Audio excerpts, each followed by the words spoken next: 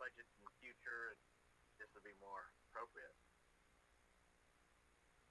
And the closure of City Park Way is in the city manager's newsletter, so might be appropriate.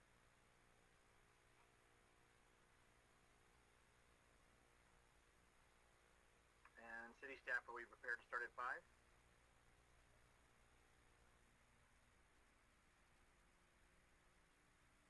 City staff, are we prepared to start at 5?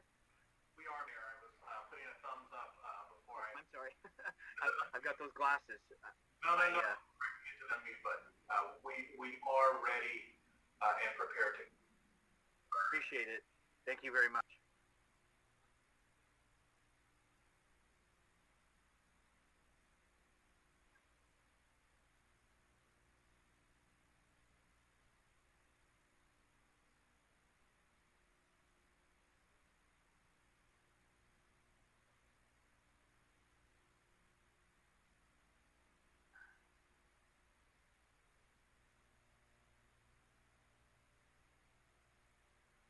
All right, why don't we go ahead and begin.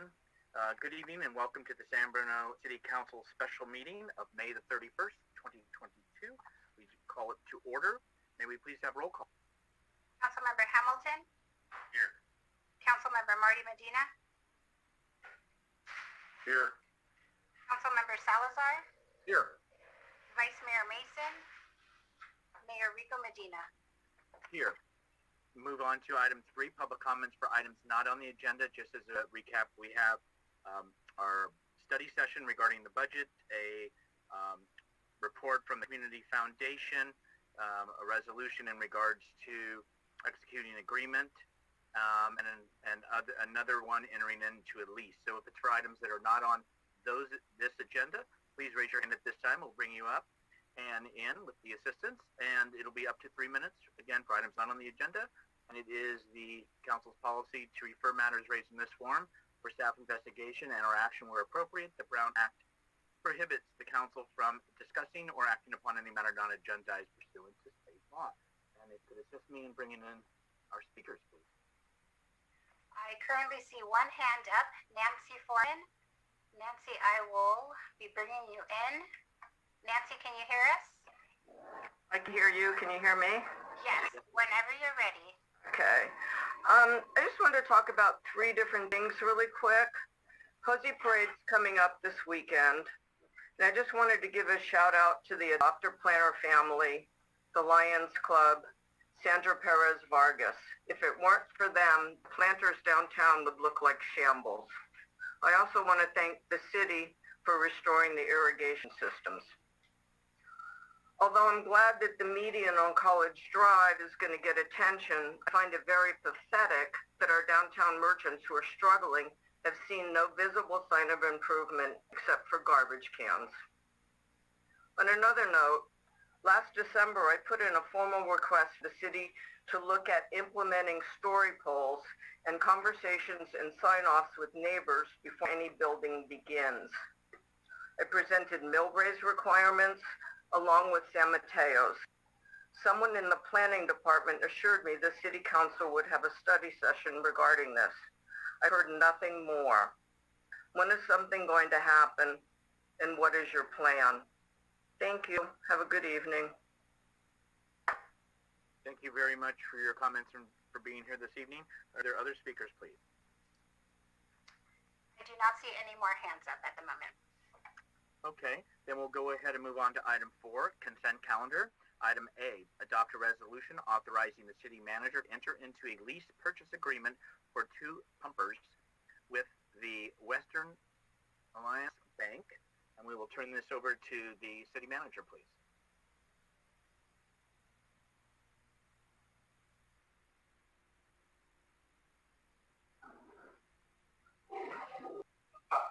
Hi, Mayor.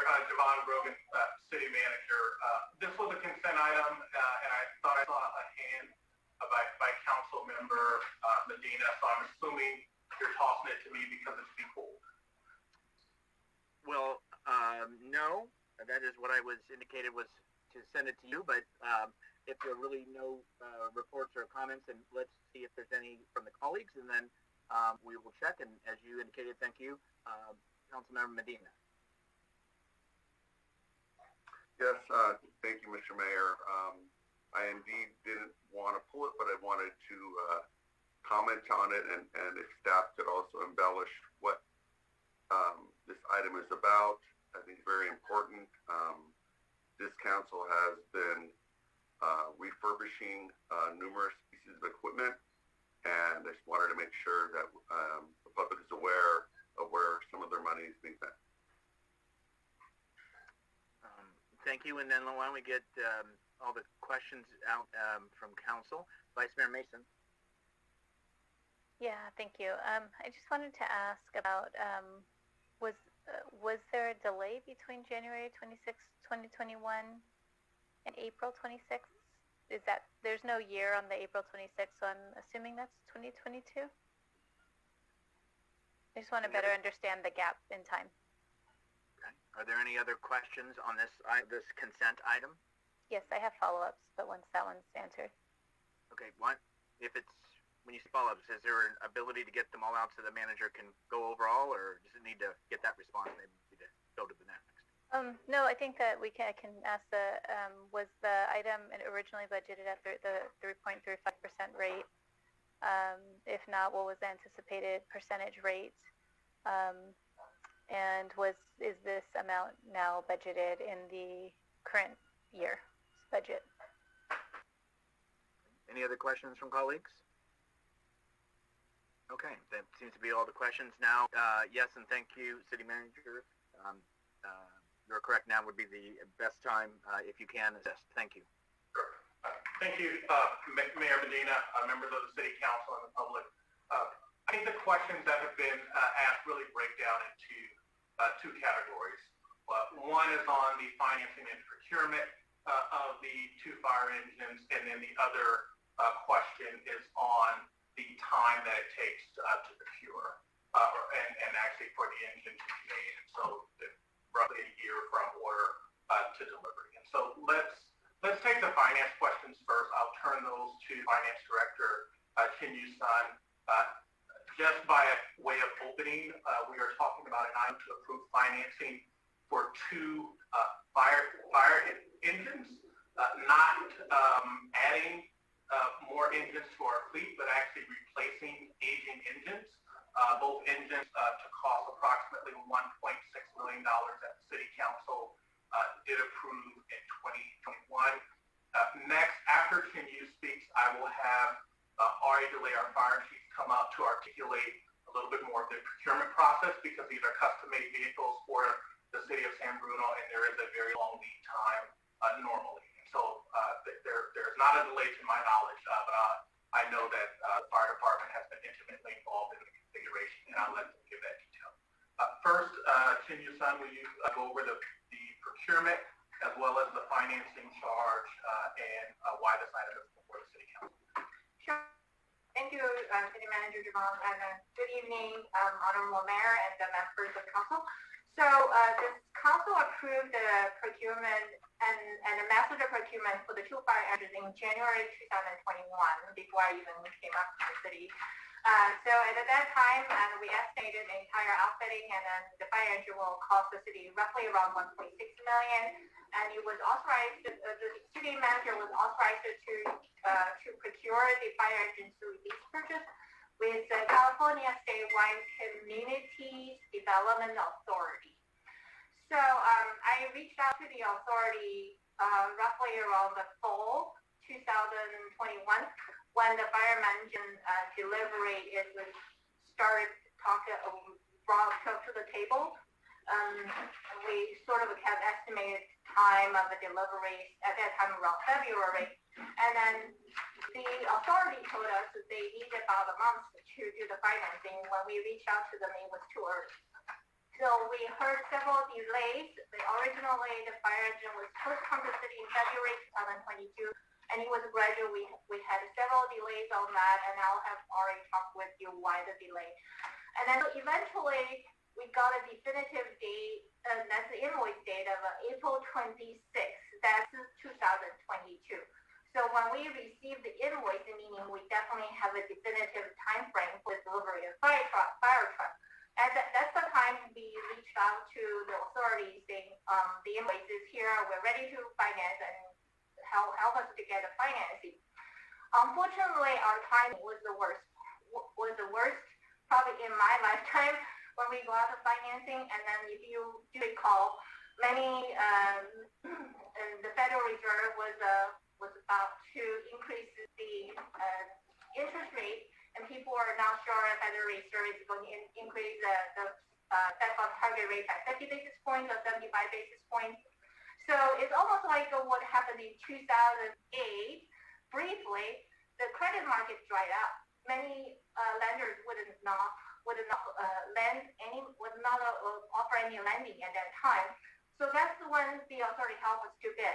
And it took them longer than normal to get any bids, and then as a matter of fact, they only received one bid. And then that was the West Alliance bid. And then we have given them a timeline saying we needed the lease to be closed at a certain time. And then the authority decided determined there is no way for them to go through the financing legal documentation review at time and help us to finish the financing. And they recommended us to go directly with their vendor, that's the Western Alliance Bank.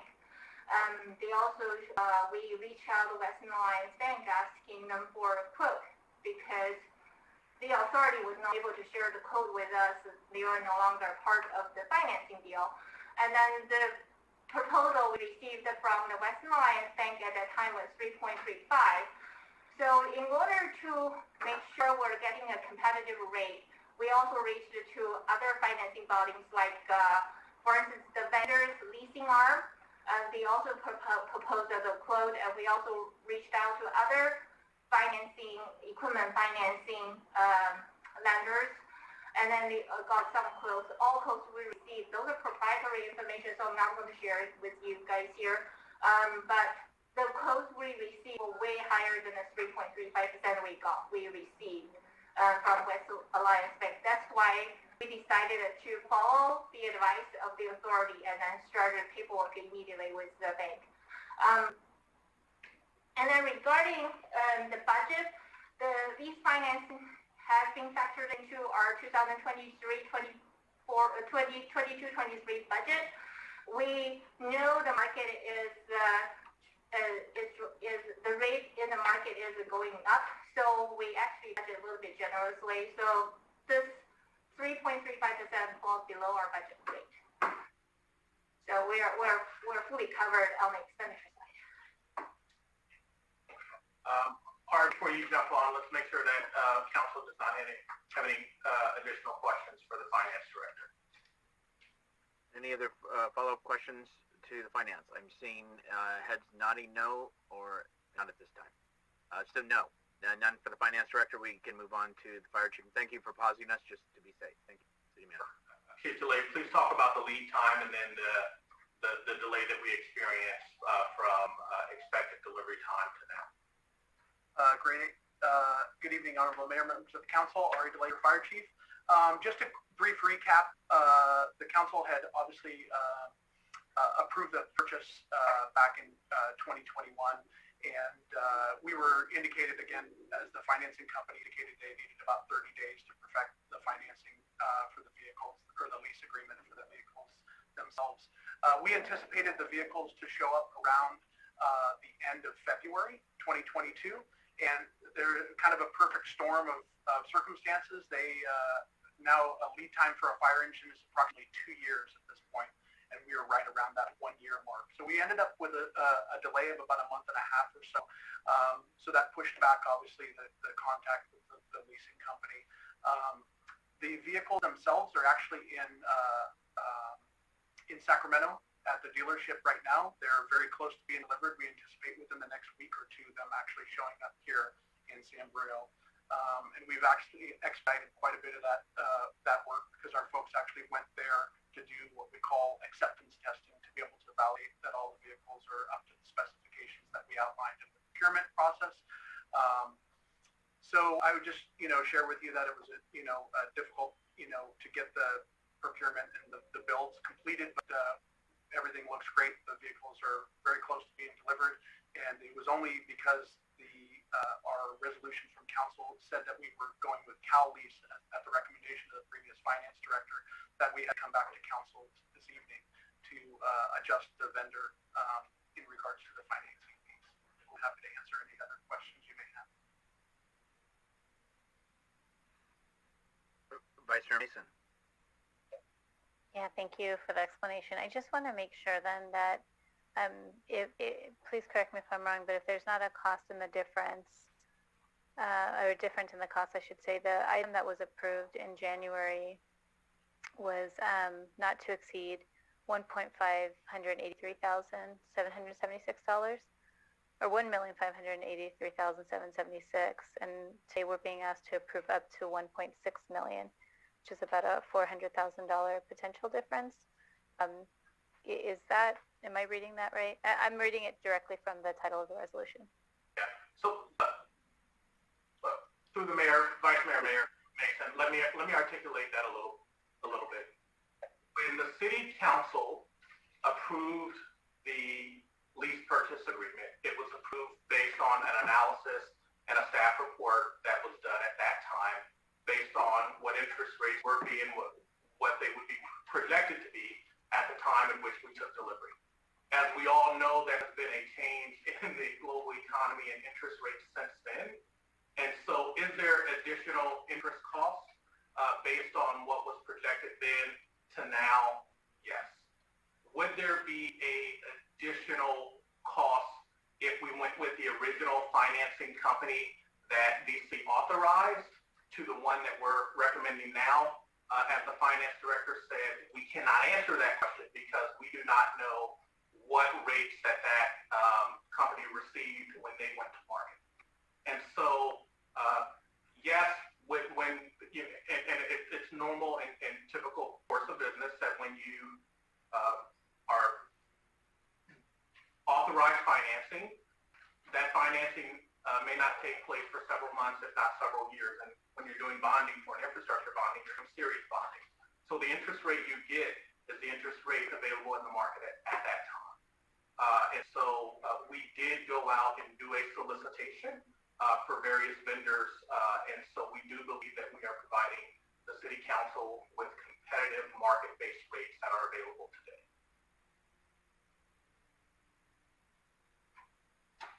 So I don't want to belabor the issue. I want to support our fire, but that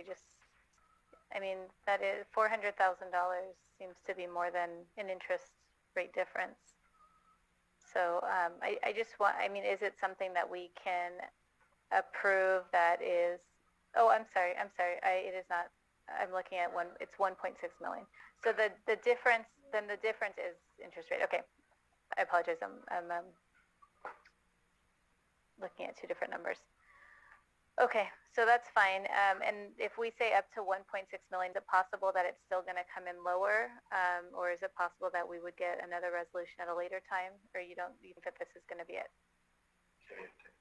The 1.6 million is the principal of the lease, Mayor. So if you look at we're looking at a 10-year lease payment at a semi-annual payment, a semi-annual level payment. So the total cost will, if you aggregate the total payment out for 10 years, is going to be higher than the 1.6. So we are going to borrow 1.6 million upfront. And the reason we're going to borrow 1.6 million upfront is that the engine itself, it costs about 1.58 million. And then those are just the engine by itself. And then the fire department also need to outfit the engine. That's about roughly another just short of $20,000 to outfit the engine. So we're just borrow the exact amount we need to really get the engine fully outfitted and running. And then, of course, when you borrow money, there is a cost to the time value of money. So we're going to pay more. So our total cash outflow for the 10 years is going to be greater than 1.6 million. Now, I don't have the final debt table yet, so I can't really summarize the lump sum of money off my top top of my head. So if you do need the information, I can prepare a table for you and for the council. Okay. No, I think I am getting it as we're talking it through. So it's a difference of $16,000, $16,223 from what we approved in 2021. If that's correct, and I see Chief DeLay nodding his head, I apologize for the confusion. I now understand what's going on. Thank you so much, and I will be approving this item. Lastly, through the mayor, just worth noting that when we brought this item to the city council in 2021, the reason why we timed it to be the engines to be delivered now is because the prior truck and engine that the city council purchased through another lease purchase agreement, the payments on those have retired. And so now we're just continuing payments for new engines. And as the fire chief presented at that time, and Ari, I'm speaking only from memory, and I know we talked about it a ton, these engines sometimes have a 20-year life cycle, and so we're planning for 10 years on the front line, 10 years in reserve, and it's important to do your replacements at a certain time so that you can have an even capital outlay. And so we retired the new truck and engine that's at 51, and these are for replacement engines that will be at, they're going to rotate between 51 and 52, but they'll be frontline for 10 years and then reserved for another 10. Councilmember Medina. Yes, with the chief here, I was hoping to hear what other big ticket items are out there that we should be thinking about, especially as we move forward with budget. Well, and if we could just let them answer that, please. Yeah, hold on. I was going to say through the chair. That's why I paused and caught myself. But I was going to say, right now we're on these two items under consent, and we're about to go to the budget. So I'm sure we'll be hearing that as far as their objectives, their goals, and enhancements and big ticket items. I'll use your words. But right now we're just on the purchase of the two pumpers. So can we get those answered during the budget presentation? Sure. Okay. This is a heads up then. I think it's by pulling the item and talking about it a little bit, but I see your point. So I can wait for then another hour or so. Thank you. Okay. Thank you. Any other questions on the consent item? Seeing none, is there any members of the public?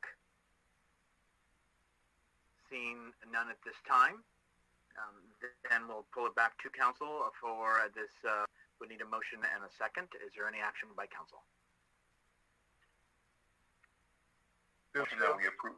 Oh, go ahead, Michael. You started. Go ahead. I'll second. I'll make a motion that we approve the consent calendar.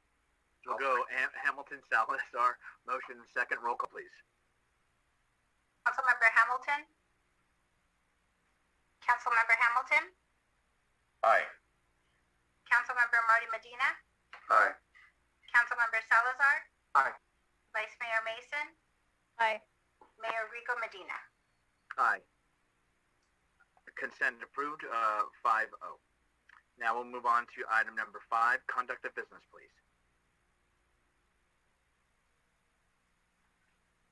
Adopt resolution authorizing the mayor to execute an agreement with Richards Watson Gershon to provide contract interim city attorney services. Thank you. We'll go ahead and turn this over to our city manager, and then also then we have Craig Whittam as well. City manager.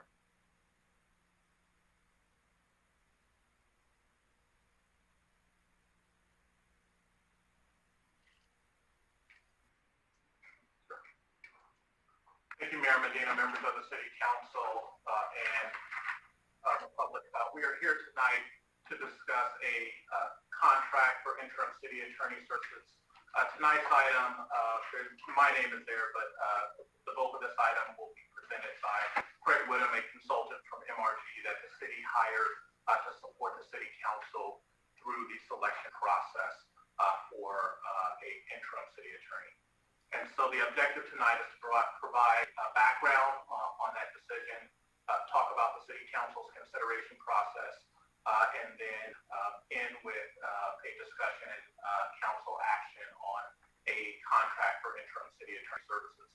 with that, I will turn it over to Craig Whittam from the Municipal Resource Group that supports the City Council both through the RFP process as well as your deliberations. Craig. Thank you. Good evening, Mayor and members of the council. Nice to see you again. Yeah, you could just put that whole slide on. That would be great. All right, so I will just briefly go over the process that brings us here to tonight's proposed action. As you all are aware, the longtime in-house city attorney informed the City Council that he would be retiring earlier this year. The City Council directed staff to solicit proposals from contract city attorney firms, and we assisted in the development of a request for proposals to those firms. That was issued on April 6th. Firms were provided approximately 3 weeks to respond, ask questions, and we received 9 proposals on April 29th, the due date. After that period of time, the City Council received all of those proposals, reviewed them, and scheduled interviews with all 9 firms. You can switch the slide. The interviews were conducted over almost 2 full days, day and a half. On May 17th and 19th, each firm was interviewed. At the end of the interview process, the council directed staff to negotiate an agreement with Richards, Watson, Gershon as the preferred firm, and that agreement with Richards, Watson, Gershon, RWG is in tonight's agenda packet. The agreement conforms with the standard form city agreement that was included in the RFP. There are no changes to that form other than enhancements that describe the scope of services of the firm and the compensation for the firm. The staff has estimated approximately 200 hours per month for legal services being provided by that firm. That was arrived at basically in consultation with your current city attorney and the amount of time that he is dedicating. Might be on the low side in terms of the time that your current city attorney is dedicating to the city, and an estimated cost of $50,000 per month. The basic hourly rate for this firm is $250 an hour for basic services.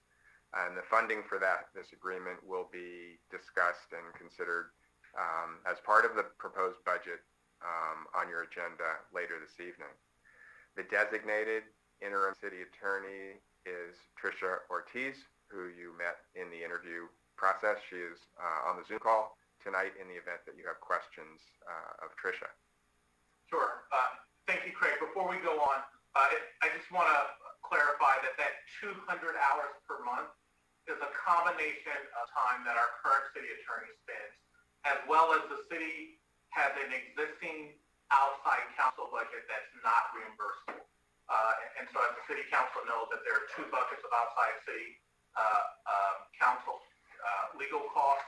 Some are reimbursed by development projects, other are not reimbursed by development projects. So that 200 hours is a reflection of both of those, not just the amount of time that our current in-house city attorney spends, but also outside counsel. Okay, I think the next slide. And the recommendation this evening is to adopt a resolution authorizing the mayor to execute an agreement. And the reason that is different than most recommendations on contracts is, as you're aware, but for the public's benefit, the mayor and city council contract with the city manager and the city attorney. So the city attorney is a separate contract that the city and the mayor signs, as opposed to the city manager, with the city council's authorization. I'd be happy to answer any questions you have this evening. As I mentioned, Tricia Ortiz is also available for questions. Thank you for the presentation. Questions from colleagues on the presentation or contract, and then of course we'll open it to public and come back to council.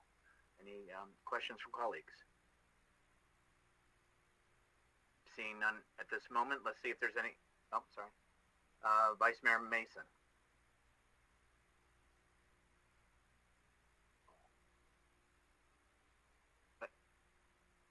You're not muted, but we can't hear you.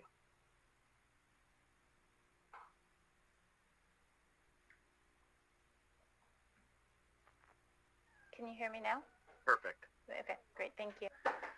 I was just hoping if you can talk just a little bit about the kind of the broad range of firms that we received, whether some were locally based here in San Mateo County or in the Bay Area, and then a little bit about the RWG firm and where their base is as well, and their employee count here in San Mateo County. Sure. Thank you, Vice Mayor. The city received 9 proposals, as I mentioned. As a summary, the city received proposals from the firms that are common in the industry and very well established in terms of providing city attorney contract services. There are firms that have San Francisco home offices as well as San Francisco satellite offices. In this case, RWG has its principal office in Los Angeles, but a satellite office in San Francisco with, I believe, 8 attorneys and 2 administrative staff. We also received proposals from firms that provided services throughout the Bay Area and throughout California. There were certain firms that had provided contract city attorney services in Half Moon Bay, as an example, in San Mateo County. The current firm, RWG, provides San Mateo Harbor District services, not a city attorney services, but Tricia is familiar with San Mateo County. As is typical of most firms, larger firms, they are based somewhere and have satellite offices throughout the state. I think BVK is another example of that, as well as Burke Williams, 2 of the other larger firms that proposed on this account. The proposed city attorney, Ms. Ortiz, does live in San Mateo County and has a commitment to be very present in City Hall and familiar with the local issues of San Bruno. Okay, thank you. All right. Let's see if there's any members of the public that have comments at this time, please.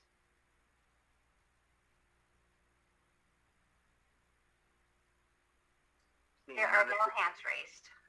Thank you very much. Concur. Let's bring it back to council. Council Member Hamilton. Quick thing in the staff report, I only just noticed it. There's a small omission in the discussion section of the staff report. It has the listing of all of the 9 firms that were interviewed. There's only 8 firms there. It's missing the SF North Bay Law Group. That's an error and an oversight. Thank you for pointing that out. That was the I just would want to be corrected when it goes into the record and stuff for historical purposes. Thank you, Council Member. Thank you, Councilmember Hamilton. I noticed that too. Yeah, thank you. Are there questions, comments? This is an action item. Is there any action from the council? This is a resolution. Vice Mayor Mason. Yeah, I would just say, so that's on the record, that I do have significant reservations about the firm that is before us. For the public, there were 2 entire days of discussion and interviews for all of the firms that came before us. And I think it's fair to say that it was at length discussions going back and forth. It was a very hard decision to make. But I do think some of my reservations are really revolve around the fact that this is not a firm that's here in the Bay Area. We have a number of firms that could be supported here in the Bay Area with employees here in the Bay Area and subcontractors here in the Bay Area.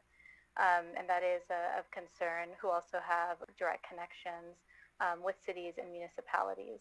And for the costs that we are going to be expending monthly, I think that there's also a concern of the ramp-up process to get to where some of the other firms may already be due to their long-term relationships and their commitment and their stay time here. With all of that said, I also believe that you have to support people, and I think that for the benefit of where San Bruno is right now, I will be supporting this item tonight. But I do just want to say that I have reservations, and I hope that those reservations are proven wrong. I hope that there's staffing that's provided here. I hope there's diversity in hiring provided here within our community. And I really hope that this decision is one that that moving forward, we're able to show was the right decision for the city. But I do think that my reservations around just not being local are pretty great. And I have some concerns there, but I'm willing to give RWG an opportunity. And Ms. Ortiz, welcome and thank you for your time and thank you for your soon-to-be commitment to all of us here in San Bruno. Thank you, Vice Mayor. Councilmember Medina. Yeah, I just wanted to point out that it was a lengthy process. It was the first time this current council has dealt with choosing a city attorney. We deliberated and we came to a consensus, and here we are tonight. I'm here to support this, but I wanted to point out that there were many qualified firms here. Some had stronger strengths than others, and I look forward to supporting this. So thank you. Any other questions or comments? Any action? This is a resolution.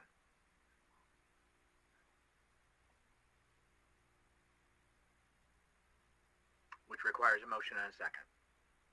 Through the chair, I'll make the motion to adopt resolution authorizing you, the mayor, to execute the agreement with Richard Watson Gerson to provide interim city attorney services. I'll second that. Motion Salazar, seconded Medina. Roll call, please. Councilmember Hamilton? Councilmember Hamilton? Are you not hearing me? Aye. Now we do. Okay. Councilmember Marty Medina? Aye. Councilmember Salazar? Aye. Vice Mayor Mason? Aye. Mayor Rico Medina? Aye. Resolution passes 5-0. I just, before we move on to the study session, I want to thank my colleagues because it was, I would say, about 16 hours that we were together, interviewing, asking questions, and dialoguing, and having candid conversation, which is what we do in a, I believe, a professional way. And we all looked at things, and I think we tried to work together and compromise and came up with a solution that you see before you tonight.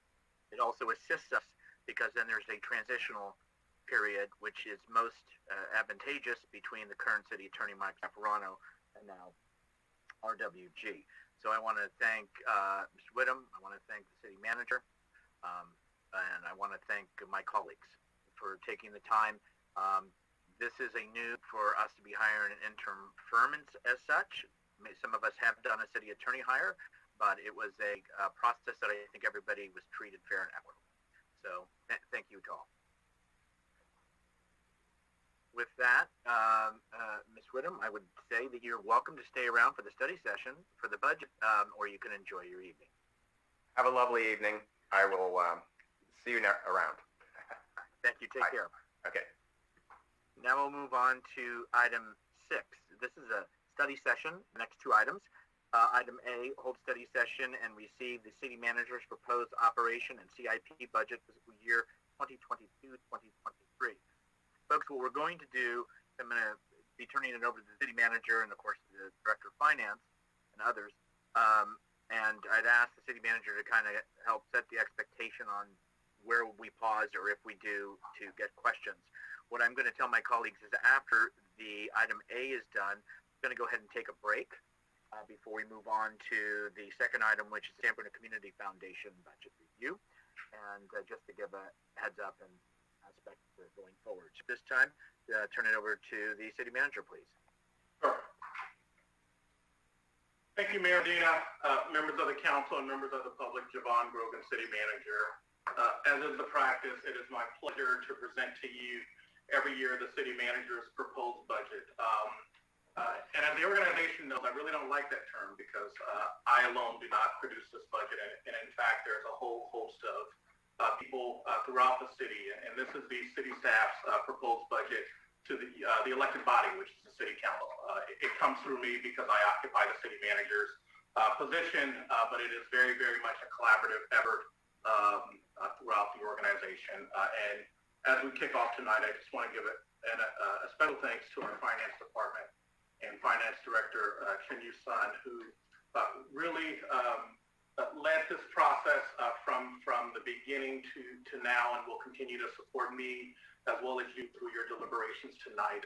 It is no small feat to develop any budget document, and as we'll talk about in developing the budget document here in San Bruno, is one that is not always joyous because a lot remains on the table and unfinished. And so the mayor is correct. We have two study sessions for our budget tonight. One is your presentation of your operating budget. We will do the capital budget on June 14th and respond to any questions that we're not able to respond to tonight. But we also have another budget study session, and that was at the request of the City Council last year. You asked that the San Bruno Community Foundation come to you and present their proposed budget. And so they are here tonight for the item B, as the mayor mentioned. And so staff has prepared a presentation on the operating budget. I will provide a portion of the presentation, as well as Director Sun, and all the various department heads are here ready to support you and present. There's a lot of information that we will present. As you know, you received a 153 slide PowerPoint that goes through, it summarizes more than a 500-page document. And so, yes, it is a lot of material. We will provide a presentation of that. We will not go into excruciating detail, and we really hope that we will strike that balance that will provide you with the level of detail you need in this presentation without repeating information that you've heard before. And again, we are here available for questions. And so I will start, Director Sun, we will trade off a few slides, and then we will go to the department presentations. So let's begin. We were happy to submit the proposed budget to the City Council on May 27th, and we are here for review, discussion, and final amendment and adoption. Tonight's presentation is really the formal launch of the City Council's deliberation and community input process. And so let's talk a little bit of highlights of the proposed budget that is before you. It really began and the core of it is a baseline budget. And baseline, unfortunately, means status quo.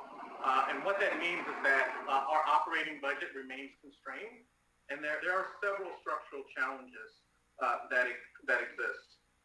The simple reality is that developing a budget in San Bruno, there are not enough funds to address all of the infrastructure and service needs, and there's not enough money to maintain infrastructure to a level that we know the City Council, staff, and the public deserves and expects. That is one of our challenges. We have some of the lowest per capita income of our peer group for the city, and as you know, there's a multi-pronged strategy that is bearing fruit, but we continue on an annual basis to have a constrained operating budget. And so there are no easy decisions in this budget and no easy tasks.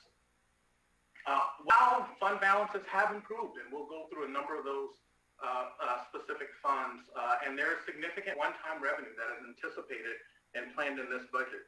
The list of needs are long for, as I mentioned before, maintenance, service needs, and personnel cost. And really what we are in need of is additional annual ongoing revenue to support core operations. As we'll talk about throughout the budget process, our pension costs, just maintaining the status quo, have increased by $1 million from last year to this year. Other benefits are up $400,000. And so those are, of course, significant costs that the city incurs. And our personnel budget is our largest expense, and as you know, we'll talk a little bit about some of the fiscal constraints with regard to compensating personnel and where we sit in this very, unfortunately, very unaffordable area and our struggles to compensate staff commensurate to peer agencies. However, the good news is that the budget continues to make progress and continues funding on important city council initiatives and community needs, and we'll delve down into detail with what those are through the individual department presentations. And as I said, our multi-pronged strategy really underpinned by economic development is beginning to bear fruit, and so the budget does include an anticipated receipt of $57 million in one-time revenue from development impact fees and community benefit payments. That is related to the City Council's approval of the Bay Hill Specific Plan and YouTube's vision to build out their campus, and that is just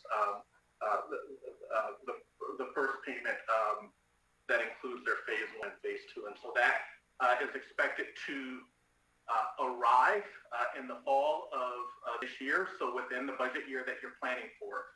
And so those funds are anticipated to be received in the budget. However, it's important to note that they have not been programmed. And so we are not spending the money before we receive it. And so we do, as we've discussed before, anticipate launching a process with the City Council to develop an expenditure plan for those monies. But it's important to note that they are factored in as anticipated revenue in the budget that is before you. So our presentation tonight has really 6 areas. We'll give an overview of the budget development process. We'll go through a high-level view of the city manager's proposed budget and the capital budget at really the fund level and key highlights. We'll then go through individual departmental presentations, again, very high level. We will discuss our enterprise funds, which is our funds that operate mainly our enterprises, our sewer fund, our water fund, our city net fund, our stormwater fund. And then we'll talk about our internal service funds, and I know that's government speak, but those are those funds that support our internal operations, like our garage, our facilities fund, and various other internal service funds that really support the operations of the city, and then ask questions. And so this is a very long presentation. When we first planned this meeting, we planned for 5 to 8 o'clock, roughly a 2 to 2.5 hour presentation and discussion on the budget with council, followed by 30 minutes for the San Bruno Community Foundation's presentation. Now, life happens, and we needed to add 2 items to the beginning of this meeting. So one was the purchase of the fire vehicles and the financing change that was needed, as well as the city attorney interim contract. And so we burned a little bit of the time. We have, believe it or not, shortened the presentation, and we will go at a level that I think will provide you with the level of detail you need, but not be exhaustive. I will take a seat as we continue through this presentation because the finance director and I will begin. And so let's talk a little bit about budget and administration. Each May, the city manager submits a proposed budget to the city council. Meetings are conducted for the public. It's important to know that we operate on a July 1 through June fiscal year. Expenditures legally cannot exceed the budget amount. And so oftentimes it's said that the budget is the most important thing that the city council does. It really sets the expenditure authority. And when I was an intern being in budget, a city manager mentor of mine tossed the budget on my desk and said, the budget is the key to the city. We want to know what the city cares about and where they spend their money. Take a look at the budget. And so that continues, of course, to bear true.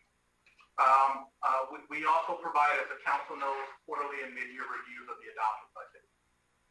This is a high-level view of the budget calendar. It really began with our internal kickoff meeting and instructions to departments to really maintain a baseline status quo budget. We'll talk a little bit about that. Not going through all these dates, but it's important to note that as the council will remember, on February 16th through 17th, you held a really in-depth retreat with the senior leadership team. And while the focus of that was not really a titled budget, it very much aligns to our budget development process because we talked about the operations and the challenges and the core focus of each department, as well as how their work aligns to your strategic initiatives. And so as the departments give a high-level overview in this 500-plus page document, that work is really embedded there. Council will remember we had a public hearing on April 12th of the master fee schedule that is due to take effect July 1. Council will remember that that was a change this year where we front-loaded that so the new fees will take effect at the beginning of the fiscal year, thus we get a full year of receipt of those revenues. And the City Council has received off agenda memo that was requested on that. We had a May 10th meeting on strategic initiatives.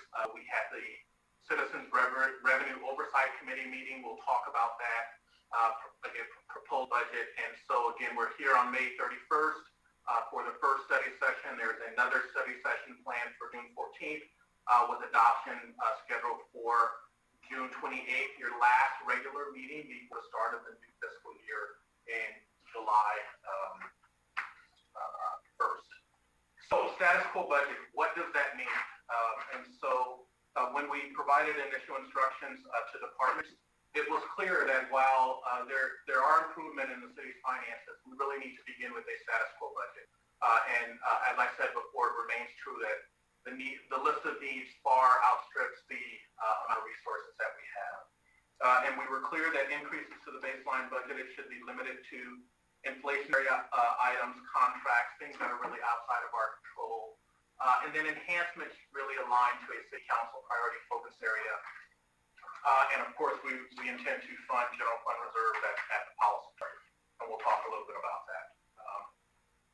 Again, the time of this meeting beginning at 5 o'clock, the June 14th meeting embedded within your regular 7 o'clock meeting, where we will present on the CIP budget as well as respond to any questions that we're not able to answer tonight. You do have a full complement of your department team ready, willing, and capable of providing you hopefully answers to all of your questions, but if we can't, we will get back to you on the 14th. And then again, final deliberation and adoption on the 28th. City Council priority focus areas, just for the sake of time, I won't go through these. We've spent a lot of time on these and they're reflected, but for the public, these are the high-level priority focus areas. Really supported by individual strategic initiatives, and they are not listed in any order preference. So let's begin our budget discussion. 8 items here. So we will talk about the general fund baseline revenue and expenditure outcome. We will talk about major items affecting the baseline revenues as well as baseline expenditures. We'll do a look ahead in the city's long-range forecast. Talk about challenges. We'll talk about a position summary, and you'll see where we are with our positions, but you'll also hear from some of the departments specifically about some of their positional challenges, as well as enhancements that align to City Council priority focus areas, but also in our police department. We have an effective 30% vacancy rate when you consider positions that have not been restored from prior cuts, as well as regular absences and workers' comp insurance. And so significant positional challenges within public safety as well as throughout the organization. And I know we've talked a lot about this, but we'll touch a little bit on that today. We'll talk about the proposed use of Measure G, CIP programming. Again, will be in detail on the 14th, and then we'll talk about enhancements, again, above the baseline. All right, so Section 1, 2022 proposed budget stats and general fund summary. So how big is the city's budget? What we typically call the municipal corporation. I know most residents don't think about it, but San Bruno is a roughly $260 million municipal corporation. So that's our all-fund budget. The general fund budget is $56 million. And as we'll show on some other slides, at a per capita level, significantly less than our peer cities and our neighboring cities within the county. Our position count in the baseline is 262 positions. and there are enacted 93 capital improvement projects. A significantly high number of funded capital improvement projects that, as the city council knows, one of our biggest challenges is being able to deliver on with available engineering staff and resources. And we'll touch a little bit on that, but I know we've talked a lot about that before. Okay, I will turn it over to our finance director now for slide 14 to go through the general fund summary. Okay, so general fund for next fiscal year. Sorry.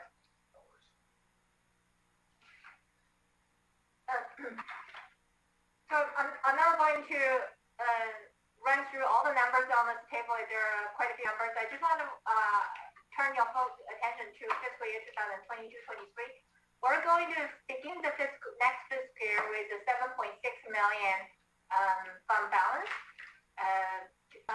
City manager has mentioned our fund balance has improved significantly, and indeed they have. Part of the reason is we do have increased sales tax revenues over the last couple years. And if you do recall, in earlier fiscal years, actually just not that long ago in fiscal year 2019-20, we ended the year with a fund balance of barely 2.5 million. That's all in, including encumbered and then committed and then reserved. We finally see some breathing room here, but there is some caveat regarding the fund balance, and we'll talk about that later in regarding the concerns in the fund balance. So next year, our total operating revenue is going to amount about almost $59 million, $54.9 million, and the expenditure is going to be higher. It's about $55.5 million. We will see a deficit of about $634,000, and that will be coming from general fund balance. So we will end the year estimated with an estimated fund balance about just shy of $7 million. And here's a look at where our revenues came from. You know, of course, the taxes is our biggest revenue resource, about 67% of the revenue. And our next biggest revenue item, our department revenue, meaning our planning department, building fees, public works, and they all collect, including PD, they all collecting revenues for the city by providing services to the public. So the department revenue amounts about 14%, and then there are some other revenues that come for the remaining part of the pie. And general fund expenditure, of course, public safety are the biggest portion of the service we've provided to the public, and they are the only 24-hour services the city provides to our residents, and so that's why they cost a lot more than the other part of the service. It's about 57% of the biggest pie. And the next part is community service. The Park and Rec is also providing critical service to our community to make our city more enjoyable, and they amount about 15% of the pie. General and admin is by 11%, but they cover multiple departments, including city council, and you're part of our general administration, city manager, HR, city clerk, finance, city attorney, and we are all part of the 11% of general administration services. And then there are other public works, and then they are the critical arm for the city to manage all the developments and the projects we're having, be it facilities or streets or any kind of infrastructure, including water, wastewater. That department costs the city about 75% of the general fund. So that's about the general fund expenditures. Next part is we're going to focus a little bit of attention on the major items impacting general fund baseline revenue. We're going to talk about the property tax and sales tax, and then transient occupancy tax and other items in the general fund revenue. Sure. So slide 18 presents a general fund comparison, and this is at a macro level or at a dollar value level with San Bruno compared with Daly City, South City, Millbrae, Burlingame, San Mateo, and Redwood City. And of course, these cities have varying population sizes. But this is one portrait that we provided in prior years that just shows overall total general fund dollars stratified by major category. Property tax, sales tax, TOT, which is hotel room tax, transient occupancy tax, is the government speak version of it, business license tax, and other revenue. And it's just important to note that based on property values, retail that may be present in a different city, the proportionate amount of the various pieces of the general fund revenue pie actually differ significantly, and there are sort of vast reasons for that. But this is always an interesting slide to show. But of course, there's San Bruno, but sort of a more, I think, poignant slide is our per capita revenue. So you take all the sources and say, where do we fall per capita, per person? What is our capacity to provide services and infrastructure? And what you see here in the cities that we normally compare to, San Bruno is the second lowest. Really second only to Daly City, but it's important to note Daly City has double the population, a little bit over 100,000, where we hover around 45K.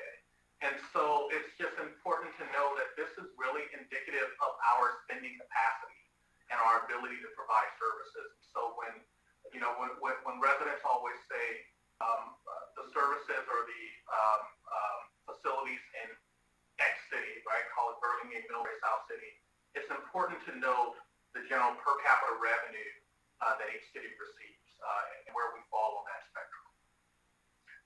And now we'll talk a little bit more in detail about the movement of these specific revenue sources for the city of San Bruno. Director Sun? Thank you. So these are the major tax revenues of general fund and receipts. And then we talked about when they go, our tax revenue accounts just shy of 70% of our general fund and revenue resource. And so first of all, let me run through the changes, and then I'll explain the changes in the next slide.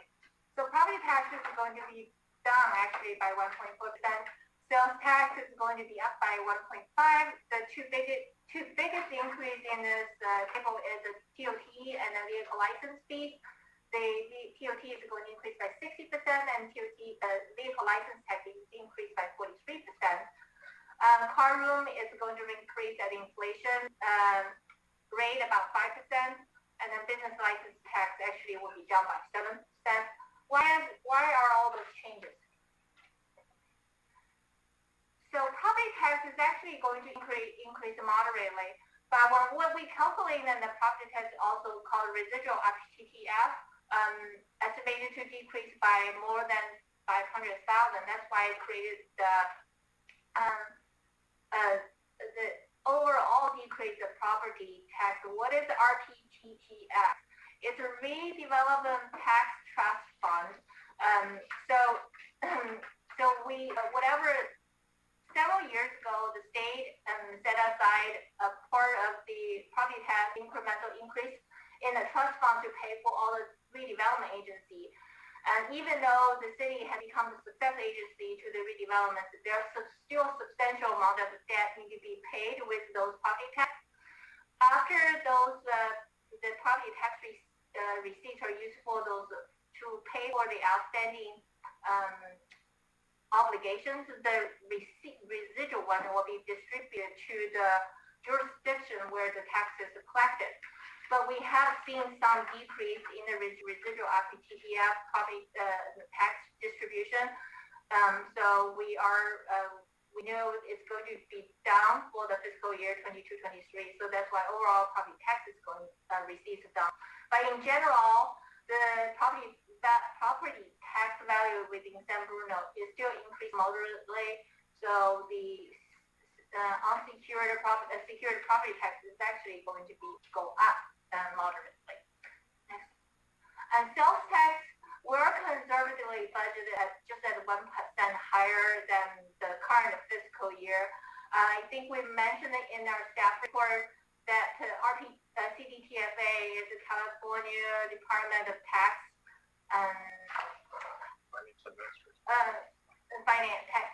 taxation and finance administration. They are reviewing the sales tax distribution to the city of San Bruno. Potentially, we could see some clawback from the CDTFA.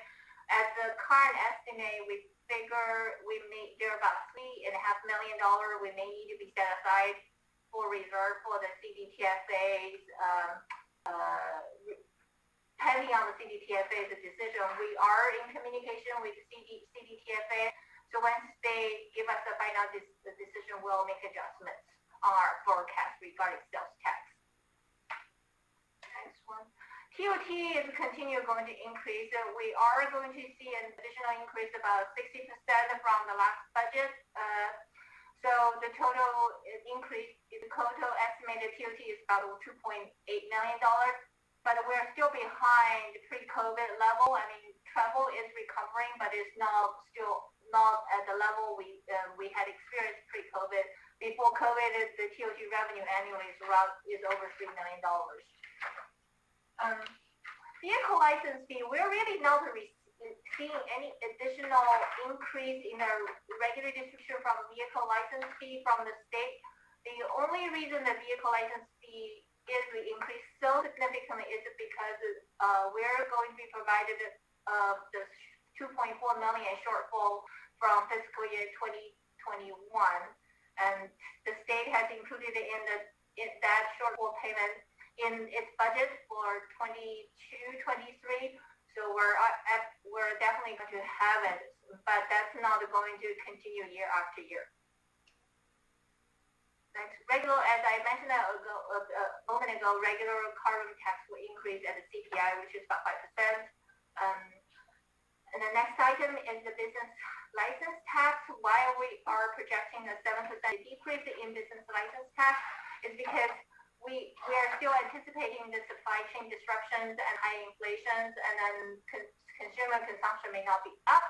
And we also had the early reports in this current fiscal year. Some small businesses in the city are reporting lower grocery receipts, and some of them even closed. So that's why we're just budgeting, knowing the current experience.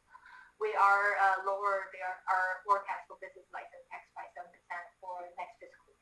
Yeah, and as we go on to the next slide, it's important to note that the 5% CPI increase in the regulatory card room tax does not include any ongoing conversations with regard to council's prior direction for potential ballot measures or conversations with the current card room for a adjustment in their card room tax. So know that is not reflected in here.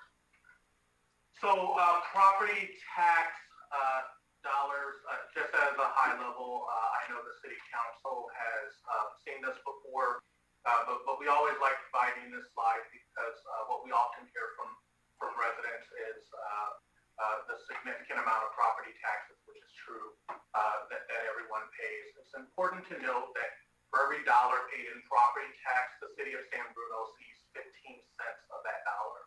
The vast majority of property tax, and this is not dissimilar from other counties, but go to education, be it elementary, middle and high, as well as junior colleges, and the county itself. And so the city, for every dollar, the city sees 15% to provide that supports our general fund, really basic core police, fire services, recreation, etc. Sales tax, again, we've shown this before, but just another highlight that when you take a look at the total sales tax and the effective sales tax here in San Bruno is a maximum of 9.75% when you apply our district sales tax.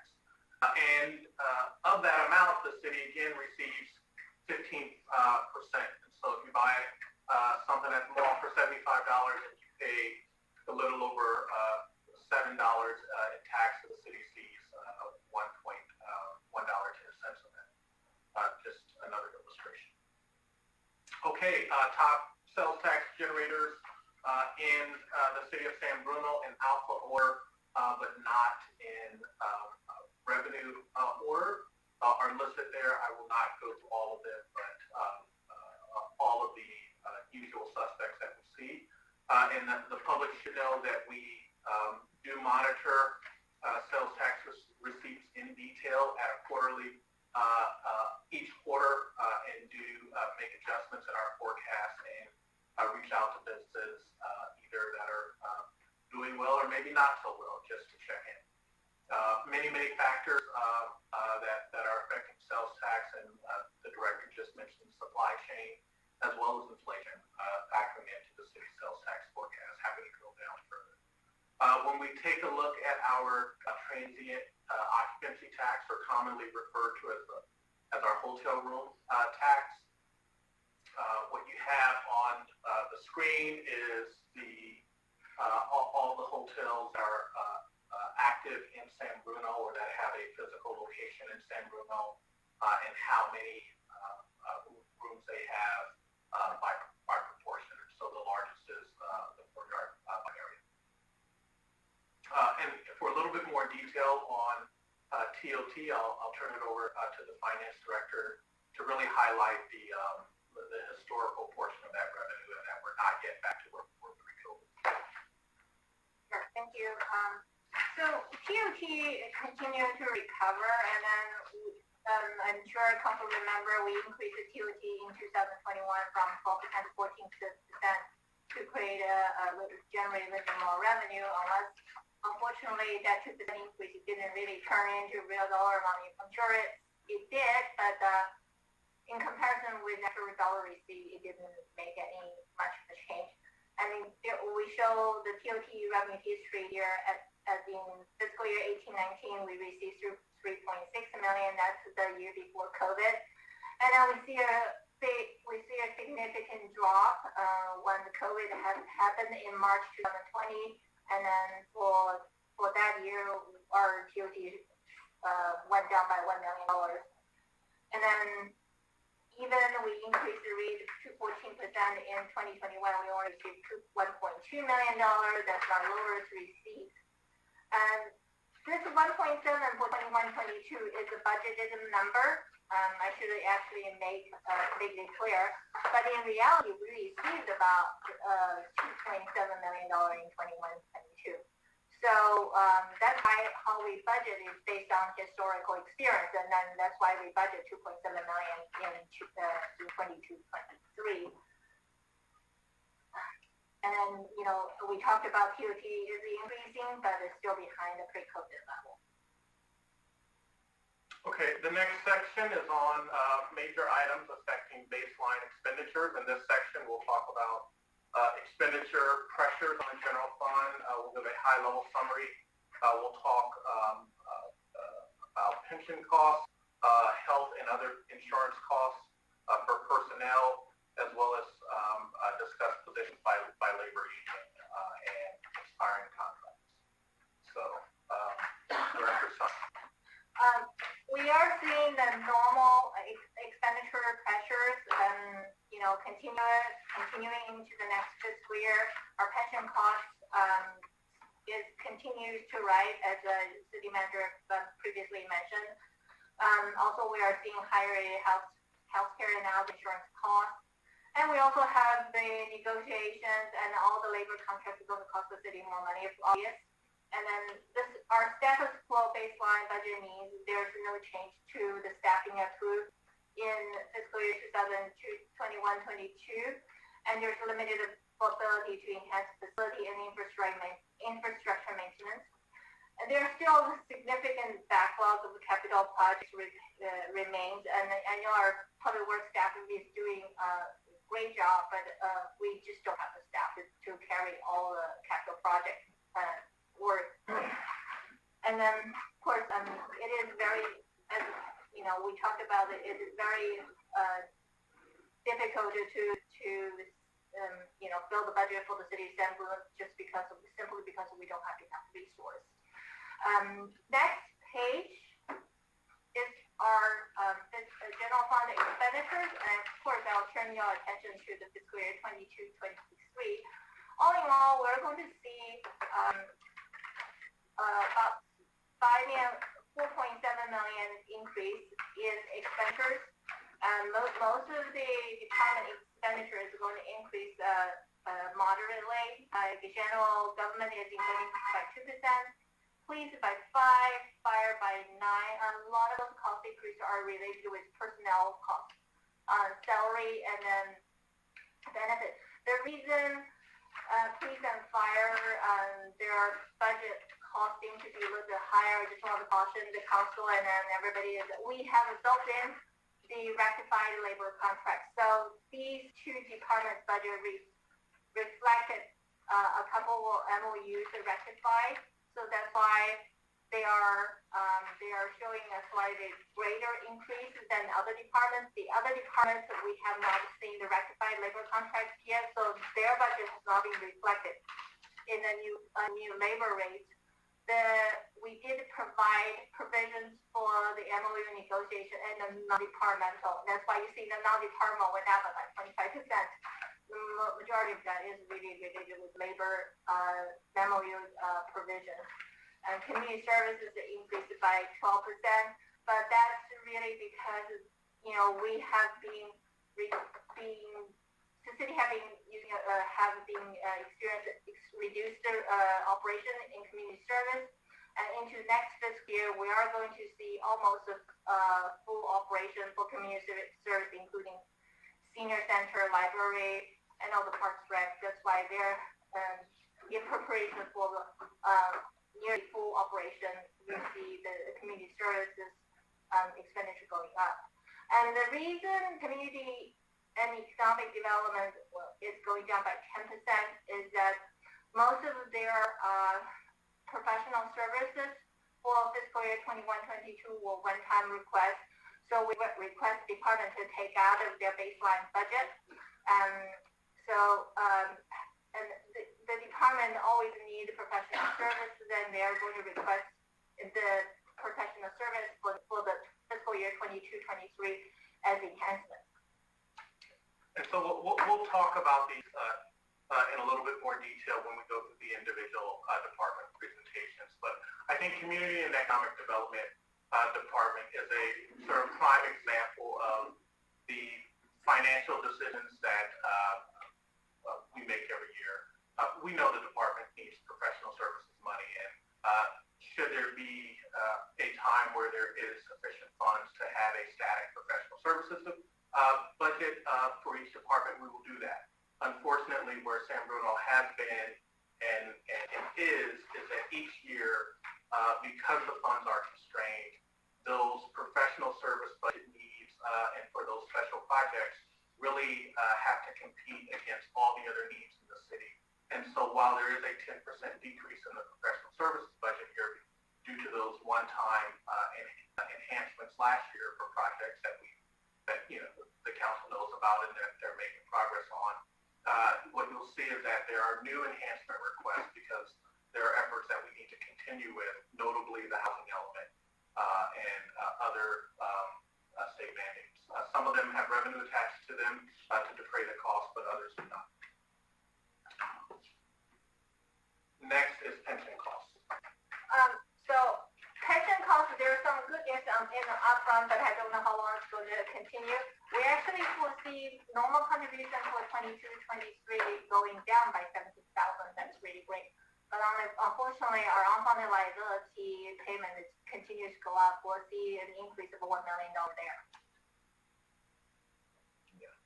And in prior discussions, we talked to the city council about the difference between the unfunded actuarial liability, really like a mortgage that you will eventually pay down, versus the normal cost as the benefits that employees accrue in the year that's budgeted. And so normal cost is, again, largely reflective of that decrease. It's various factors, but it's also reflective of pepper up. And as more employees in the city's workforce are pepper based, that normal contribution goes in. Okay, next is health and insurance costs. And as we mentioned before, total health and insurance costs are up by approximately 4.6%. A normal rate that is seen in the marketplace, and that is for our personnel base just over $336,000. This includes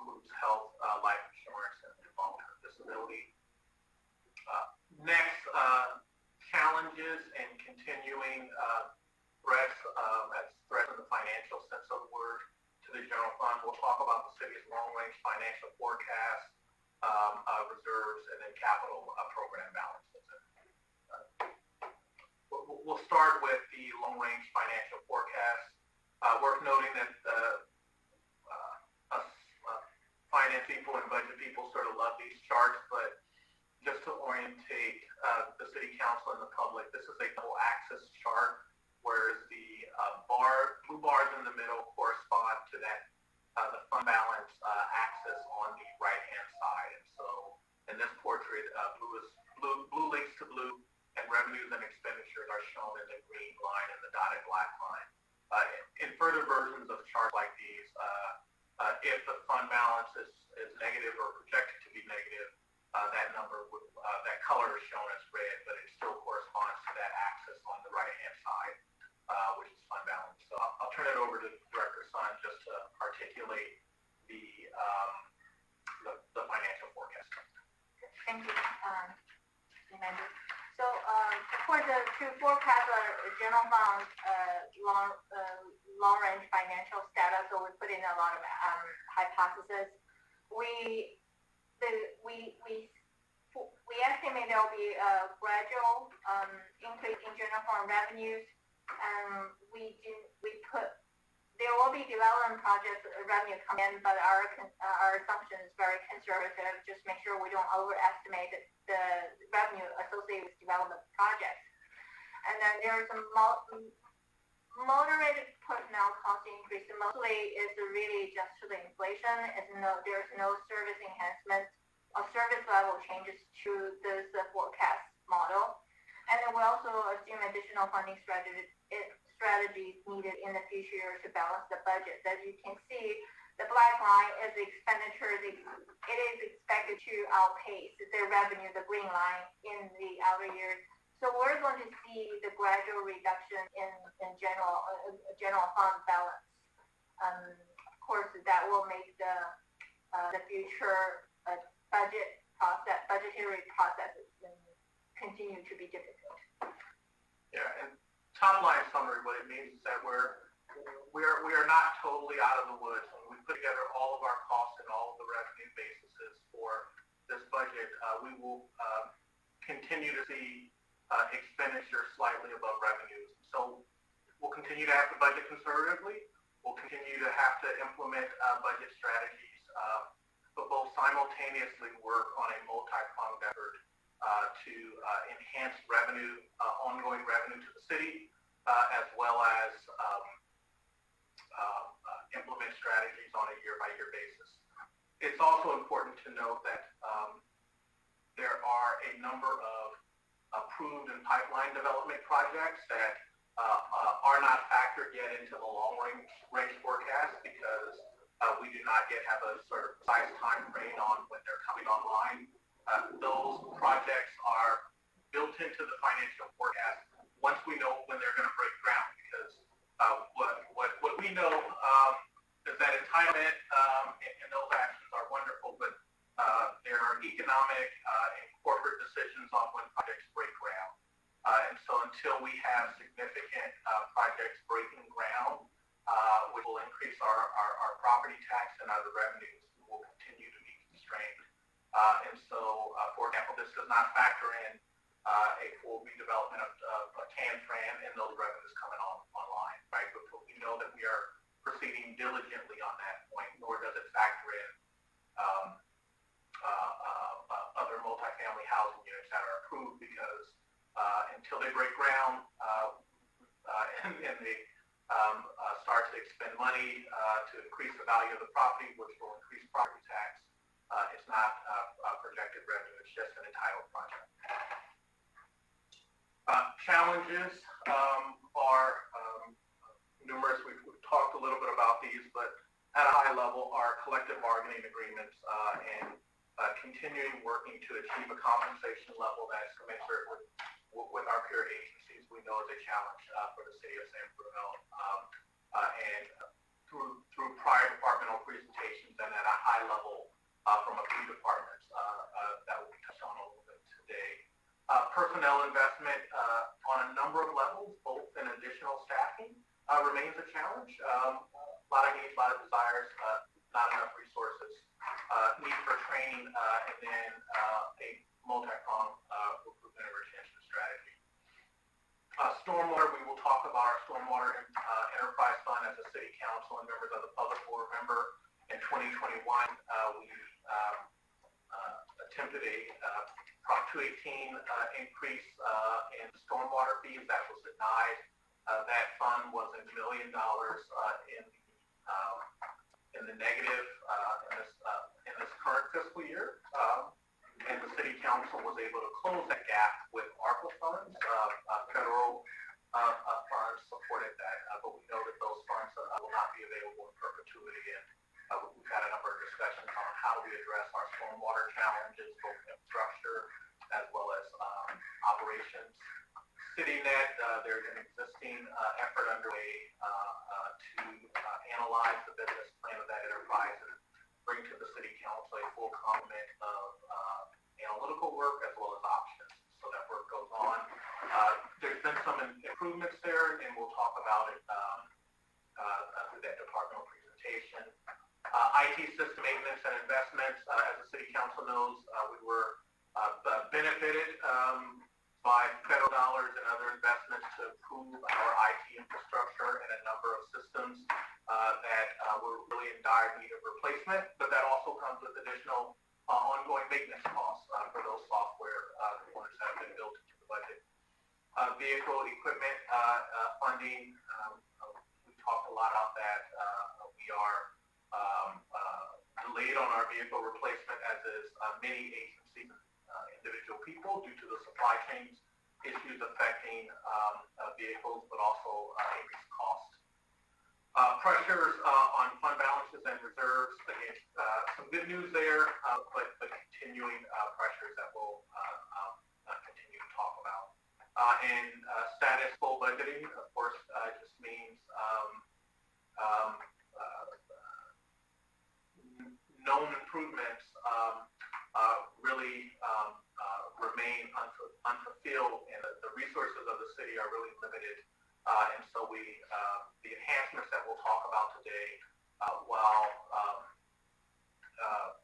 there are several, they align to the city council priority focus areas and align to critical needs of the organization. And so we'll talk about those. But in the totality, they're limited and don't address the full complement of needs that we have. And so unrestricted reserves. I will turn this slide over to our finance director with a preface that, as we said before, the significant one-time community benefit and development impact fee revenue is anticipated in this budget, but not programmed. And as we launch that city council spending plan, we talked about before that while there are needed investments in infrastructure, using portions of these funds to ensure that we have a very stable financial footing is important as well. And so that's reflected in the decision to recognize the receipt of those revenues, because those projects are underway, and we expect those funds this fiscal year, but they are not yet allocated to spend. Thank you, City Manager. So for as of fiscal year and end of fiscal year 22-23, we estimate our fund balance, the general fund, that's usually our contingency. We're required to have 1.9 million.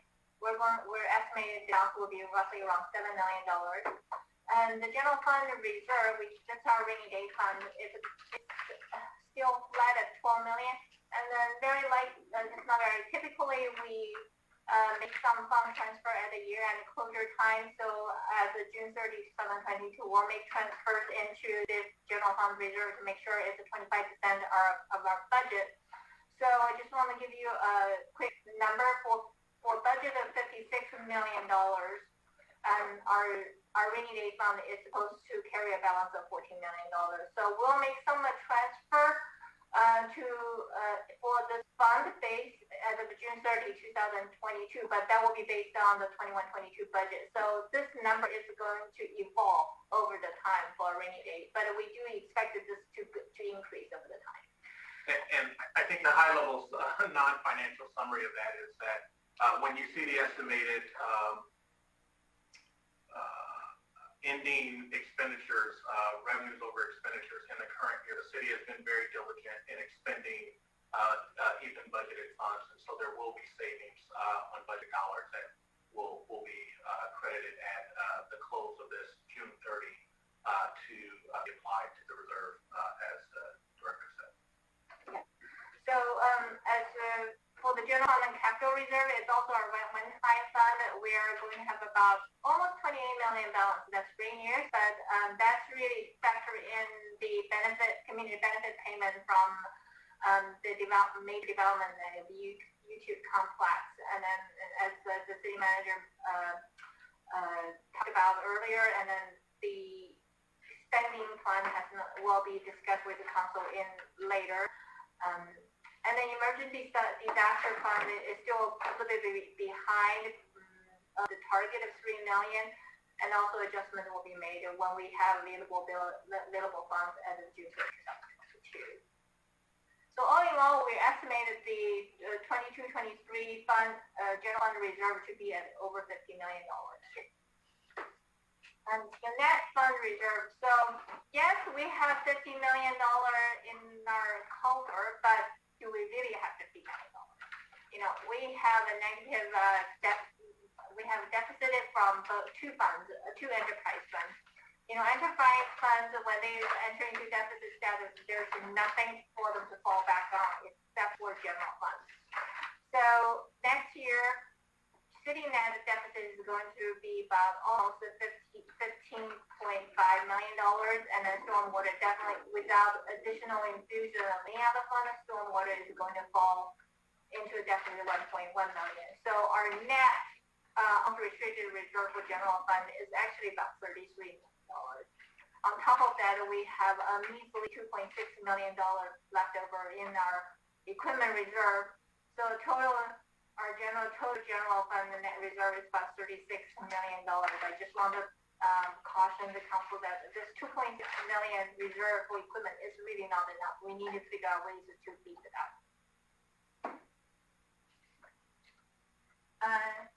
Next is just for our capital program balance summary. We have a multiple funds used for capital programs. So how much do we have to appropriate for capital program?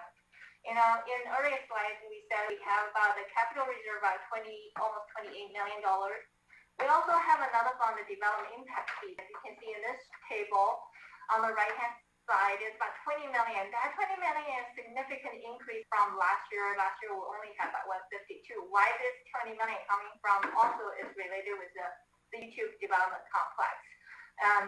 The money has not been received, is yet to be received. Once we receive, I'm sure the city manager will hold discussion with the city council to see how we want to appropriate the money for projects.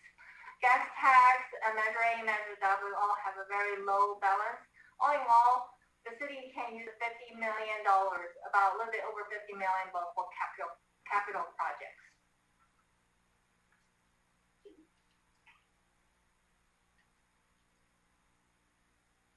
Okay, in this section number 5, position summary, we'll talk a little bit about historical population trend and 4-year positions and positions by department.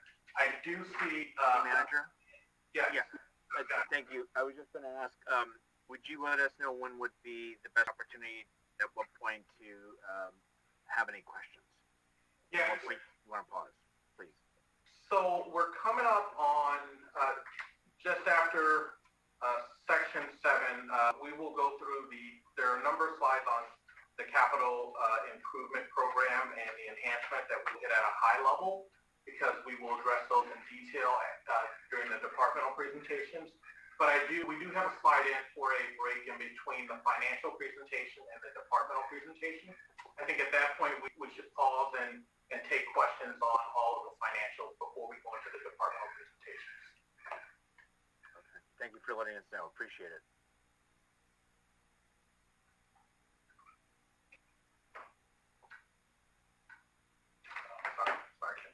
Okay. Here's our full year position history by fund for the city, and then general fund has decreased during the COVID time and then recovered, and also we received ARPA funds that last year that really became a financial relief for the city. We were able to add back the position, and then we have using a strategy to sliding down the ARPA expenditure because in that money is not an increase. We know how much money we have and then how long it's going to last. So you can see the ARPA position is dropping from 19 FTE in the current year to 14 FTE. The delta is going back to general fund. And the other funds pretty much have stable. So in 22-23, the total FTE count of the city is about 261.5.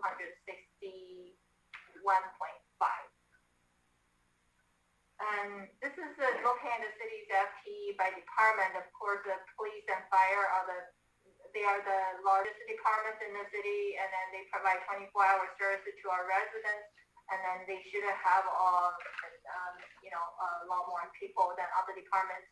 So then they have a bigger part of the pie. And next will be the public works. The public works has a multiple section. They have their admin, and they have streets, and then water, storm, water, wastewater, solid waste also report to the public works department as well. So these also are bigger FTE counts for the cities. The other departments are relatively small. Okay, in a section, quickly we'll talk a little bit about Measure G. And so this first slide just highlights, while you can't see the text there, the website is on the screen.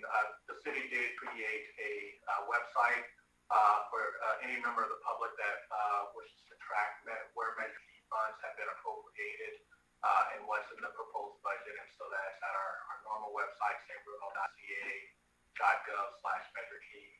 And there will be several projects coming up that will be ongoing, the first of which is wildfire mitigation. And so just as an FYI, that information is on embedded within the budget, but also on a separate website. Just as a high level and a reminder, Measure G is a half-cent district sales tax effective during right at the beginning of the pandemic. And so what the city council knows is that we projected $4 million, and we are slowly creeping up to be just around what those initial projections were. There was a significant decrease during COVID-19 or the core initial onset of COVID-19, and there is a Citizens Revenue Measure Oversight Committee.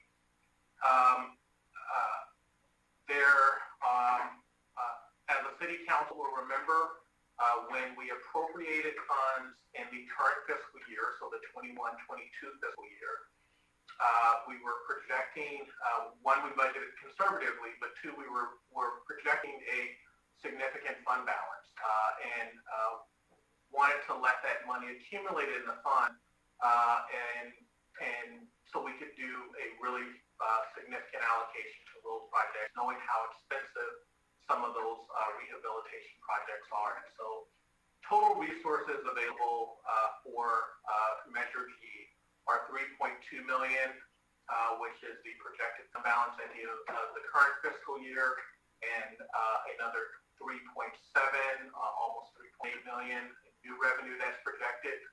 And so the proposed allocations are shown there. Slurry seal of $500,000, a significant allocation to our street rehabilitation project of $5.4 million, the most significant allocation yet for Measure G, and really, I think more than double what we were able to put in that budget in prior years. A emergency vehicle response and upfitting for $60,000, as well as continued work on wildfire mitigation for a total allocation of $6.1 million, with a projected ending fund balance of just over $800,000. You may be saying, why don't we allocate another $800,000 to street rehabilitation and do more? It wasn't. Staff is recommending to leave some fund balance in there because as the city council knows, as we plan projects and design them and go out to bid, there may be additional cost, and we would really like a pot of money to go to versus having to reject bids or not do some of the ad alternates because of cost. And so retaining some funds in the fund balance we think is a proven strategy. CIP program, in this section, major CIP, our CIP projects by major fund in the 5-year. We will go through this in detail on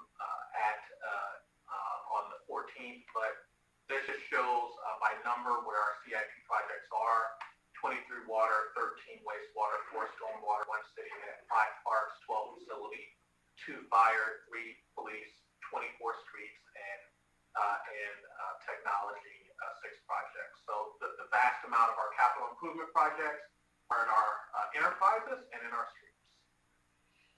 This shows the total 5-year program and carryover. So appropriations carrying over of what we call active projects, so budgeted projects at various stages of delivery, be it initial design or in construction of $76 million, as well as in the large facility project here, as we know, is the development of our RAC, our Aquatic Rec Center, in that general facility line item. A new funding request of $57.7 million for a total capital project funding of $134 million, bringing a 5-year program total that, again, we'll go into detail of $283 million. This shows that amount broken out by years. Again, we'll talk about this in detail later, but total budget of $134 million. When we talk about our Public Works Department and our engineering capacity, this is a significant lift.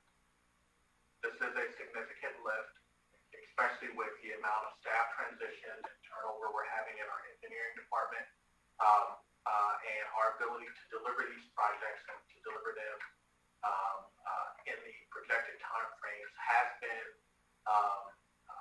affected recently by staff transitions. The council did approve the ability for us to use contract project managers, but as we'll talk about, our ability to manage those contract project managers is significant. So adjustments here and additional carryover of budgeted projects, I think should be expected. So really quickly, proposed budget enhancements. Again, we will go through this in detail. Broken up in ongoing and one-time costs. Ongoing costs, including general fund, enterprise, and internal service of just over $2 million. One-time cost of 1.2. There are some new revenue that are offsetting these of 1.3 million, with a total net to the fund of $2 million. We'll again go through these in detail, and they align to council priority focus areas. Here, they are listed here, and we've arrived at a pause. And so I think that we should pause here. I see a hand up from council, and we are happy to address any questions that city council has on the largely financial overview content that has been presented. Okay, thank you. Thank you for bringing the screen back to us all. Councilmember Medina.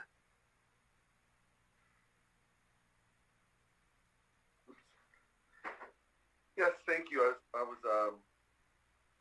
thank you for the presentation. I know that took a lot of work. It always does. It is one of the more interesting things about being on the council is dealing with the budget and hearing each year that how much more needs to get done and how we are really working hard at getting the revenues to do it. So anyhow, I wanted to first start off by thanking everyone for getting us to this point. The question I had was from slide 15. There were some comparisons on the per capita and on revenues. I'd be interested to see if staff could put together comparison of the other cities of where they're spending their money.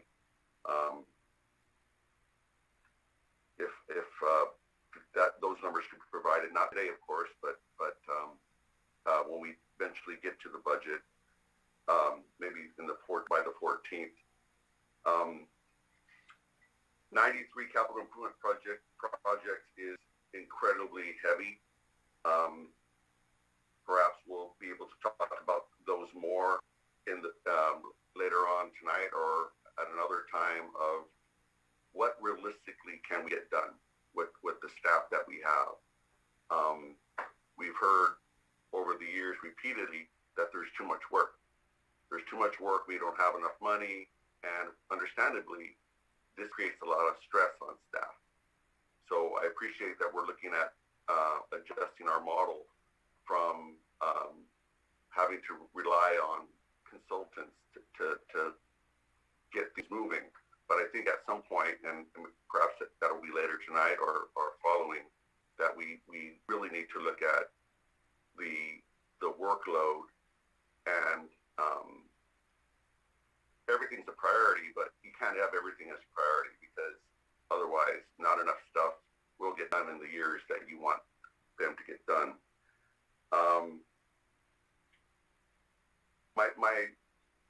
My other main question, besides those comments, is our reserve fund policy appropriately set for our city? A few of those policies aren't set on costs or they're not increasing as our budget's increasing. So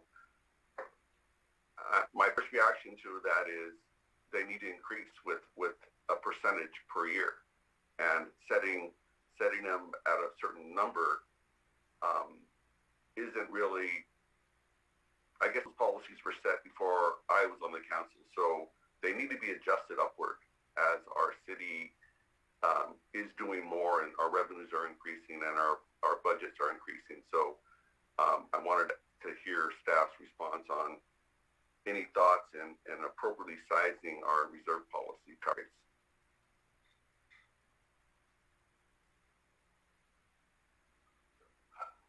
So we're going to turn it over to the city manager and finance. Just as a reminder, the city manager said June 14th will be the CIP, which will be going into the detail. But city manager. Sure. Councilmember Mason, thank you for your comments and questions on our reserve policy. I think, gosh, do it again.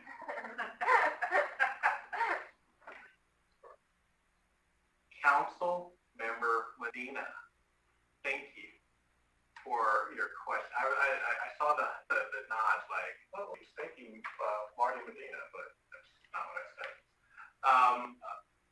Councilmember Medina, thank you for your comments on our reserve policy.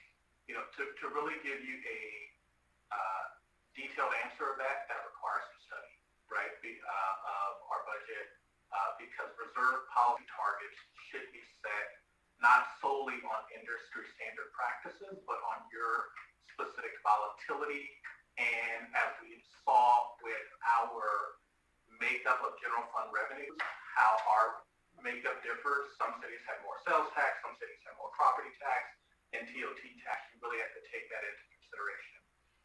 There is, however, an industry standard measure, which is a minimum of 2 months of operating reserves. And so 2 divided by 12 is 16.666%, right? And so our general fund reserve target has a minimum of 15%, but a goal of 25%. And so while we hit the minimum, it's not just okay to hit the minimum, but how much above the minimum we should be at is a really good question. And I know we have talked about undertaking that work as a part of our comprehensive fiscal sustainability plan. And really what that was hinged upon is actually having money to address those. And so we are really approaching that point with the significant one-time revenues. And so that is work that we can really talk about when and how to allocate time to look into. I know that there are consultants that do that work as well as sometimes city staff comprehensive look at your finances and give you a recommendation of what your reserve target should be at. Also, when you look at fleet and your equipment reserves, that's a very, very detailed analysis because it looks at what infrastructure you have and what's the life cycle of it. And so it's an individualized basis. What you will see in the internal service presentation is that we are budgeting for a fleet study that will provide us that information on our fleet, both the size, life cycle, how much we should be putting aside. But you're absolutely right, in that analysis could be done for infrastructure, general fund, et cetera.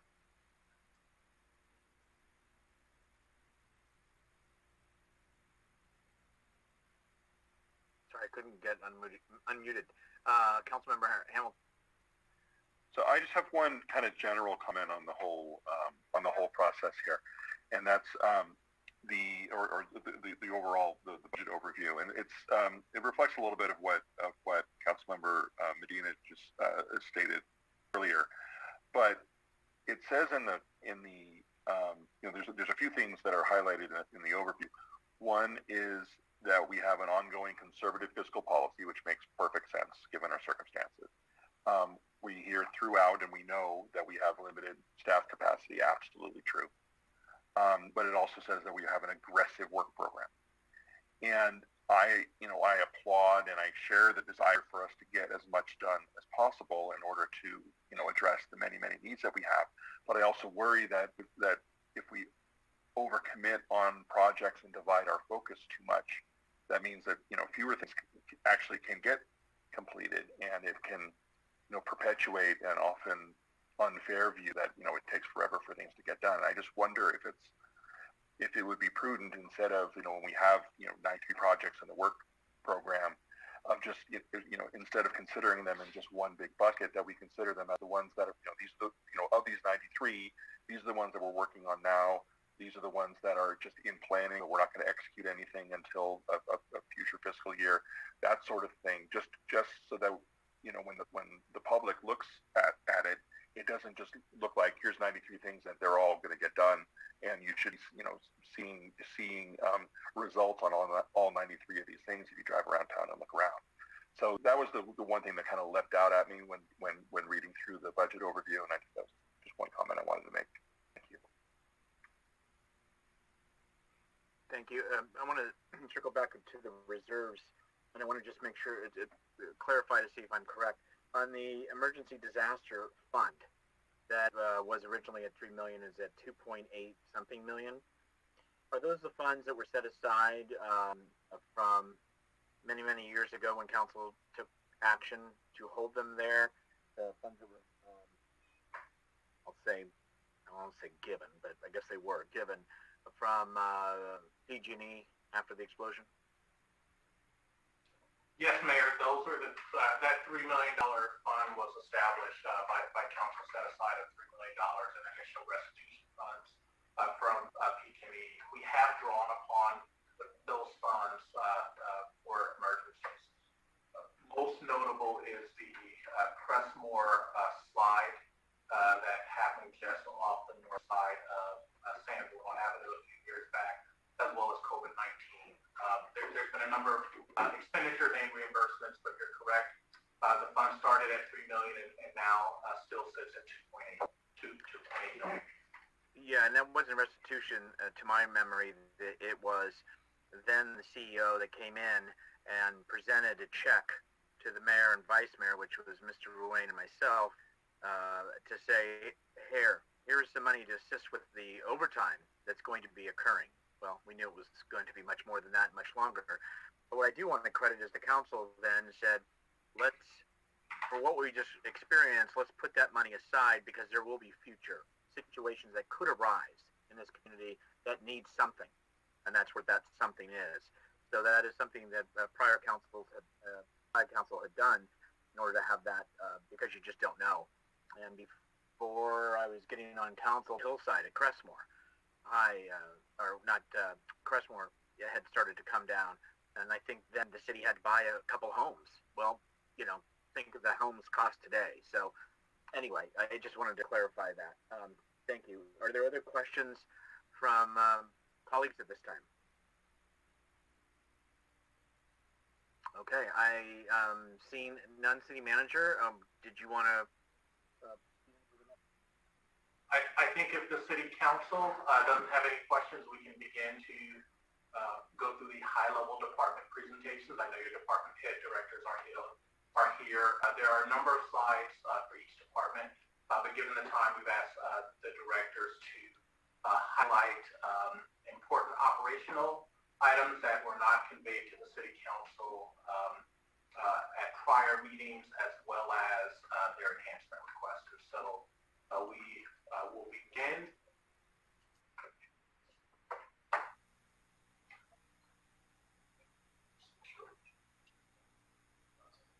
Councilmember Medina, I brought back up this slide because you said slide 16, but I think you said slide 15, but I think you were referring to slide 16 with expenditures. And so we will see if we can obtain similar pie charts from other cities.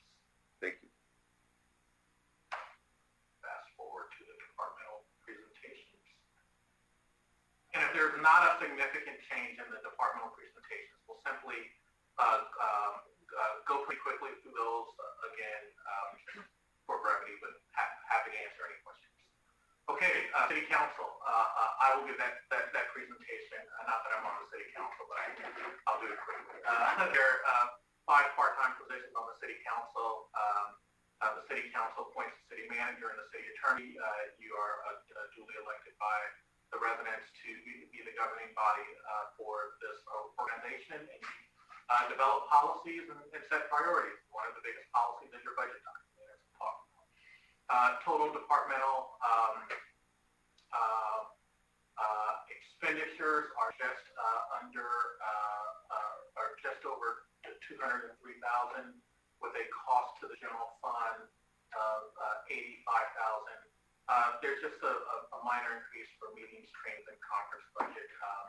Not really significant. And there are some departmental revenues that it's worth noting that the city has overhead charges on various number of our programs that go to all departments. City Clerk's office, a portion of the City Manager's office. That office has 2 FTEs. They report actions in all official proceedings of the city. They are the official presiding officer of City Council elections. They are our city compliance filing officer for municipal elections. They support the City Council and administer our city records management program, as well as maintain our municipal code. And this department is staffed with a city clerk and a deputy city clerk. The city clerk position is currently vacant. Accomplishments, the City Clerk's office this year launched a new agenda management software that we all know and love well, that has increased the public's ability to access and review our staff reports online, and as well as how we publish them to the website. We have our website that was incorporated in that, and the department for the office completed several recruitments for members of the boards and commission. Strategic initiatives supporting citywide election process. This is the biannual election of members of the City Council, as well as any other city election matters that department supports, maintain records, and begin implementing a digitization of our archives documents. Software we have that we just need to fully utilize. So notable cost increases for the department are for the 2022 general election costs, as well as additional annual licensing costs for document management program. And so a slight overall expenditure cost to that department of just over $130,000.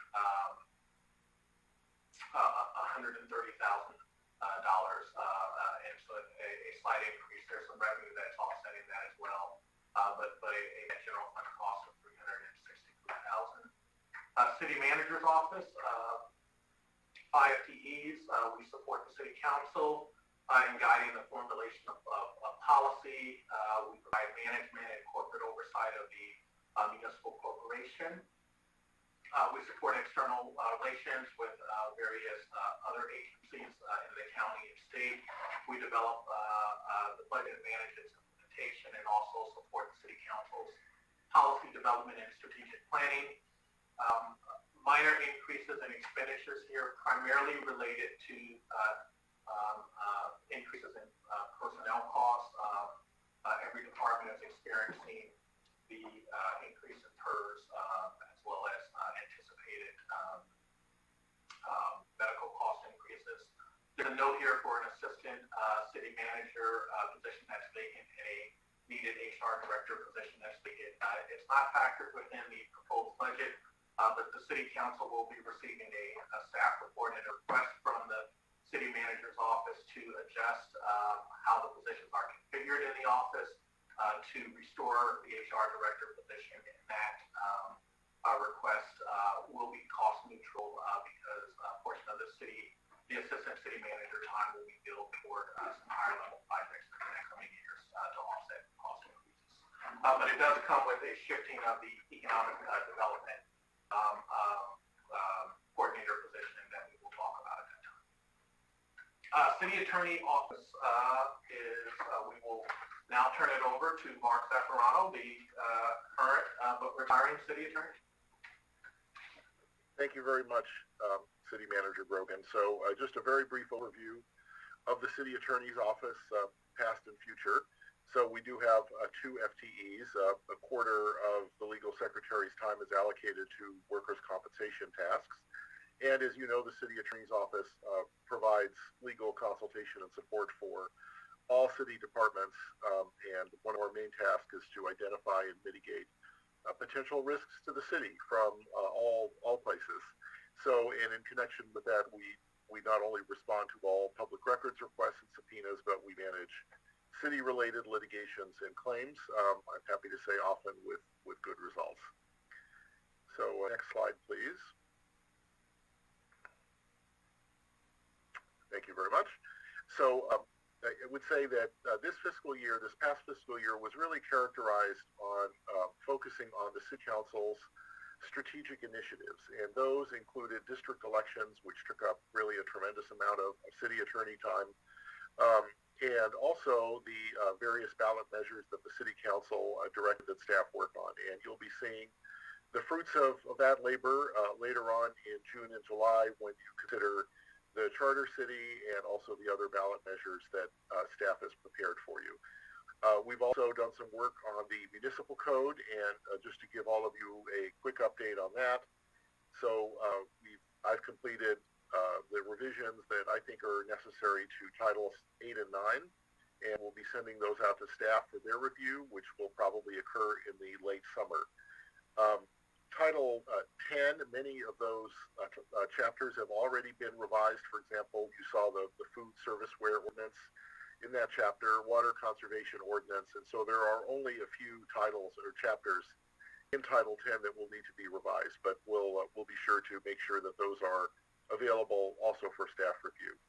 And then finally, Title 11, that's the last one, and that is really the, wasn't done with that slide yet.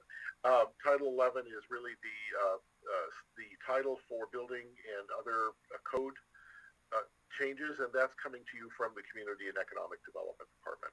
And then finally on this slide, I think the ongoing COVID has really resulted in a great deal of time spent not only addressing those particular issues, but also the inevitable staff difficulties that come with all of the things you've already heard in tonight's budget presentation, and we have a number of personnel matters that are hopefully coming to a conclusion.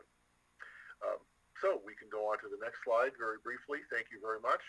So this is the amended budget from last year, and of course the proposed budget for this year.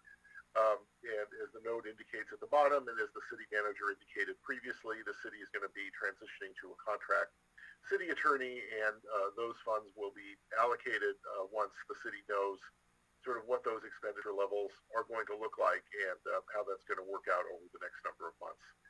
So I'm happy to pass back to the city manager and or answer any questions. Any questions from colleagues thus far on the items? thus far presented? All right, seeing none, then we'll go forward, please. Thank you. Unfortunately, we had a little technical glitch there. In lieu of our HR Director, Monica Walker, I will present on the HR department. So our HR, our mighty but small HR department has 2.5 FTEs. They are responsible for recruitment and retention of city employees, classification and compensation, labor relations, employee appreciation, employee training and development, benefits administration, and compliance with federal and state employment laws, risk management, return to work, and work compensation. And it's 2 full-time staff, one part-time staff, one HR manager, one person that is really charged with recruitment and benefit administration, and then a part-time support person that carries on these functions. Total cost of the department is just under $900,000 with the $367,000 in revenue from organizational charges. For example, important to note here, our enterprise departments like water and sewer pay a portion to support HR, and so that factors into their revenue. And the total general fund cost is just over $500,000. No budget enhancements for the HR department. However, when we talk about adjustments to the city manager's office staffing, we're recommending the restoration of the HR director. Finance director, Director Sun. Thank you, City Manager. So, Finance Department is composed of 10 FTEs. We are tasked to maximize revenue, reduce costs, and support increase efficiencies, and maintain fiscal integrity, internal control, and financial stability. And so we do a bunch of things that all listed here, I just don't want to go so on and so forth. We generally provide all the accounting and budgetary services and the treasury management. We also cut all the paychecks for everybody in the city. And we collect the utility payments and then administrative business license and garbage services. And then we also provide a rate review. And we also, although we don't have the dedicated staff, we also provide support to purchasing and to the citywide. Finance budget is going to be about $2.65 million in fiscal year 22-23. It's a slightly decrease from the current fiscal year. The only reason for the slightly decrease is that we did a budget for some money for professional service to provide consulting services for us regarding the waste management services, which is R3. We are not we're not carrying a budget in fiscal 22-23 to increase that consulting service. So we estimated the current year appropriation will be sufficient, but so that portion is not a part of the fiscal year 22-23 budget. That's why we see a little bit increase. As other general administrative departments, finance also collect overhead from other funds and other departments, and in general, we collect about $1.6 million for support from other funds. And general fund also provides support for finance department, which is a little bit over $1 million. We do have a couple of service level enhancements. Now, finance department has never really had this current staffing level for many years, but the city of San Bruno has grown. We have many development projects. You know, supporting service should go with the city's growth as well. We haven't really had any staff increase at all for many years. So because we outsourced the business license administration, we propose to convert the lead account customer service representative position to the budget officer position. Our lead ACSR retired as of December, and then we have our revenue service manager absorb most of the lead ACSR's responsibility, but she is overwhelmed, and we really need to have a dedicated budget officer to take over the budget responsibility she has. And I also hope with the budget office I can attract somebody with more in-depth budget budgetary expertise to help me to build the budget and also, draft the city's budget policy and then also study the reserves as this council has requested. We really do need to have somebody who's dedicated to budget development and dedicated on budgetary research. And the other thing is, I think the city has always been missing is a purchasing officer. I have to be honest with the city council. I do not have a very solid background in purchasing. I do know that just the skin of that not enough. With this request, we hope to have some to attract some people to come to the city of San Bruno to really provide centralized support for purchasing, standardizes the city's purchasing procurement activities. Purchasing officers are very hard to recruit. It's just a matter of fact in the market. We do expect some time for recruitment. We're thinking if the position is approved, we'll take up 4 months to recruit ideal candidates. So we only budget 8 months employment for fiscal year 22-23. Should a person come on board in the fiscal year 22-23 in future year, we'll budget for 100% of the cost. I'd like to expound on that very briefly. This position it says citywide, but the organizational benefit of this position cannot be understated. And the recommendation is not because our finance director, who has a wonderful background to be a finance director, doesn't have purchasing. What it is that it's a sort of missing piece of our puzzle. And throughout the organization, we have a decentralized purchasing process, which we will continue to have decentralized because as a $260 million corporation, we can't rest on one person to be the purchasing officer. But we really do need more centralization in our purchasing process. And one of the things that I've noticed, and I've talked to our city attorney in detail about, is as the attorney and as one of the longest serving senior members of the city's team, he has historically been the city's purchasing resource for purchasing questions. And it's really misaligning that resource at the city attorney level. We need to bring that capacity and that knowledge base and that corporate support for purchasing fully into the finance department. There are many rationales for this recommendation. And I don't want you to think it's just predicated off the city attorney retiring, but that is a piece. But it really very much has been a missing link in our financial procurement enterprise here in San Bruno.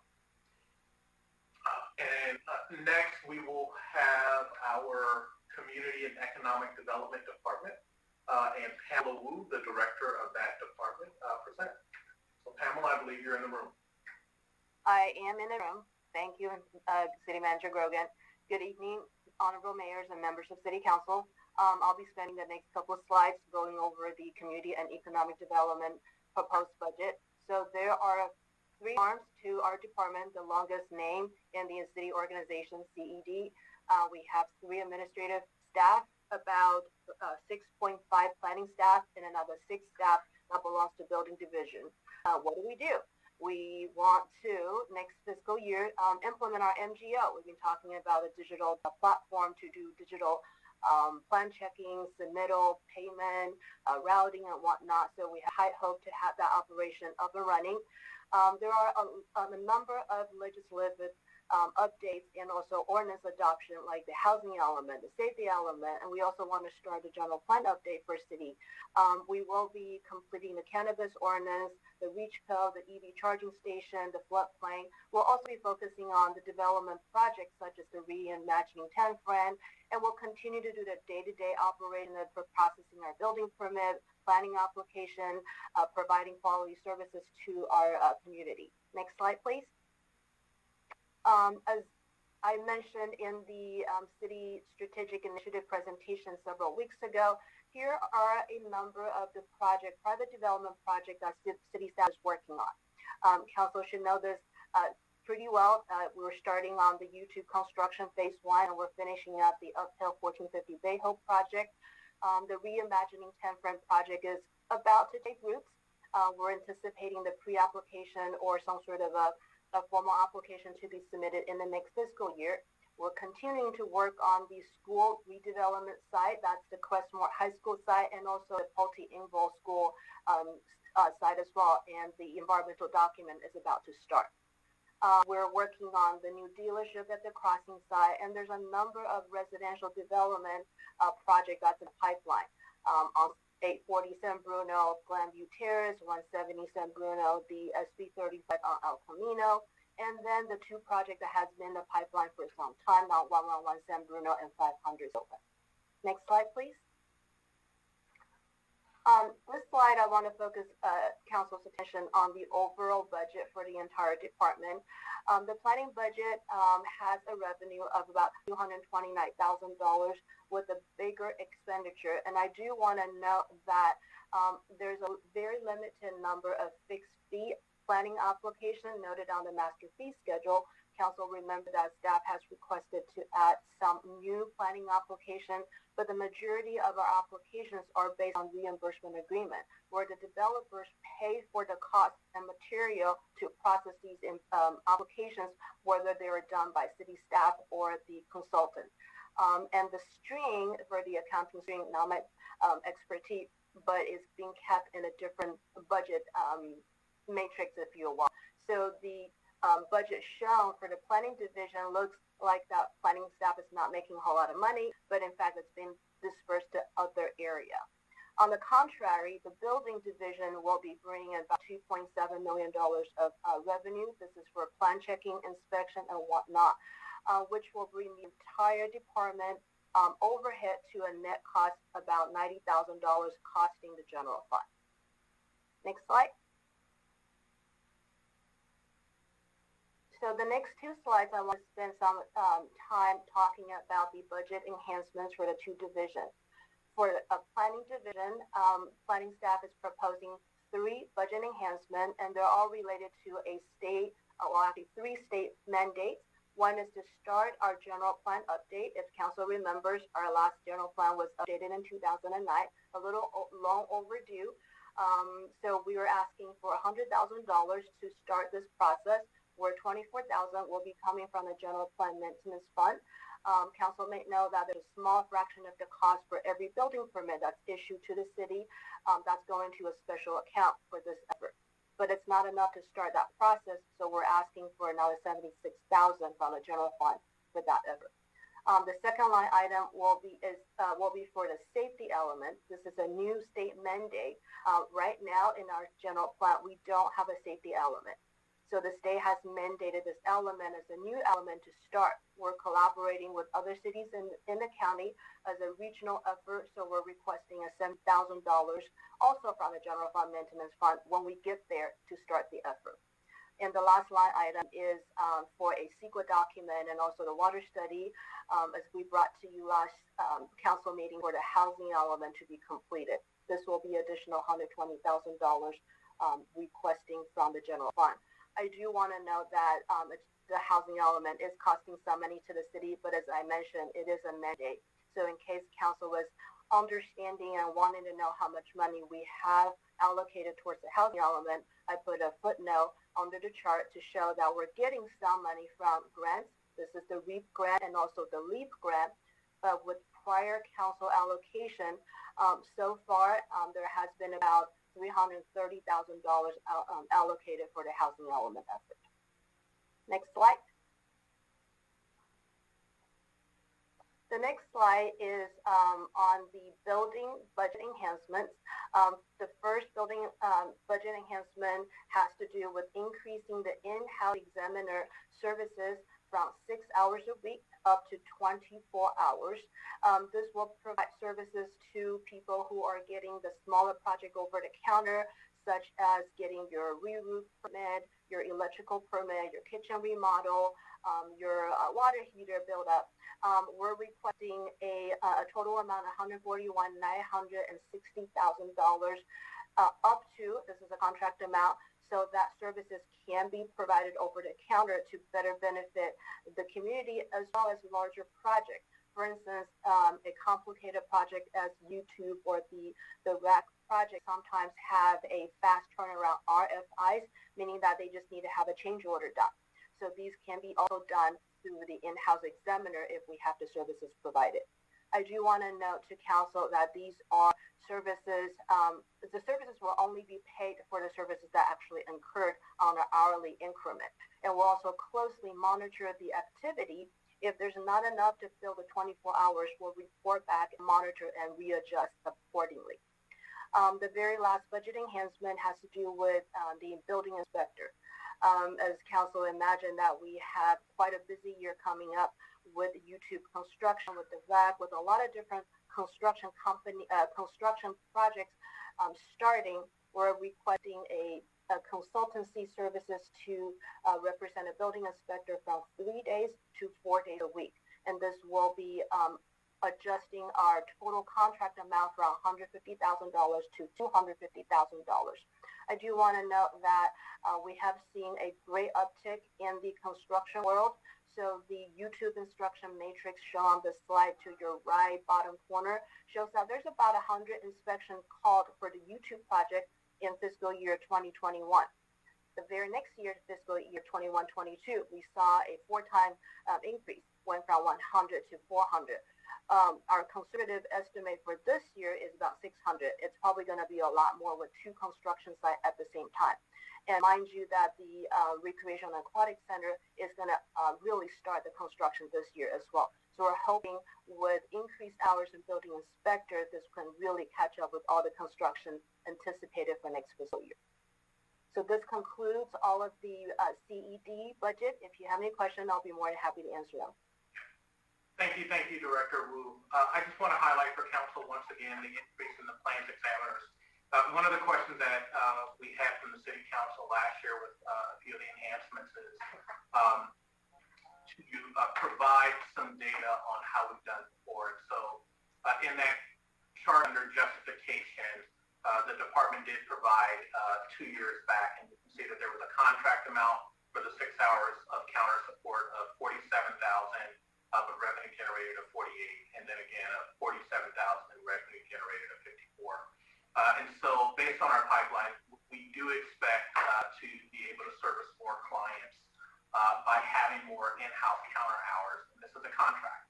And so there will be a cost to increase that contract, but as the director said, we will closely monitor it and throttle back if we are not able to achieve those targets. But it is important, we believe, to increase the number of in-house plans examiner hours for customer service. So people walk in, we're not always saying, sorry, we only have 6 hours of sort of on-the-spot service available for your permit type.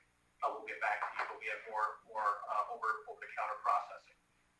And so, next. Can we just pause for a minute? We have a couple of hands up. That's good at this point. First, if we can go to Vice Mayor Mason. Thank you for that presentation. I just wanted to ask specifically around the building inspections and the in-house examiner. Are we going to get an update on exactly what our staffing is in those particular departments versus what is being consulted out? And in addition to that, will we be receiving an update or an option to approve these contracts, because this is all of the threshold of the city manager, and I don't believe we've seen any of these come to us for approval. So the answer to that is yes, you can, and yes, always. So the yes, always, Vice Mayor Mason, is absolutely not just for this item, but throughout the budget document. Council always approves items for contracts that will be over the 75K city manager expenditure limit. And so what you see throughout the year are, as contracts are processed and they're over that limit, they come to you. So any financial allocation in any budget line item, if it amounts to an individual contract that requires council approval, they always come to the city council, and there would be no exception with any of these. There are some contract work that's ongoing for the YouTube work that has already gone to the city council for the work that's being done in the current year. This would be increasing that because the level of that development is increasing, and so when we need to increase that contract, that will certainly come back to the city council's approval. The only difference is that the money will be appropriated, and so sometimes the city council receives an appropriation request and a contracting authority request, and other times you simply receive a contracting authority request. And both of those are normal and customary. Typically what you want to do is in your budget document project out what you will need and appropriate those funds, and as those funds need to be expended and those contracts need to be written to come for the authority to sign. With regard to can the city council receive a update on what staffing we have versus what's contracted out? Absolutely. I will turn it over to Director Wu just to give a quick verbal, but we can certainly follow up in the responses that we provide on June 14th. Of course, City Manager. Vice Mayor Mason, I do want to kind of add on to what City Manager Grogan was mentioning about council signing off the contract. If you remember, we actually brought a contract to you in January to increase the total contract for WC3 from, I can't remember the dollar amount, but $250,000, and for $100,000 was allocated for front counter assistance and $150,000 for building inspection. So for any contract that's over the limit for city manager to execute, we'll definitely bring it back to council for the final approval. So to get to this question of what level of services is being provided for the building division, at this moment we are relying on two different consultants, WC3 and also True North, to provide the front counter technician services. I have two staff members that's filling that position, but both are not in City Hall. One person is actually filling the building inspection job description that the building inspector retired in January. We also have another building inspector that's providing services to the senior building inspector for a more complicated and also larger project. As I mentioned, we have one long-term building inspector who retired in January, where we actually only have two very junior level of building inspectors. So without the senior level of mentoring and trying to show them what to do, we really can't carry the operation.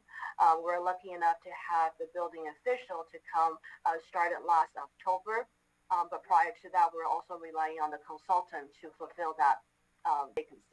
So at this point, for building department, a division of 5, we have 2 consultants that's filling the front counter technician work, and also 1 consultant filling the building inspector function. Yeah, so I think it would be, thank you for that. It would be helpful to have a visual chart of exactly the positions, and then within the positions, which ones are currently being handled by outside labor, which are non-union labor, and to determine within each one of those boxes how long that has been going on. That would be really helpful. And I think as a side note, when those positions have been posted, so what are the efforts for hiring in those positions. I also want to say that we did approve that item some time ago, and I believe there were eight firms or so that applied, and there was 1 selected. But I did learn of an additional contract that was also handed over, and I think it would be beneficial for the council at some point to hear about that contract in regards to YouTube. And I think just moving forward, the council should be hearing about these contracts and approving those. And if the council doesn't have to approve them, as I understand it, because these funds may come from other sources, I think the council should at least be hearing about these contracts. I do think it's very important. So I thank you for the presentation and look forward to transparency moving forward. Thank you. You're welcome. Councilor Medina. Yes, it's a really busy time at CED. Thank you for the presentation. The general plan update, you mentioned the starting amount of $100,000. How much is the estimate for the general plan to cost, and how long will it take to complete? So if I were to make a general estimate, it's somewhere closer to $750,000 to upwards of $1 million. And we're hoping to finish within 24 to 30 months. So that'll be 2.5 years or so. Okay, thank you for that. As for the budget enhancements, I understand them.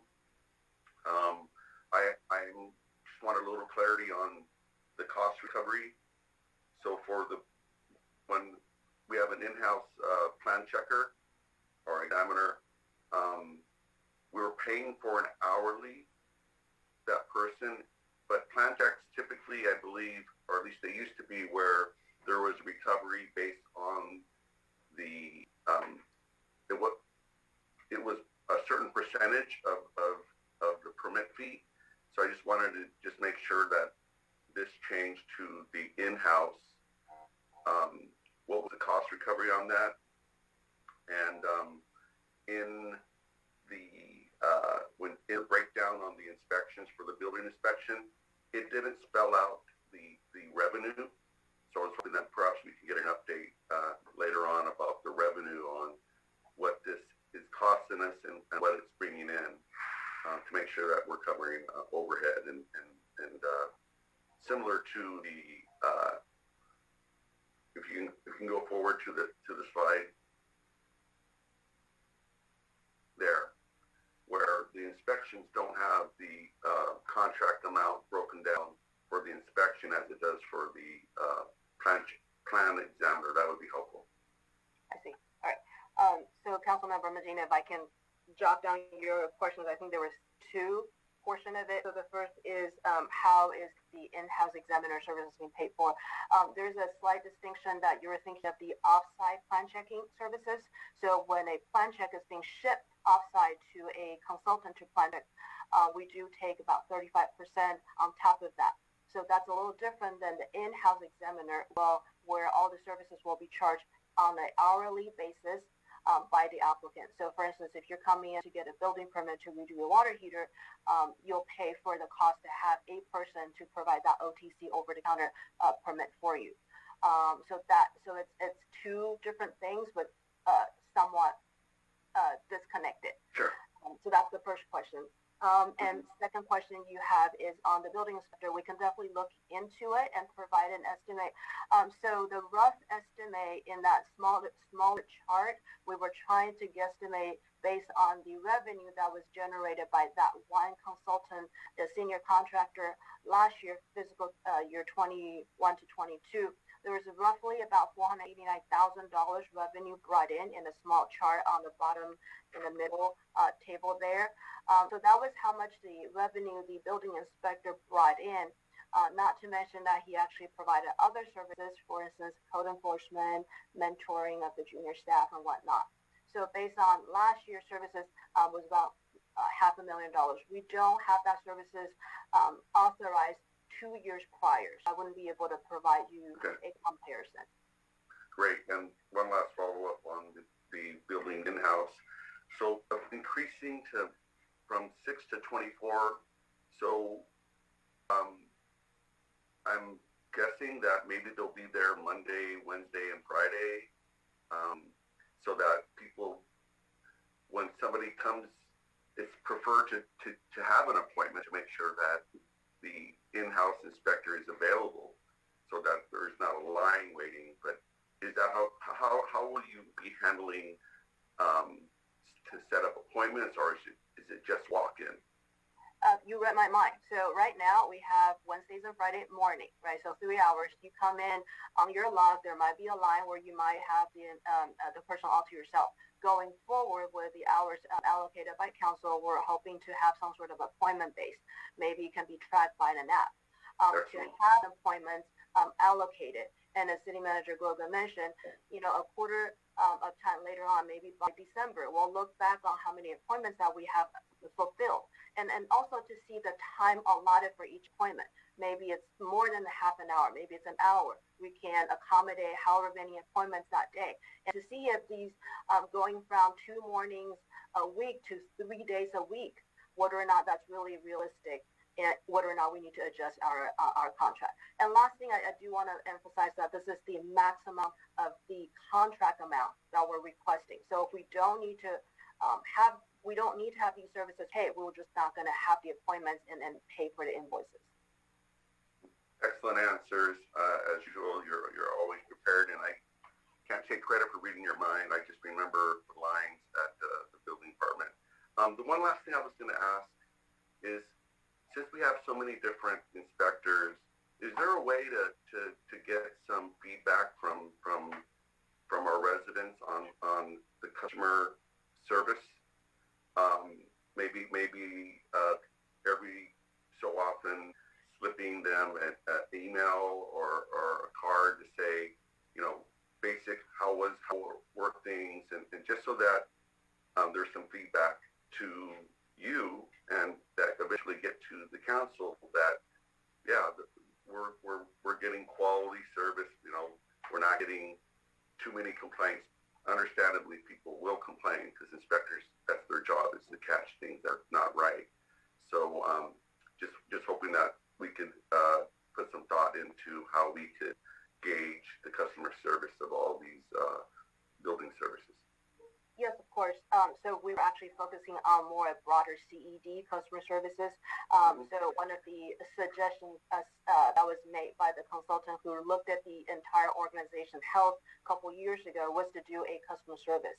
We're thinking of doing a QR code, doing some sort of a survey, but that was an excellent question. If you would like to have a more focused customer service on building inspection, we can certainly look into it. It's also on one of the, panel's to-do list to get done next year. I just didn't want to highlight it. Okay, thank you so much. Just to piggyback, thank you, Director Wu, for those answers. I think you really touched on most of it. Just to highlight, I think the questions that were raised that we did not answer is an analysis of the work that's being done by contractors and the work that's being done by consultants, and we can break that out for the City Council and the public in our response at the June 14th meeting. I do think, though, that it's important to note that the city has used a combination of contractors and staff for quite some time, and as an industry standard measure, when you are in a level of development that really exceeds your capacity, flexing your staff with consultants so that you can throttle back on that as development slows down and goes through its cyclical cycles is the best practice. And so, when we provide you with that data, I think we'll sort of re-articulate that model, because it's an important part of our model to staff to a appropriate base level at when we have right now, which is what we do have, a peak in inspections and development plan checks to be able to throttle up with consultants. And that, as we articulated a little bit today, our fee model allows for that. So when things are outsourced, there's the developer or contractor pays the full rate of that plus a city overhead charge. And so we'll sort of break down both of those models, because I know that was part of Vice Mayor's question as well as Councilmember Medina's question. Are there any other questions at this time? Seeing no hands, can we proceed to the next, please?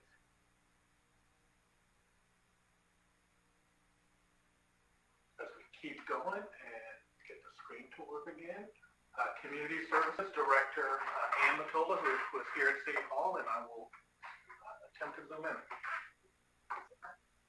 Good evening, Mayor Medina and council members. I am Ann Matola, and I am very privileged to serve as San Bruno's Community Services Director.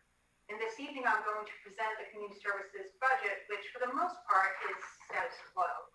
It should be a pretty brief presentation.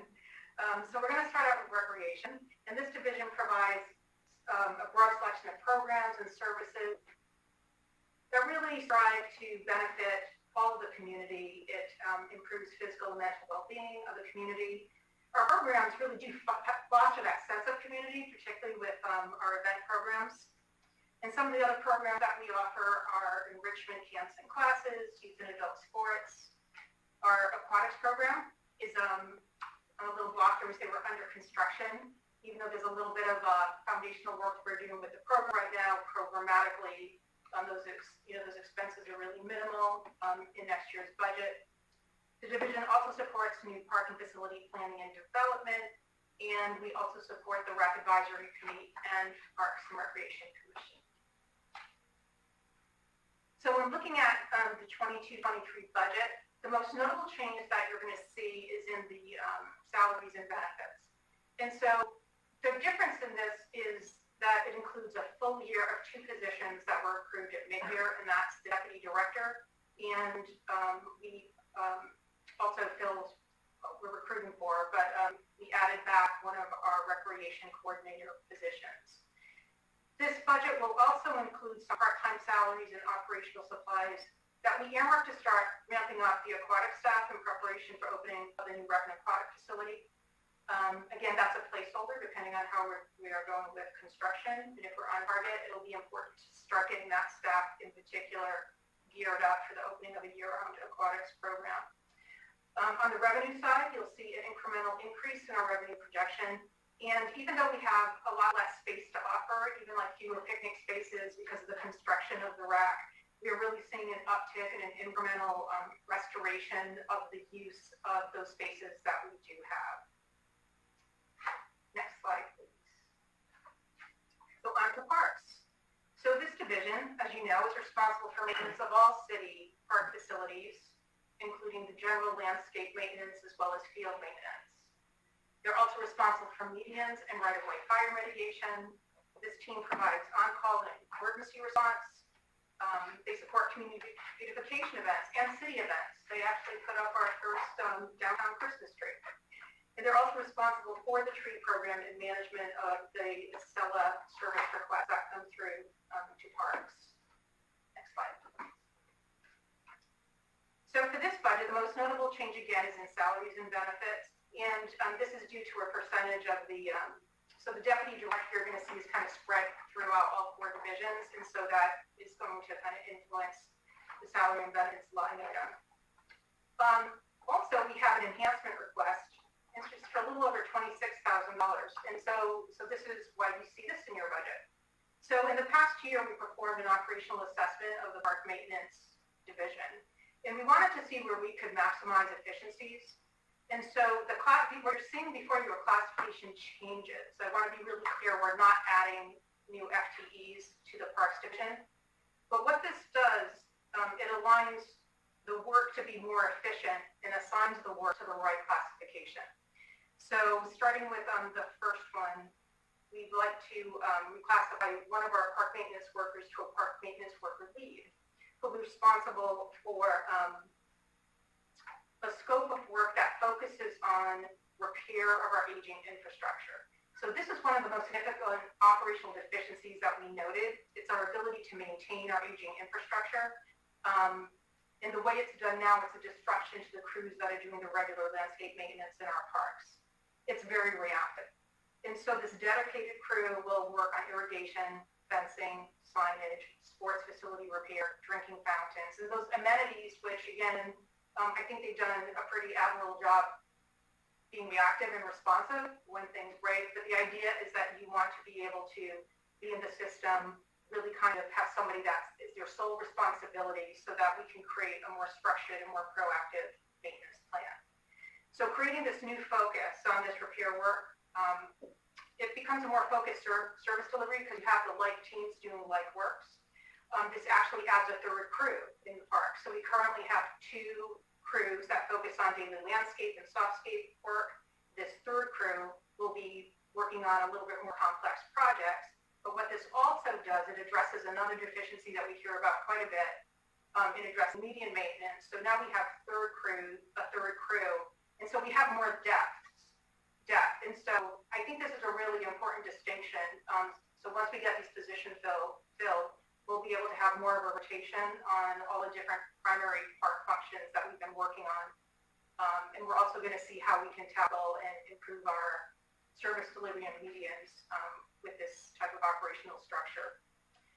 So then another inefficiency that we noted was in the administration of our tree program and also a SELA service request. So this function is it's a split function function right now, and it's split between department administrative staff and parks field supervisor. But the work is largely administrative, but requires expertise in park maintenance practices to appropriately assign out the work. So kind of when you look at you having community development as a community development technician, you're somebody that's very well versed in the business practices, the field practices in that world, but they kind of work from a technician level, guiding the public through the different processes. So that's the nature of the classification that we're creating. So what we want to do is create one of the park maintenance workers to this position to allow the appropriate technical, administrative, professional expertise to address those processes. And also, this will free up our park field supervisor. And by the very title of that position, when you look at classification, it really is a working supervisor and allow them to have better oversight and participation in field operations. And as we go to the next slide, I just want to thank Ann for developing this recommendation and really coming up with a strategy to address two critical needs that we have at a very limited cost by reclassifying existing positions. And so a total add of $13,000 for each of those reclassifications, but adjusting how the operations run so we can both be more proactive and respond more appropriately to requests for services. Senior Center. Now seniors, okay. So we have a very vibrant senior services division, and they host a really a pretty amazing assortment of programs and services that promote an active, healthy, and highly engaged senior community. I think you're all aware that we have lunch programs, drop-in enrichment and fitness programs, special events, and we hope to restore trips and tours this year. And this division also staffs the Senior Advisory Board. Next, please. So again, in this year's budget, there's a small increase, again, due to the addition of the Deputy Director, which is distributed throughout the department. On the upside, you'll also see that there is an increase we're projecting an increase in enrichment contract class instructor fees, which are offset by an increase in contract class revenues. It's also an anticipated growth in facility rentals.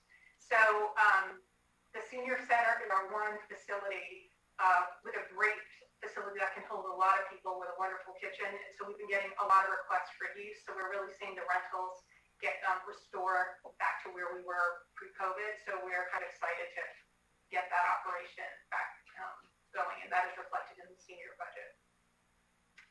Next, please. And the last division is the library. We're really fortunate to have this amazing resource that supports lifelong learning and literacy within our city. They promote educational and personal enrichment through their services, programs, and events. And in addition to their local media collection, there's this really robust online services offered because of our JPA with the Peninsula Library System. That same JPA also allows us borrowing privileges throughout San Mateo County. And if there's anybody watching that has not really been a fan or a user of our library, it's an amazing resource. I really encourage everybody to explore what we have here. This division also supports our culture and arts commission. And so the notable changes with the budget, again, there's our deputy director, again, kind of like smattered through the budget. And kind of the bigger difference that you'll see here, if you recall, we came to council to restore the part-time hours, which is a rather significant funding request, so we could get back to the pre-COVID level of service hours for a full year of operations, and you'll see that in this budget. And so that concludes my part of the show. I'm happy to answer any questions. Questions at this time, Vice Mayor, please. Yeah, thank you for the presentation. I have a couple follow-up questions. The first one is just that the Senior Center, I know, had a retirement recently, and I was wondering if that position is going to be replaced. Yeah, so I'll tell you, every time that we have a vacancy, I think it's really important to look at the operational model. Our budget, we present it as a recreation division and a senior division, but because of how lean our staff is, and really when you look at programs, they kind of support each other and go cross generation. So yes, we will be filling that position, and it may look a little bit different than the way it's been filled before, but it will be serving the senior function. Okay. I would just say that I've heard from a lot of seniors how much they love that position. So I look forward to seeing how you're going to be creative with that particular role. And I'm happy to see that the senior center activities are continuing, because I just know how much that means to a lot of the senior community, not just here in San Bruno, but in neighboring cities as well, who come to San Bruno because it's one of the best senior centers in the peninsula. So thank you, and the staff working on the senior center. I just wanted to compliment the work that's been done around the Culture and Arts Commission. I've been thrilled to see all of the activities this year that we have not seen in the past around the funding of different dances and different activities, but a lot of diversity that's been celebrated amongst the community, and the community's been invited to all of these events throughout this past year. So I really appreciate it, and speaking as a council member, I look forward to seeing more of that in the coming year. And then lastly, just kudos to our little library that keeps on chugging away. The library staff with very little does phenomenal things, and I think this year is another year again. I've been seeing these partnerships with the school, the recent mental health, event that occurred. It was during work, so I unfortunately couldn't attend. But there has been some partnerships I've seen, and just continuing to charge away at these events that really do benefit and impact our community. So thank you for doing such a great job with very little resources. Councilmember Medina. Yes, I can echo that. I think our library, I love going there, and clearly it's one of the great things about San Bruno, even in the condition that it is. I think it's a great place to go. My questions, though, are on the reclassifications. I can see that the first time hearing it through, for the amount of increase in budget, but perhaps just to get a little more clarity on it, is for me to better understand where the improved efficiencies are going to come from, and maybe a really short write-up so I can understand that of what the staff are doing now, and if we're not going to be providing additional staff, is that something that you're not asking for right now? So I just was curious with the addition of the plaza, Centennial Plaza, like there's going to be some need for some maintenance there, and as are we going to be properly staffed? And without reclassifying is one thing, but without having additional people to do more of the work, I just wanted to check in with that. Then my last question is, we have a new facilities technician. I just want to make sure I understood that this position is being managed through your department for the facilities technician. Is that correct? Those are kind of my two kind of questions, I suppose. Sure. Councilmember Medina, why don't we begin with the last one? But just to clarify, I think you said we have a new facilities technician or facilities manager. Facilities, welcoming back an employee of Gino Quinn, who was in our Parks and Streets division back when I worked in the city, and he's returned, and I think the announcement was that he is a facilities technician, and I just wanted to understand who's his boss? How about that?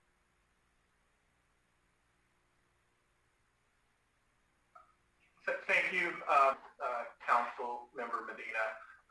The position you're thinking about that's a facilities technician is in our facilities division, which is in our Public Works Department. That is distinctly different than the Community Services Department that, while there's a technician in one of the titles, they deal with, think of it as things that grow, even landscape. Got it. Okay, but for your other questions, Yes. We will turn that to Director Matola. So as far as enough staff,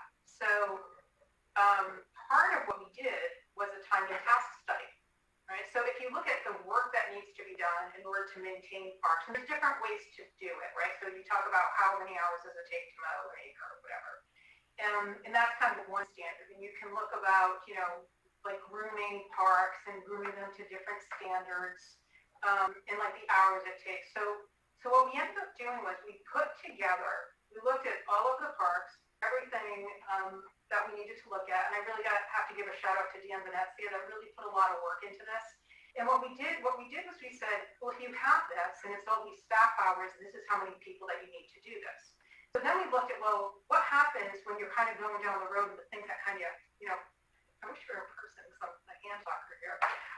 But what are the things that kind of knock you off your path? And what we were really finding out was that it was almost difficult sometimes to keep up on the day-to-day of the park maintenance, because if something happened with irrigation, then a whole crew is going out to Lions Field because things are, you know, there's something going on and a whole crew is focusing on that.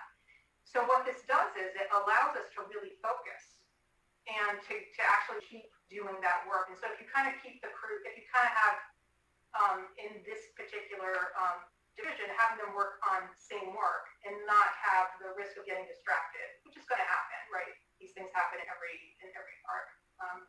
But it's going to give you the ability to have more focus and more consistency of executing projects. And the other thing that I also want to say is we still haven't been at full staffing, even from when you were so generous and authorized the 2 positions last year. And so we're almost at full staffing. And it's kind of an interesting thing. We haven't seen what this is like yet because we're not moving to this model. We're really excited about it because, again, if you look at it from the nature of the work, it really should give this team the ability to succeed and to kind of change the model of how we're delivering service. What was happening was there were different shifts in numbers of staff, but we were kind of delegating the teams out there kind of in the same way. So we really wanted to try a couple of things differently, and we really do believe that this is going to satisfy a lot of the bringing some technical, administrative competencies that we need, have another lead with expertise that can work on these kind of maintenance and repair tasks, which are kind of nonstop right now in the park. And I really believe that we can see a transformative year in the way that park maintenance services are delivered by moving to this model. If I can follow up, that was an in-house study that was done. Could that be shared with the council? So, sure, we can bring it at a high level to share some of the key findings with the council. It was and as a new director, relatively taking a holistic look at the work that's done and how it's organized. I want to add a caveat because Councilmember Medina, one of your, I think embedded in your question was almost a surprise to say, wow, we're going to get this done. We're not adding new staff. You're not asking for more staff. I think it's important to note that what the director said, which is we have yet to arrive at full staffing from our authorized count, right? And with this change in being at full staffing, we hope to see a noticeable improvement in landscape maintenance and preventative maintenance. Caveat, that does not mean that we will be able to maintain all the medians to the standard that we all want, right? And so what we are doing, recognize that we are still very much fiscally constrained, is working within our resources to make things better. But I want to be very clear to council because if even at full staffing, there are overgrown medians that we're not able to get to. I want to be very clear with council and the public because I don't want it to be interpreted as we said to council with these 2 changes, we'll be able to meet those standards, right? And know that what we're doing is very much working within the means that we have and making tweaks to better align staff so that we have some preventative maintenance and can have more focus as the director said.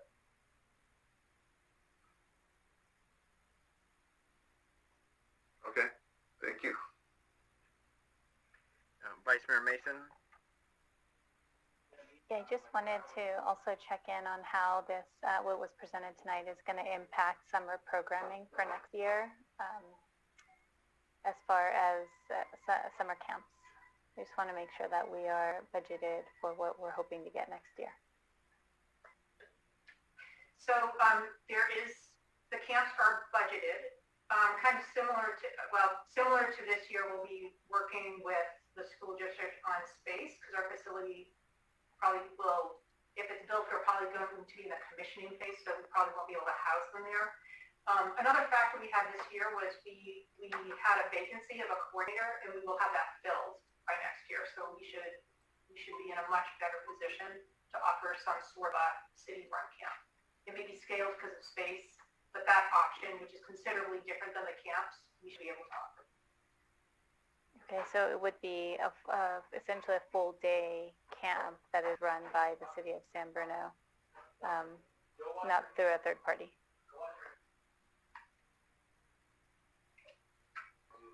Is that right? Oh, yes. Yes, it is.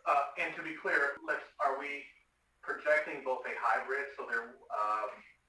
So the contract camps will always stay there. The contract camps have always been there, but I think they kind of came ahead as, we're replacing it because they were the only things we could do for a while.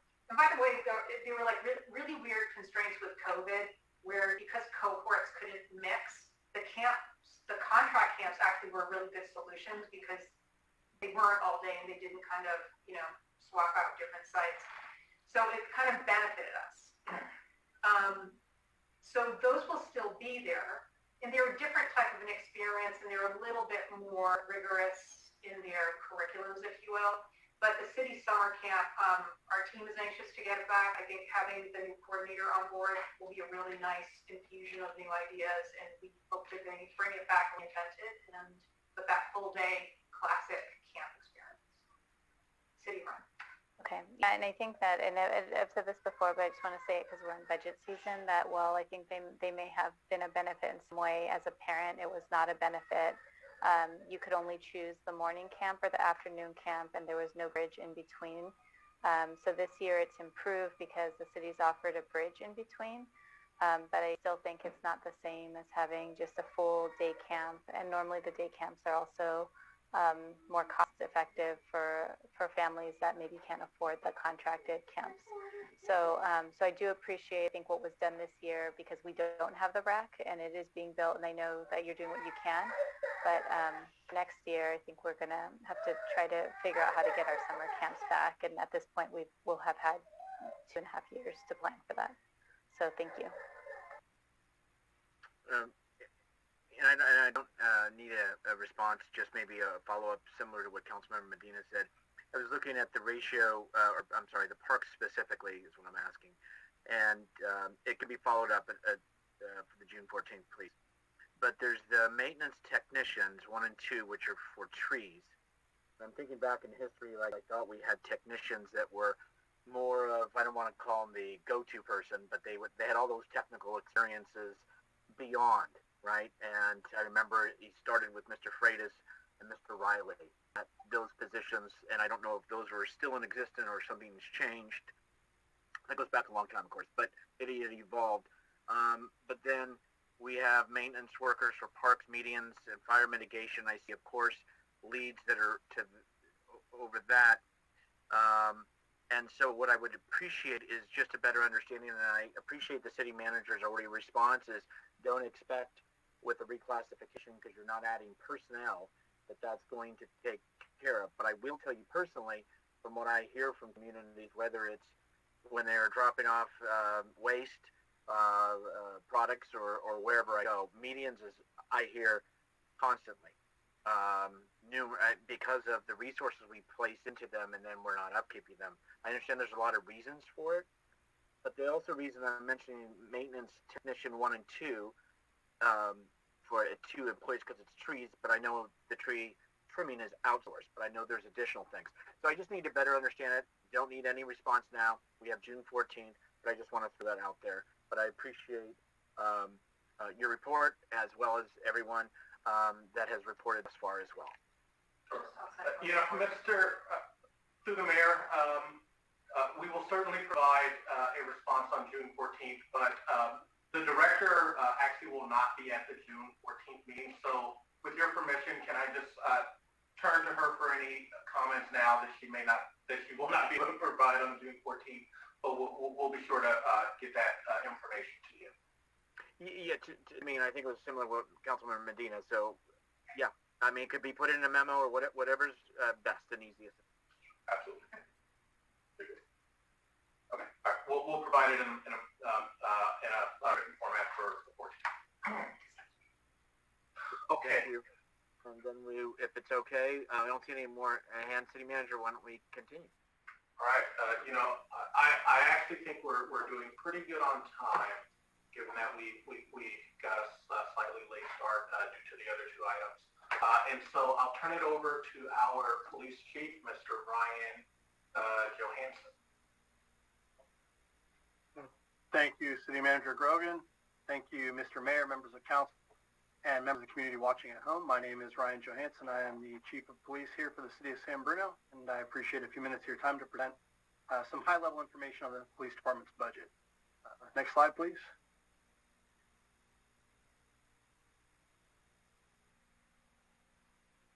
So as an overview, the Police Department has 67 full-time employees. Obviously, our primary function is to preserve community peace. As you know and have heard from me repeatedly, we identify that through the mantra that we are here to ensure peace, to provide safety, and to build community. To do so, we have numerous functions, including our patrol division, which is where the bulk of our personnel sit. We do also have investigations and support services, administration, traffic and parking services, and records and dispatch services as well. And as you know, in the last 2 years, we have brought code enforcement over under the Police Department's umbrella as well. Next slide, please. The Police Department's budget numbers for this year are captured here on this slide. Our departmental revenues and recovery is proposed to be a bit higher in the next year, as are our expenditures. And as was mentioned earlier, we are typically the largest drain on the general fund. Our general fund cost this year projected in this proposed budget to be at about $17.5 million. Next slide, please. Some high-level goals and objectives that those funds will be supporting this year at the Police Department. First is our Integral Wellness Program. As you've heard me mention numerous times in meetings in the past, we have moved forward in this environment of deep calls for police reform and restructuring, with sort of an underlying belief system that the number one way to produce the ongoing good work that we see here in San Bruno is to take good care of the people who do that work, the people in uniform every day who are out on the street responding to calls for service and serving the community. And I believe that this Integral Wellness Program is a huge component of that, focusing on not only the physical wellness of officers, dispatchers, and other staff of the police department, but also their emotional wellness, their social wellness, and even their financial wellness to ensure that they're in the ideal position to give the best service possible every time they have an exchange with members of the community. Also focusing on our SMS, this is text-based external communications expansion. We've deployed a system called QHIT, which you'll hear a little bit about later, that enables us to communicate automatically with members of the community, updating them on case statuses, providing them with critical information about investigations throughout the process, and leaves them feeling a little bit more like they're aware of what the police department is doing behind the scenes after they have an interaction with the PD. And so we'll be focusing on expanding that. We'll be dealing with radio encryption requirements, as you've heard me speak about before, and Senate Bill 1000 compliance as it passed through the Senate floor. We'll have to take that into account. Senate Bill 2 compliance, this is the police decertification bill as it's been come to be known. The bottom line here is that it requires a number of changes in how police departments do business with personnel records and files and interacting with California Post, the Peace Officer Standards of Training. And so we'll be working hard to make sure that we are fully integrated and ready for that implementation. Actually begins January 1st, but kicks into full gear in July of next year. The RADO program, this is our Reducing the Impact of Drugs on Families. You've also heard me speak about this before. This is our replacement for the void that was left when DARE left our schools. With a new focus on this opioid pandemic that has hit all over the country and the world, but especially here in the Bay Area, and doing our best to better educate not only students, but their families, teachers, and school administrators about the dangers of those drugs and to better prepare them to deal with the rigors of drug temptation. We'll also be assisting the San Bruno Park School District with their comprehensive safety plan. This is a plan that the school district is required to put in place by law. They reached out to myself and the fire department, Chief DeLay, to talk a little bit about their plan. It became evident that we could probably provide some valuable input there, being long-term emergency planners. And so we've been working closely with them to help them make sure that plan gels well with our ICS command procedures, and so that we can work very well when there's an emergency in the schools. To be clear, this is their document, their plan, their process. We're simply assisting them in getting it up to par. We'll also be working aggressively on a variety of grant applications as we do every year, but we'll be ratcheting that up in the coming year as we emerge from some of the impacts of COVID. Some of these grants have reopened, some COPS grants, Office of Traffic Safety, some terrorism prevention grants, alcoholic beverage control, a number of different areas that are providing the opportunity for us to generate some funds and much needed programs, and we'll be aggressively pursuing those funding sources. And finally, we would like to attend a post-team building workshop. This is something that California Peace Officer Standards of Training recommends anytime there's a significant change in management at the police department. Not only have we obviously seen a new chief in the last 2 years, but the entire command staff has essentially overturned during that period as well. So we are ideally suited to have this post-facilitated team building opportunity where we're able to take a much higher level look at sort of our long-term objectives and kind of get the supervisory level of the department and the management level on the same page through a facilitator provided by Post. That will be largely funded through grant through the California Post system. Next slide, please. Our core budget challenges, this will probably look familiar to you all in council because they're largely the same ones that I brought forth last year, but the recurring theme obviously for the city as a whole is staffing. Very much understanding of the challenges of staffing a city in the Bay Area where things are as expensive as they are, but just know that those challenges definitely hit the police department fairly hard. Our budgeted staffing remains lower than it was when it was last significantly increased in 1975. In fact, about 19% smaller in terms of staff members than we were there almost 50 years ago. This is the result largely of 7 sworn officer positions that were frozen in 2008-2009 during the downturn. Only 2 of those were ever reinstated. We had additional freezes and holds during the 2021 budget in order to deal with COVID and those impacts. 5 officers, a dispatcher, 2 clerks, and a CSO at that time. 3 of those police officers have been reinstated. I think the city manager mentioned earlier on that effectively this puts our staffing down more than 30%. Now, admittedly, that includes more than just the positions we're not authorized for in budget. This is allowing for injuries and vacancies that we're in the process of filling, as well as administrative leave and other reasons why officers are out. But I think it just illustrates that in order to weather those inevitable impacts of staffing that come every year in a police department, we just need to strive to work toward being better staffed overall so that we can work through those difficult times. Next slide, please. Additional challenges are increased reliance on aging technology. I think we've done a good job here of understanding that with our staffing challenges, one of the most effective ways for us to address them is to leverage technology to be more efficient and more effective, to do more with less in effect. And we've done a good job of that, but it puts us really in a position where we're very dependent on that technology. And I think it's just important for us to always understand that as hard as it is to purchase that technology at the onset, we have the ongoing cost of maintaining it and ultimately of replacing it as it becomes outdated. Much of this technology we are not only dependent on, but is required legally in order to run a police department in the modern era. Additionally, expanding legal requirements have been a real challenge for us. It seems that the state level is sort of coming across with new legislation on a very regular basis, and almost all of it creates some sort of a cost for a police department. Stop data is as an example of that. This encryption requirement is an example of that. Senate Bill 2 is an example of that. The expanded training requirements that have come with calls for police reform, the expansion of public records and how those are identified and what we're required to provide, all of these have created burdens in terms of staff time and hard costs to the police department. And as usual, there generally is no funding source provided by the state when these things come down. So we have to find a way to weather these storms and be compliant. And then additionally, just critical equipment that always is moving beyond its usable lifespan. Our ballistic vests are due to expire yet again this year. We've had a real difficulty getting vehicles to keep up with just the minimum we need in order to put minimum staffing out on the street, constantly juggling vehicles going in and out of service.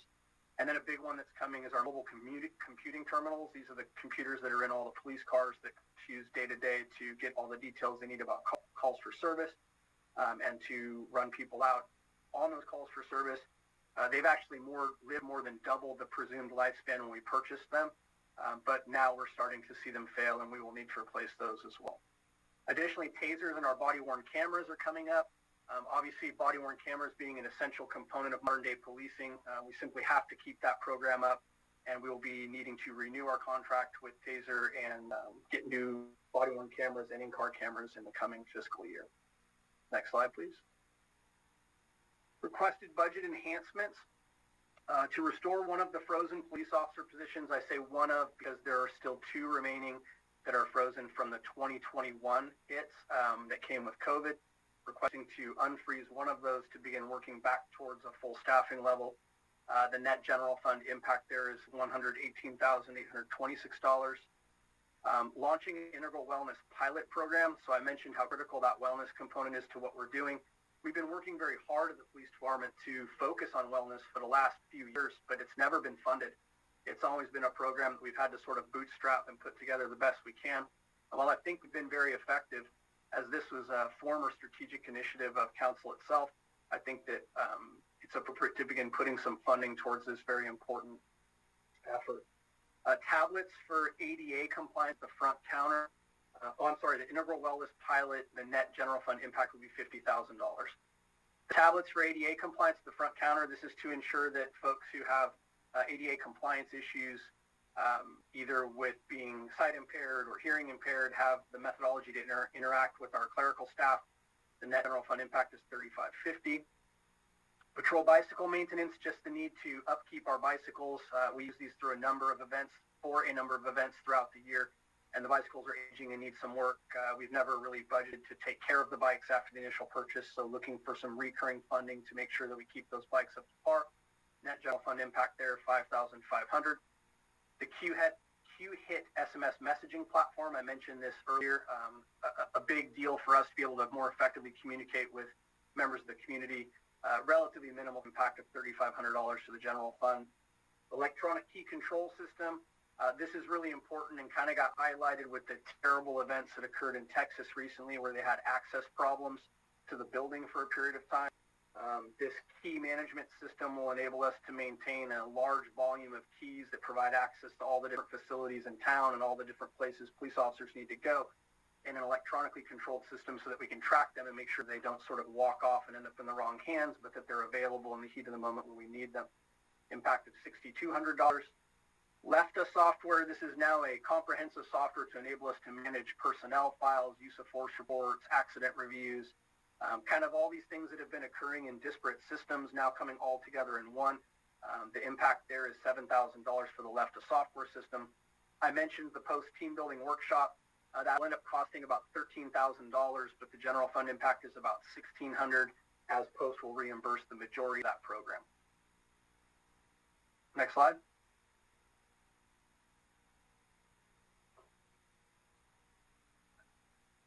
The final slide here is our requested equipment purchases.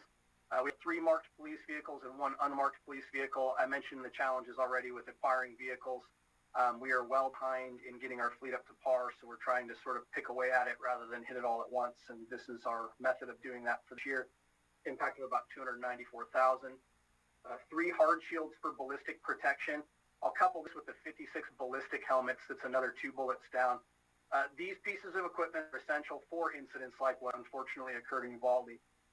We need to properly equip officers so that in the heat of the moment, when there are shots actually being fired, they have the protective equipment to enable them to go as fast as they possibly can towards the shots in order to save lives and neutralize the threat.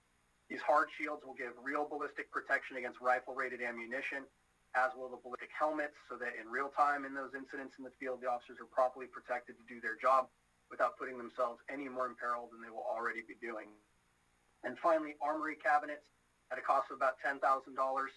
This is to properly secure all of the items in our police department armory, excess munitions, rifles, in order to make sure that they can only be accessed by proper staff and are safe in the event that we had some sort of an incident at the police department that could otherwise damage them or result in them being stolen. So I appreciate you giving me a few moments of your time. Hopefully I didn't speak too quickly, but that's the high-level presentation on the PD budget. I'm happy to take any questions. Thank you. First, we have Councilmember Hamilton. Thank you. Thanks for the presentation. I have one comment and then one question. The comment is very much appreciate in the provided budget report the inclusion of performance and workload measures. So when you start to see the specific impacts of all of the hard work that's being done by PD, which I appreciate that inclusion. My one question has to do with the electronic key control system. We received a presentation from Chief DeLay a few months ago about something similar that the fire department was looking at. And I'm just wondering if this is the same system and if there could be, if it's being shared or leveraged between, so that we're not doing parallel work that maybe we don't need to do in parallel. I think that it's two different systems in that the fire department is probably talking about their Knox box access system that is moving electronic to allow real-time access for emergency responders to private buildings. This would be a key control system here at the police department that would enable all the keys to be cataloged and checked out by ID number, so that if an officer needs to go to a particular facility or open a particular gate, they can check out the key, and then the key needs to make its way back in. We'll always know, checked it out where it's at. So this is more for public facilities and those types of things. Yeah, there will be some private facility keys in there for those that don't participate in the Knox program, but they are two different things. Got it. Okay, thank you for clarifying that. Appreciate it. Vice Mayor Mason. Just how many sworn officers does San Bruno have as of today? I don't have the exact number that we have as of today. We are authorized for 49. I think we have 2 remaining vacancies of the authorized staff, and about, sorry, I'm looking at my board as I'm speaking to you, 4 currently in the field training program. So those are, already hired and through backgrounds and in some various stage of being able to work on their own. Okay. It would be good to know, I guess this is for the city manager, to know how many sworn officers we have, and then what the average is, per whatever number of residents. I know that one of our local newspapers just did an article about this, and it would be interesting to know where we stand in these standard numbers. I also just wanted to double check on the approval of the vehicles. We approved a number of vehicles last year, and I'm curious to know if those have come through and what the total number was and if those are in use already. Yeah, I think there will probably be an opportunity for the Public Works folks to talk a little bit more about vehicle acquisition, because it's a somewhat unique relationship where we request what we need, but they essentially handle the purchases. It's been very, very challenging for them. We have 6 cars that were ordered in the previous 2 fiscal years that we're yet to receive. We were just informed that they will be yet further delayed due to the chip manufacturing delay. That we'll probably be looking at some of those changing model years. So that can be problematic, because if we thought we were getting 2022s, for example, we build all the outfitting for 2022s and costing them out. Now we're being told they may be 2023s because there won't be any 2022s left by the time they get to us. So we are aggressively pursuing other options, but it looks like all the manufacturers are kind of in the same boat. Whether we were to move from Fords to Chevys or to Dodges, it appears that we'll be in essentially the same situation. So what we're trying to avoid is the unfortunate circumstance where, let's say we got a windfall and acquired 12 vehicles at one time. Well, now we're going to have 12 vehicles to replace right around the same period of time, which creates a much harder to manage budget hit when that comes around.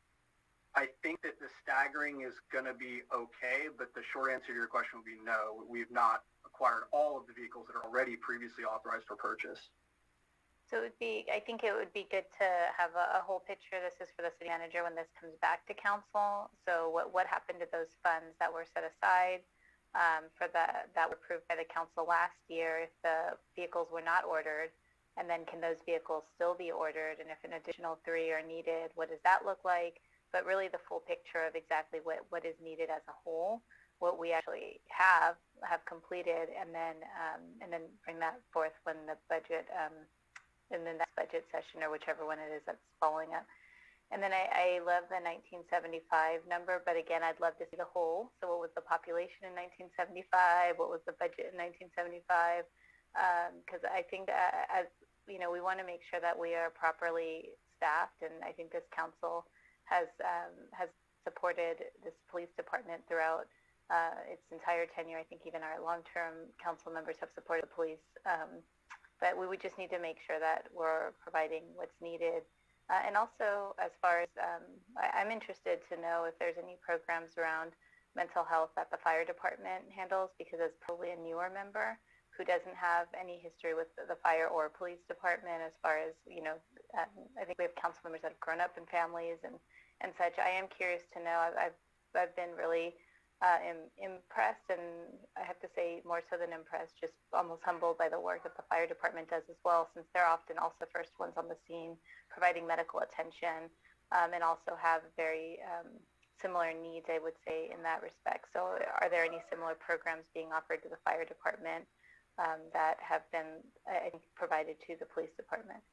So thank you for all that. Through the mayor. Yes, please. Sure. Just in response to Vice Mayor Mason's questions, and Chief Johansson provided the answer. Yes, there are 6 cars that were authorized by the City Council last fiscal year. Those cars, as the chief noted, have been ordered. When a car is ordered, those funds are encumbered, and so the money that the City Council approved has been allocated and encumbered appropriately. The challenge is that they simply haven't delivered. So we are, as we know, in a global car manufacturing and chip shortage.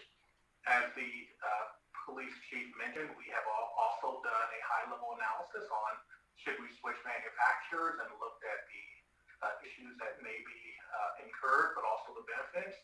And the other manufacturers are having some of the same delays. So yes, it's true that the cars that were ordered in 22 will likely be here in 23, and so on and so forth. And that will bring with it additional challenges.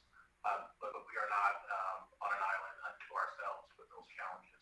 So we, as I noted, there is a full fleet study that will not just look at the police department, but the overall city's fleet infrastructure that is budgeted in this budget year. So that is a study that should council approve. We intend to conduct. But absolutely, please know that your prior authorization cars did not go unheeded. The City Council provided the authorization, staff ordered them, but yet they have arrived. Okay, that's great to hear. And then just just one more suggestion.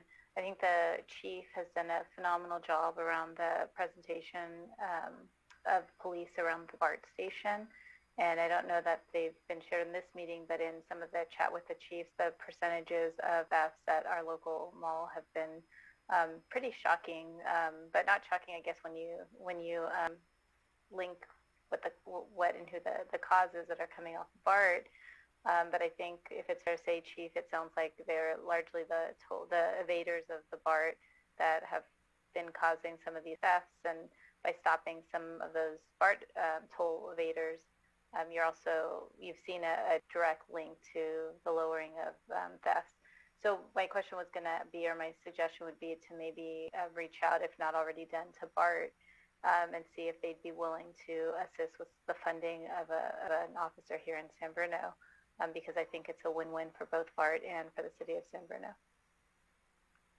And kudos to the chief, because I think that has just been a great partnership that he's created with the San Fran merchants. Councilmember Medina.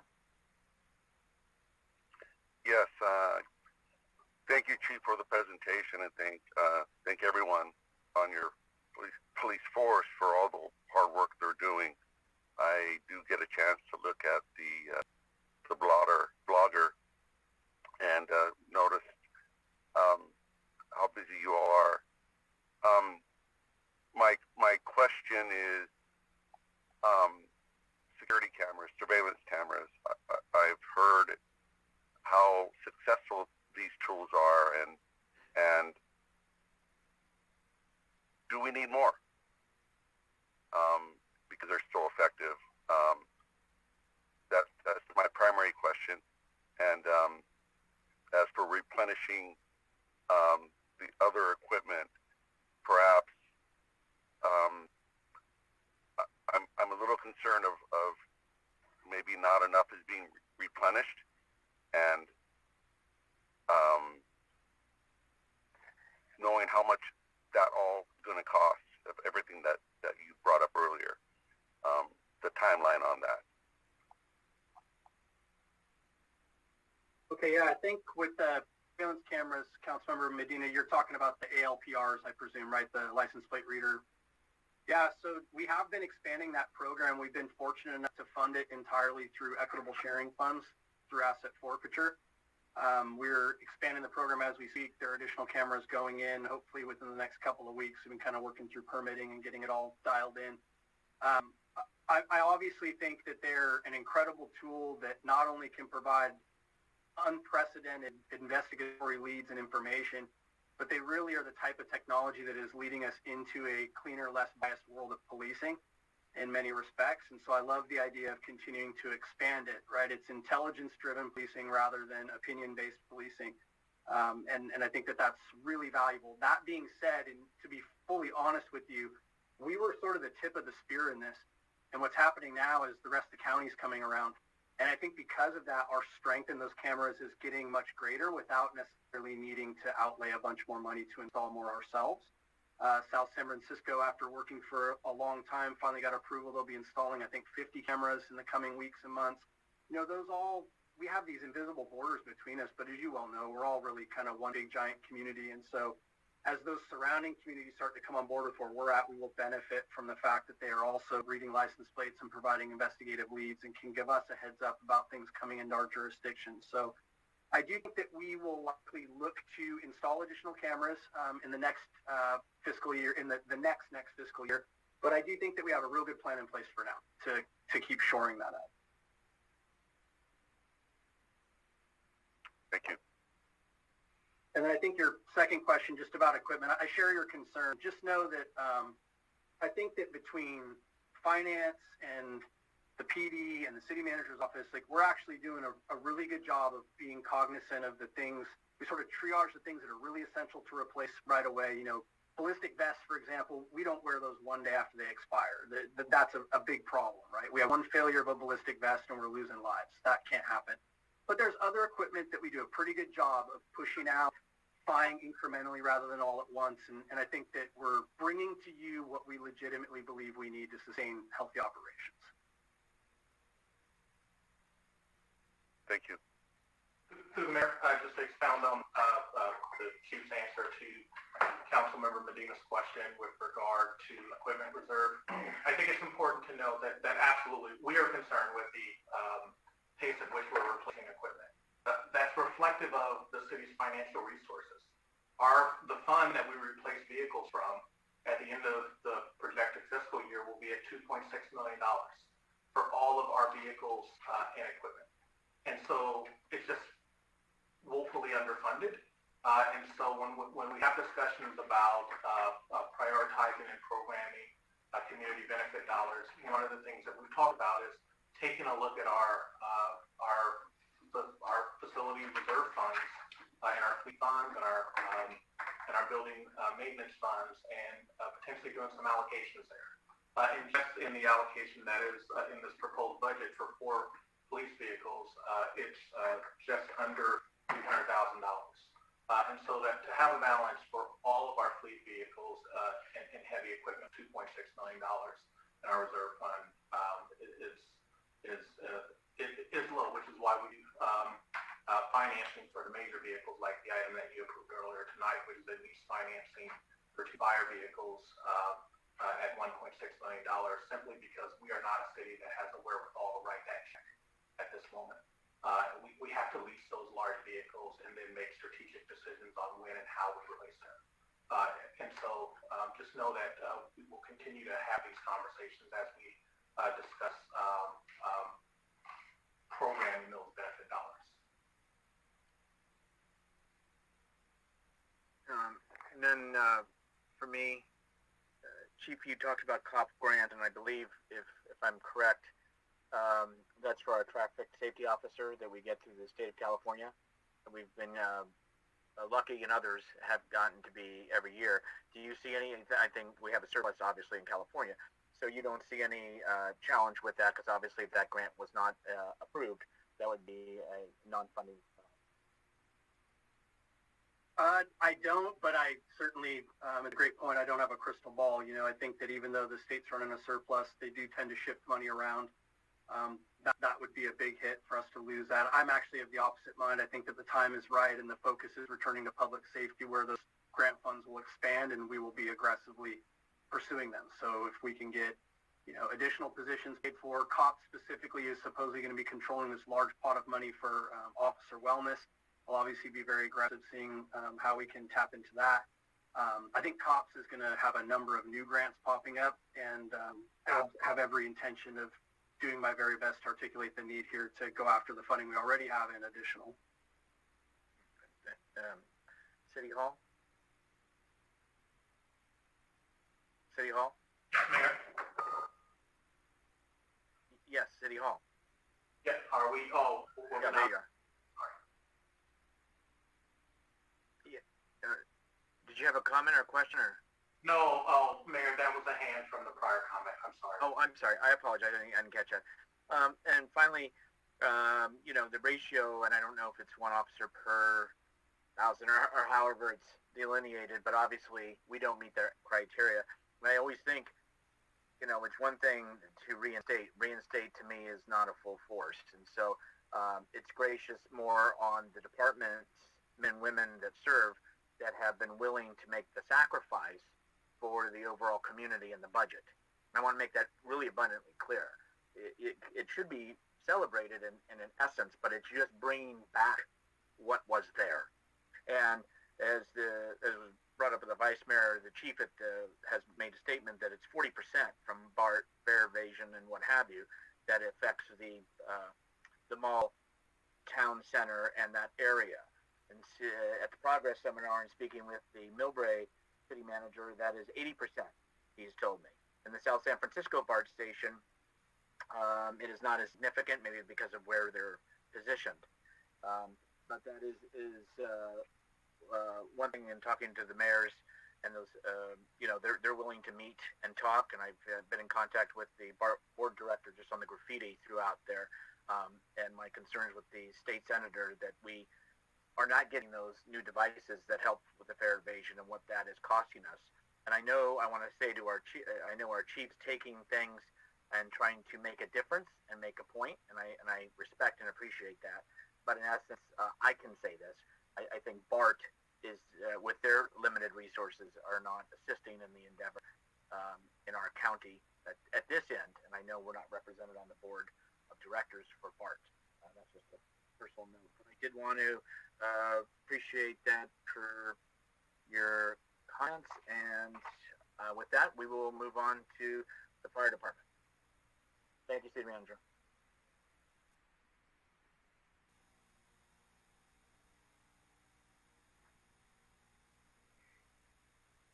And I believe Fire Chief Ari DeLay is in the room. Chief DeLay, take it away. Great. Can everyone hear me okay? Yes. Thank you. Good evening, Mr. Mayor and members of the council. My name is Ari DeLay, and I'm your fire chief. And I'm here this evening to provide you a brief presentation on the fire department's budget and our high-level goals and objectives for the department, and review a budget enhancement request as well. For our next slide there,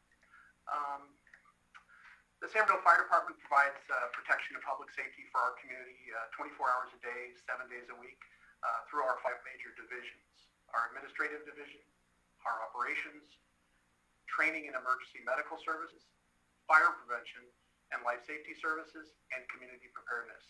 We do this through 37 full-time employees operating out of 2 fire stations, and we have 3 frontline apparatus, 2 engines, 1 ladder truck, which are all what we call ALS, or advanced life support, meaning they carry a paramedic on board to administer life-saving drugs and treatment, as well as 1 on-duty battalion chief and our fire prevention staff.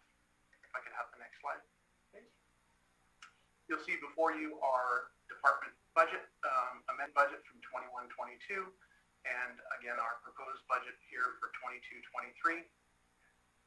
And just some notable budget, if I can go back one, notable budget changes and service level challenges.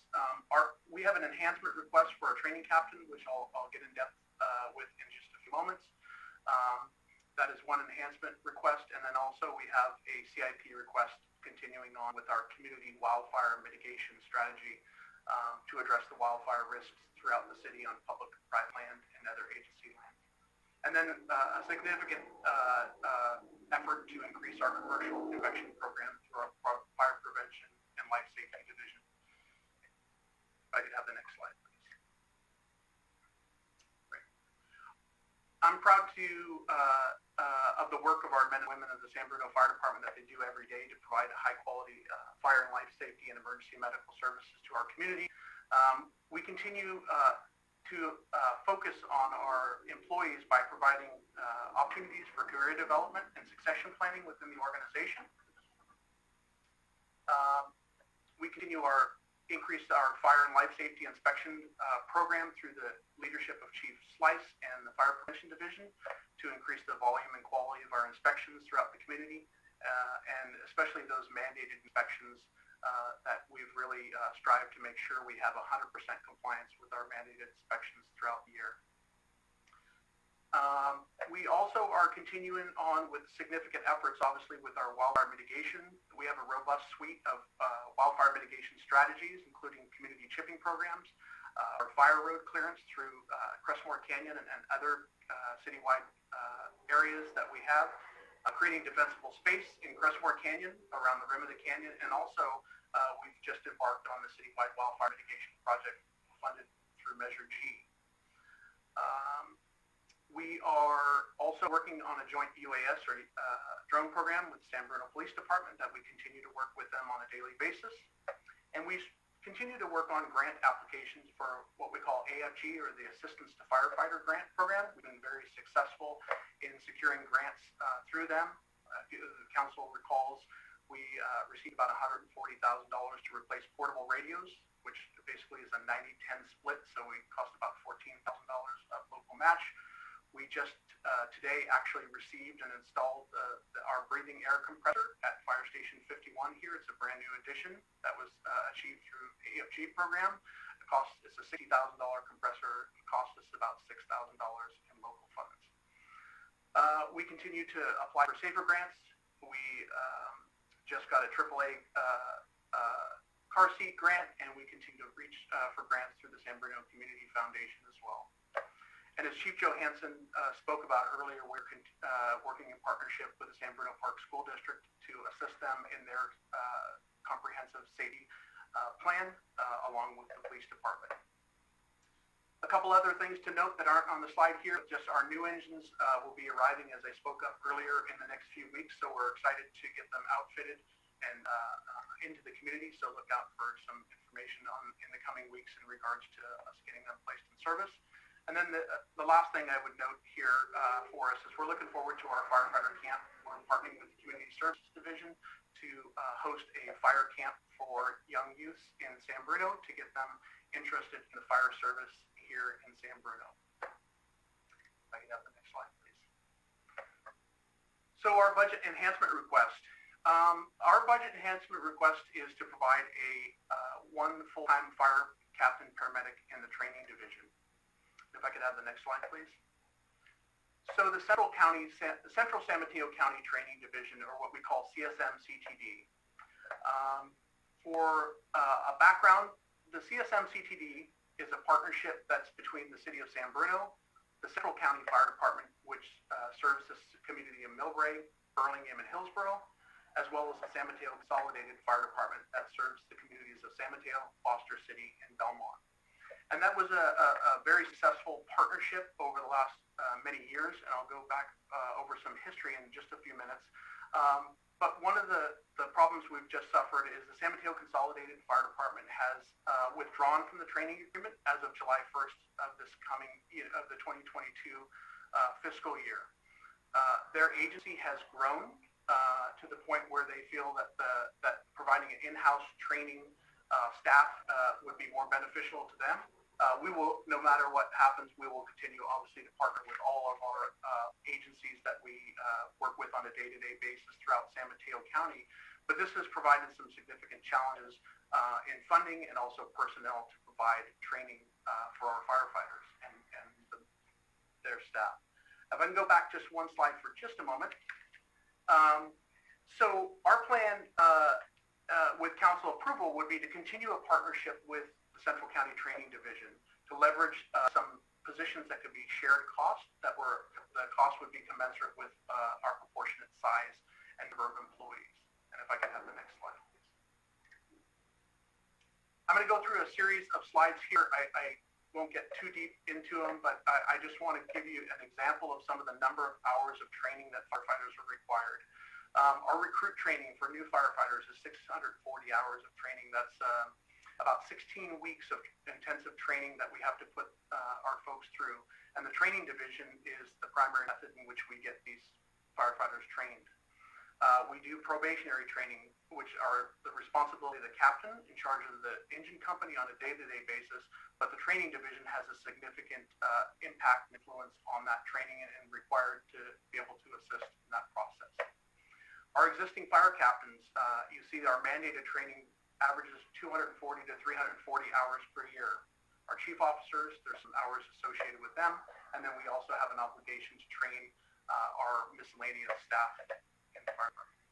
Okay, go on to the next slide.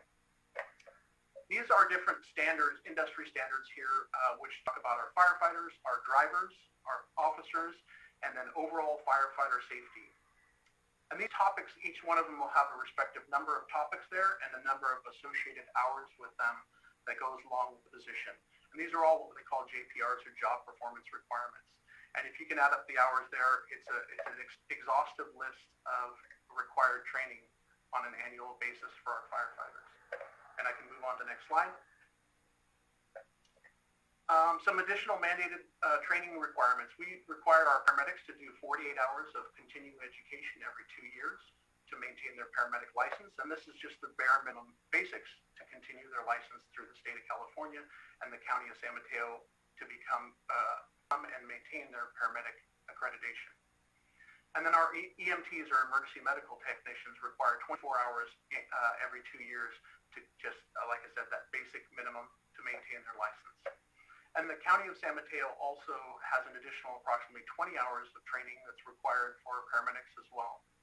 We also address all of our Cal-OSHA mandates and competency evaluations that we do for folks on an annual basis. And then this last point, we are actually going through an audit right now from what they call ISO, or the Insurance Services Organization. And this is best practices for fire departments, full service, all-risk fire departments throughout California and the nation. And they require these minimum requirements for training, which all those other standards actually more than cover. But this is an important piece. Our ISO rating, or the Insurance Services Organization rating, reflects the risk to the community, and it directly affects residential and commercial insurance rates in the city of San Bruno. And that's a program we're actually going through an audit right now with ISO. And the last piece, if I can get the next slide, is all of our wildland training and specialty training. We have a few members that are members of the county-wide SWAT and TIMS team that need an additional approximately 120 hours of training per year. And we also conduct live fire training and night drills that are associated with that ISO mandate as well. Okay, if I can have the next slide.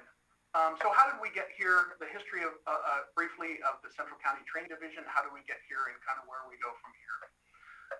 The Training Division was formed back in 2010 with a gap analysis between a couple partner agencies.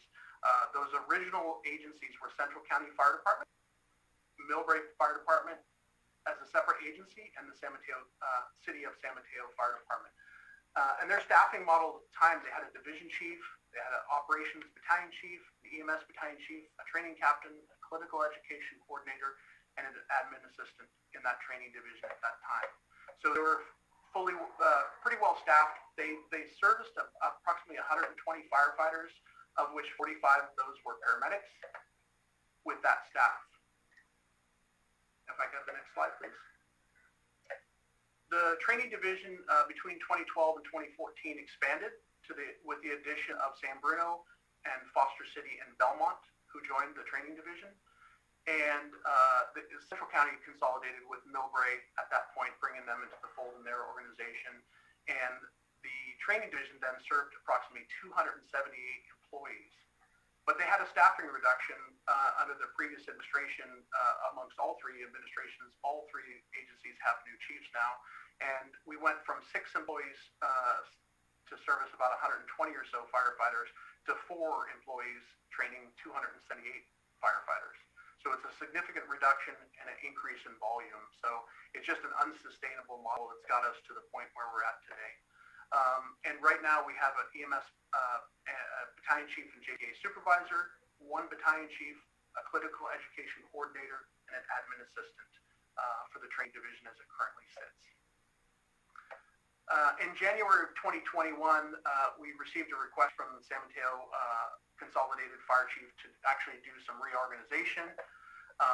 And eventually they decided that the best path forward for their organizations was to actually to remove themselves from the training division. And I think you get basically you get a cost benefit to a certain point. When you get too many employees, it breaks over and then it starts to become less effective. So unless you add significant more staff, it doesn't it's not nearly as effective. So if I can have the next slide, please. So moving forward, current path with council approval would be for us to continue to serve the communities of San Bruno, Millbrae, Burlingame, and Hillsborough through that Central County Training Division. You know, truthfully, the best model for us in San Bruno is to have shared costs because we bear the burden and responsibility to train our employees regardless of our partnerships, but the cost to do it alone for us would be significantly increased, and I think would be well out of our reach as a standalone agency. If I could have the next slide. So the proposal here is that both chiefs from Central County Fire Department and San Bruno Fire Department would provide direction to the training division through a training agreement, which is an existing document that we would seek to modify with council approval. Central County training is actually Central County Fire Department would be funding their own battalion chief as a standalone battalion chief just funded by Central County. And you'll see that by the positions that are white in the organizational chart. And then they would also fund a training captain on their end as well. The proposal is for the San Bruno Fire Department to provide a training captain to work in the training division to support our folks primarily.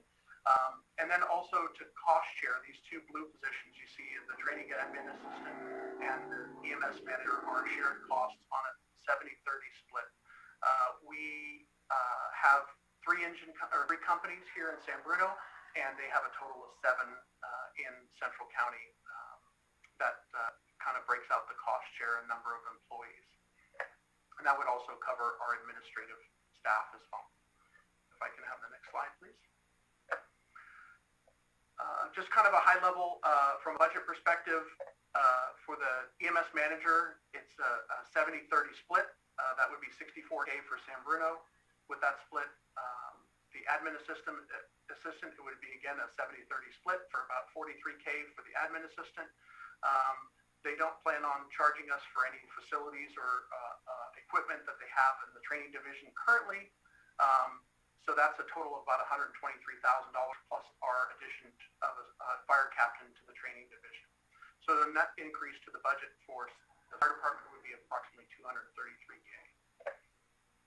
And I think,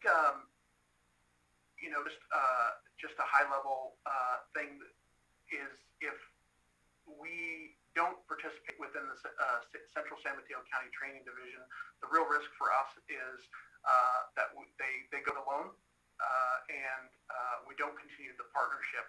But that leaves us with the responsibility to provide an EMS manager, have ALS JPA supervision for our paramedics that work in the field, and have qualified training staff to be able to train our employees on a daily basis.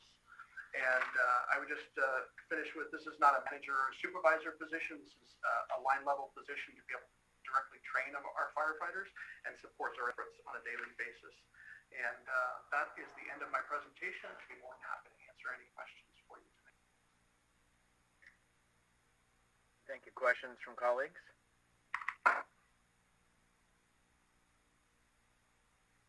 Councilor Medina. Yes, Chief, thank you very much for your presentation. I just want a little bit more clarity on this position. How much percentage of their time would actually be in training or prepping for training, and would they be body to any fires? Just kind of trying to understand how it breaks down. Sure. On a day-to-day basis, they would be committed to the training division. If we had a large emergency, all the training staff, with the exception of obviously the secretarial staff, would be available to respond to emergencies on a day-to-day basis. Typically, they would be filling roles in the incident management portion of an incident, not directly, putting a fire out, that sort of thing. They would help at the command post or performing a safety function, something of that nature. But they would always be available in an emergency. And typically, if that happens, all the companies are not going to be available to do training. So they would end up helping in that effort. So basically, like their typical workday would be, they would have different hours, or how does that break down compared to the other captains? Sure. Our line captains work a 2-4 schedule, a 2x4 schedule, a 56-hour work week. This employee would be on a day shift, like a 4-10 schedule, or kind of a flexible schedule depending on what happens with the training division and the needs of the training division.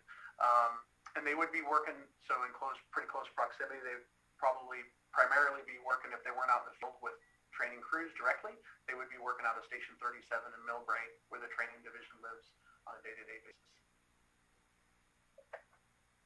Okay, that definitely helps.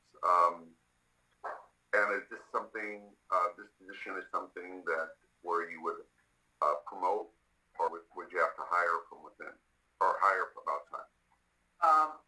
My primary desire is to promote from within, from the organization.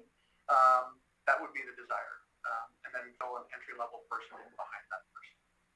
But it would be open for recruitment, or is it that it would only be limited to within the department? We have an active list for fire captain right now that we have 3 candidates on currently. So it would be a closed promotional unless we had to go to the outside for any reason. Thank you. Sure. Seeing no other hands up at this time, we'll go ahead, if we could, City Manager, to the next department.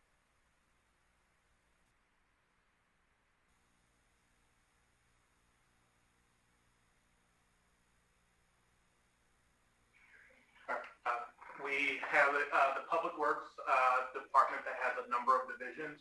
We're going to begin with Director Lee, who was here at City Hall, and we'll zoom in on him now. Director Lee. Good evening, Mayor Medina and the rest of City Council. My name is Matt Lee, Public Works Director for the City of San Bruno. Public Works has a variety of funding sources that fund a variety of elements of their work. And with this, there will be discussions of different funding sources for the department. However, initiatives will span over multiple funding sources. And so I ask that you keep that in mind when we kind of go through the presentations for the department. First, we're going to start with kind of the general funded divisions and sections. First will be the Administration and Engineering overview. The Administration and Engineering section has 8.35 FTEs. Their main objective and goal is to implement capital improvement and maintenance programs through project management and engineering. They represent the department as a professional engineering resource, and they also provide development review for projects and provide technical and administrative support for traffic safety and the parking committee. In terms of the operating budget itself, the expenditures for 22-23 increased slightly, but if you take a look at the general fund cost, that's actually reduced a specific amount due to the revenues itself. I just want to kind of highlight that to keep in mind as we go through the enhancements on the next slide. In terms of the engineering section, what we're proposing to do is to reclassify an associate engineer position for the traffic engineer that's been vacant for 2 years to a senior civil engineering position. And that will be supplemented, that's currently being supplemented with a consultant until it's filled. This position is commensurate with the classification of the work that is to be done. Most recently, the city of Burlingame upgraded their position to a senior civil engineer for their traffic engineer, and they were able to fill the position. The current net general fund cost to this would be $0. The next enhancement would be to add a principal civil engineer to increase the land development capacity, namely for the TAN-TRAN development. This position will also be funded by the development itself, and the net general fund cost would be $0. And then, as we discussed earlier, there's been a significant increase in our CIP, and in order to keep up with and increase the project delivery capacity, we propose that for this fiscal year we add a senior civil engineer and an associate civil engineer position that will be funded entirely by projects. And then the two general fund increases would be for temporary engineering support, for permit and counter support of about $20,000, and a citywide traffic speed study for $40,000. Next slide, please. Yeah. And just for the city council, I'll note that while we on the slide show the net impact to the general fund, in the enhancement request in your packet, the cost of each of these are noted. And so the reclassifying the associate civil engineer to a senior civil, while it does not impact the general fund, costs an additional $28,000. The fully loaded cost of a principal civil engineer is $199,000. The fully loaded cost of a senior civil engineer is $185,000, and the fully loaded cost of a associate civil engineer is $170,000. Hindsight 2020, we should have made sure that those numbers were added to this PowerPoint slide, so you have that cost in the PowerPoint, but it is in the materials you received. Know that by adding these engineer costs, what it will do is that they will go to either land development or current development, and so they will be recovered by the fees, or they will be recovered and charged out to existing funded capital improvement projects to increase our ability to deliver. And with respect to the positions that are upgraded, yes, what they charge out to those projects, be they advanced engineering or current engineering, that will have an additional cost. But the reasons for it have been articulated, and the director will note again. Thanks. And I just wanted to add to City Manager Grogan's discussion on the engineering staff. As you guys may be aware, due to the current competitive environment for engineers within the last week, the engineering section lost 3 staff members due to more competitive offers for lateral or below lateral transfer opportunities within surrounding cities. As of the end of next week, out of the 7 staff level engineering positions, only 2 will be filled.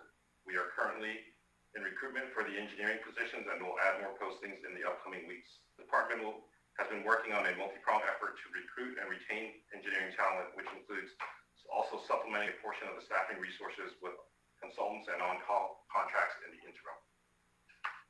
Moving on to the streets. The streets section, or the overview for streets, this is one half of our streets and storm division, which is partially funded by the general fund. There's 6.7 FTEs. They're responsible for routine maintenance and repair of street and right-of-way maintenance, and they're also responsible for some trash collection. Next slide, please.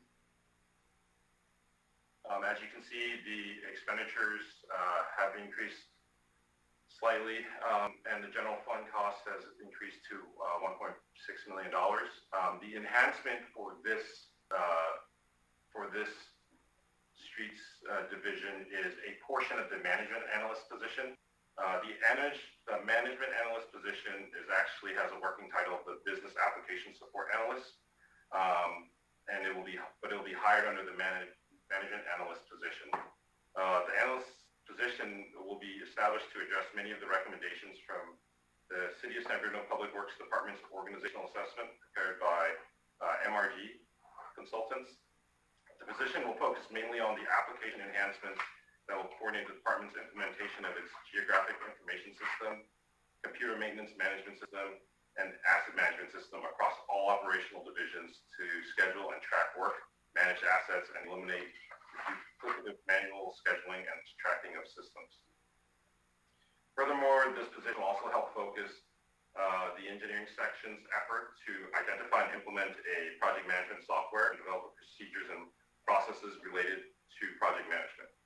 The position itself will also support the My Government online permitting system that CED initially described earlier tonight on the implementation effort to reduce the double entry of tracking permits. And from the business perspective, this position will help create streamlined business workflows that are needed to automate processes that the applicants describe as challenges from above. Currently, there is not a function in the city for this position, and the proposal is to fund this position through a variety of departments and funds. The management analyst itself will be 85% funded by the enterprise fund, 40% wastewater, 40% water, and 5% stormwater, and then 10% of the salary will come from internal service funds, which is 5% garage and 5% facilities, and then 5% will come from the general fund, which is streets, and that cost is $7,373 for the streets portion of the position. Next slide, please. And that concludes my presentation for the administration and engineering section and the streets division. I'm available for any questions you may have. Any questions? Colleagues? Councilmember Hamilton. Thank you, Richard Lee, for the presentation. I have a question out of the packet. One of the things that we get asked about a lot on council, obviously, is related to the streets and street repairs and all of that. And I was excited to see that that there was also a performance and workload measures section added for streets. So I was examining it closely, and I think that section needs some work. The 21-22 section of that is missing, and I think some of the numbers might be transposed in there. So I just would hope that maybe we can look at that for the 14th meeting to look to see if we have some more complete numbers for the performance and workload measures for the streets section of the budget report that was provided. I don't want to put you on the spot for it right now, but if you take a look at it, you'll see that it's got 2019-20 actuals, 2020-21 actuals, estimated for 2021, and then it jumps to 22-23, so it skips over a whole year. So just wanted to get some more complete numbers, because from where we sit, we get lots of questions for what is being done, how are the Measure G funds being spent specifically. And then, of course, the holy grail of questions, which is when you got to fix my street, which we can't answer that from this data, but you at least want to be able to respond to residents about what has been happening regarding street repairs. Thank you, Councilmember Hamilton. We'll take a look at that section in the larger book and update it. Just want to note that the measures that you see there are really historical measures that have been there every year. This is not connected to the City Council strategic initiative to have a comprehensive set of performance measures. So we'll update on the Understood. Got it. Thank you.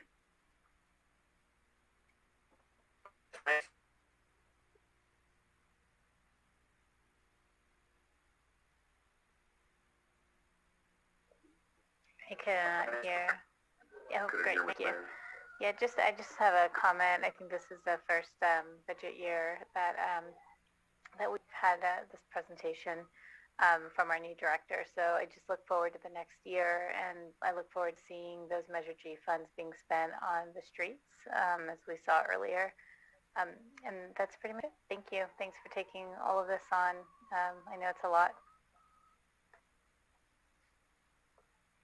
Okay. Why don't I take a ask for Council Member Medina to Councilmember Medina. Yes, thank you, and thank you, Director Lee. And I'll echo the appreciation for coming on board and was able to have a discussion with you, and which was really helpful to get your outlook. And here we are, budget. The concern that I have is as we're having difficulty filling positions, and maybe I just don't understand this part, of reclassifying without, well, I guess there is some addition of the cost and I guess the pay for the associate, but the principal civils, how will that recruitment work?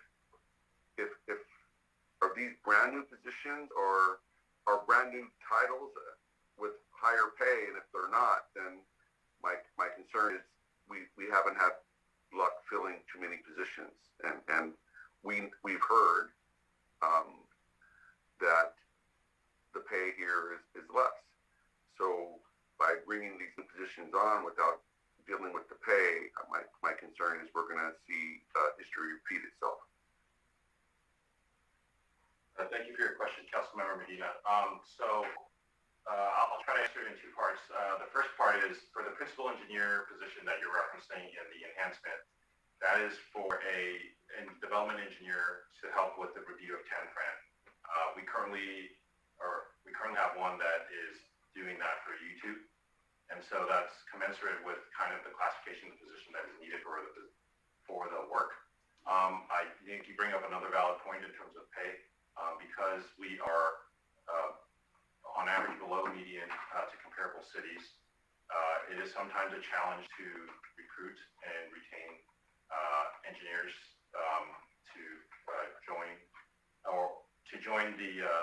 to join the workforce. We've had challenges at times where we've had engineers take positions of lateral or below lateral transfers for higher pay than their current position themselves. So an example would be for the principal engineer position itself that we have in the city of San Bruno. There are some cities that pay an associate engineer what would be potentially sometimes a higher salary. Right, and so at what point do we address that problem? So, and I don't want to put you on the spot, but my concern is we know that we've had difficulty filling these positions, and here we are adding new positions, but if we haven't been able to fill the previous positions, I don't have as much confidence that we're going to be able to fill these positions.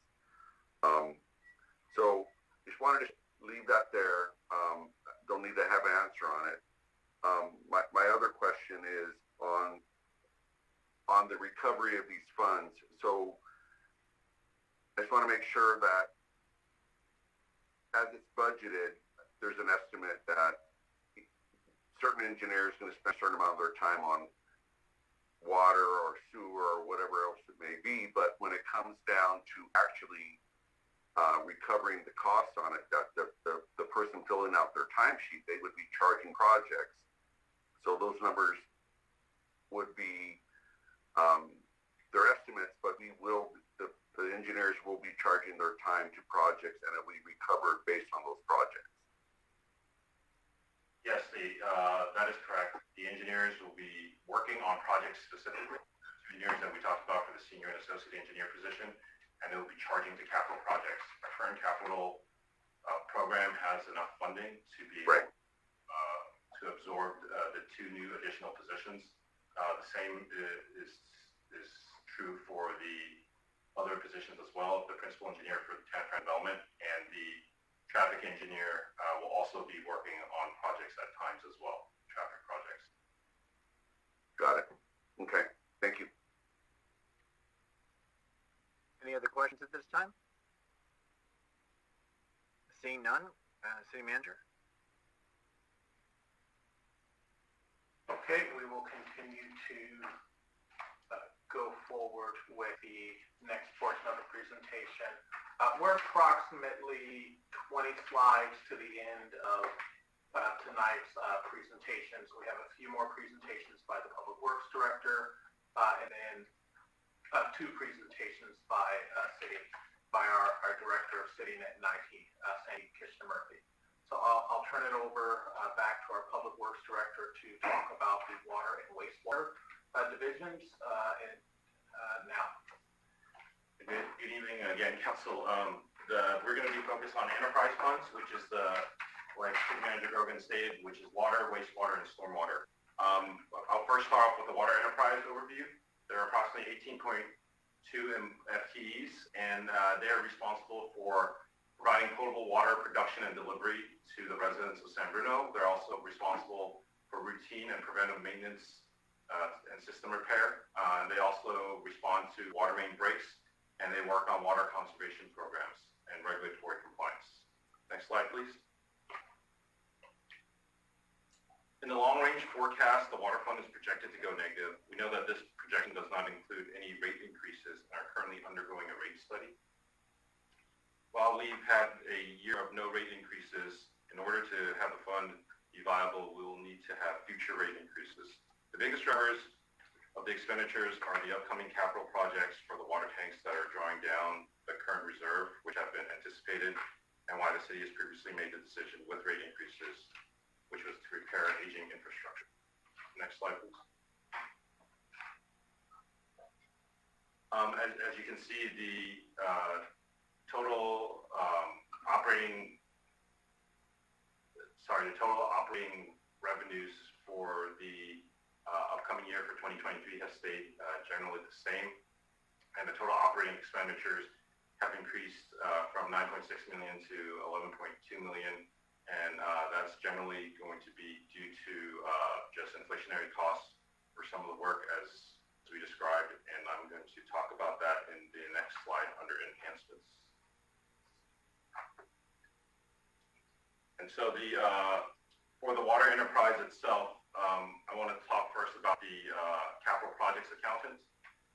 The CIP accountant is funded by enterprise funds, half of which will be funded through the water enterprise and half of which will be funded by the wastewater enterprise. And it's to provide financial support for the water and wastewater funds, including PO management, invoicing, reconciliation, and grant and financial reporting, along with CIP projects. This position will report directly to finance and will help support public works for all its accounting needs. The portion of the management analyst is what we described earlier, and this is the portion of cost of the enterprise fund of approximately $58,984 for the management analyst position. There has been a inflation cost to materials, and because of that, we upped our budget to about $240,000 for a variety of items such as treatment for wells, pipes, fittings, replacement parts, treatment supplies for tanks, and water quality treatment pump feeds, and the radio tower base station and water meter technology for monitoring, and the annual assessment for water. The next item that we're adding is the residual control system for control system units for tanks, and that's essentially an umbrella for treatment controls that are at tank locations. This is a one-time charge of $70,000 for us to ensure that we can have appropriate treatment at the water tanks. Given the amount of water breaks over the past year, I know that they've been declining over recent years, but overtime is needed and some after-hour supplies to kind of address the water main break issues that we currently have. Next slide, please. Next, we're going to talk about the wastewater enterprise. The wastewater enterprise has about 15 and 3/4 FTEs, and they're responsible for managing the sewer collection system through maintenance and operations. They are also responsible for the regulatory compliance component of the wastewater system. Next slide, please. As see, the long-range plan draws the sewer fund into a negative as well. That is because we're in the process of undergoing a new rate study, which is to be done later this year. Next slide, please. Important to note that both this portrait and the water enterprise fund portrait projects no additional rate increases. And so know that as we analyze that study, looking at how we finance capital improvement projects and what future rate increases would be needed, because of course we cannot have enterprises with negative fund balances. The total operating expenditures for the wastewater enterprise budget increased from approximately $8.9 million to about $10.7 million for fiscal year 22-23. Next slide, please.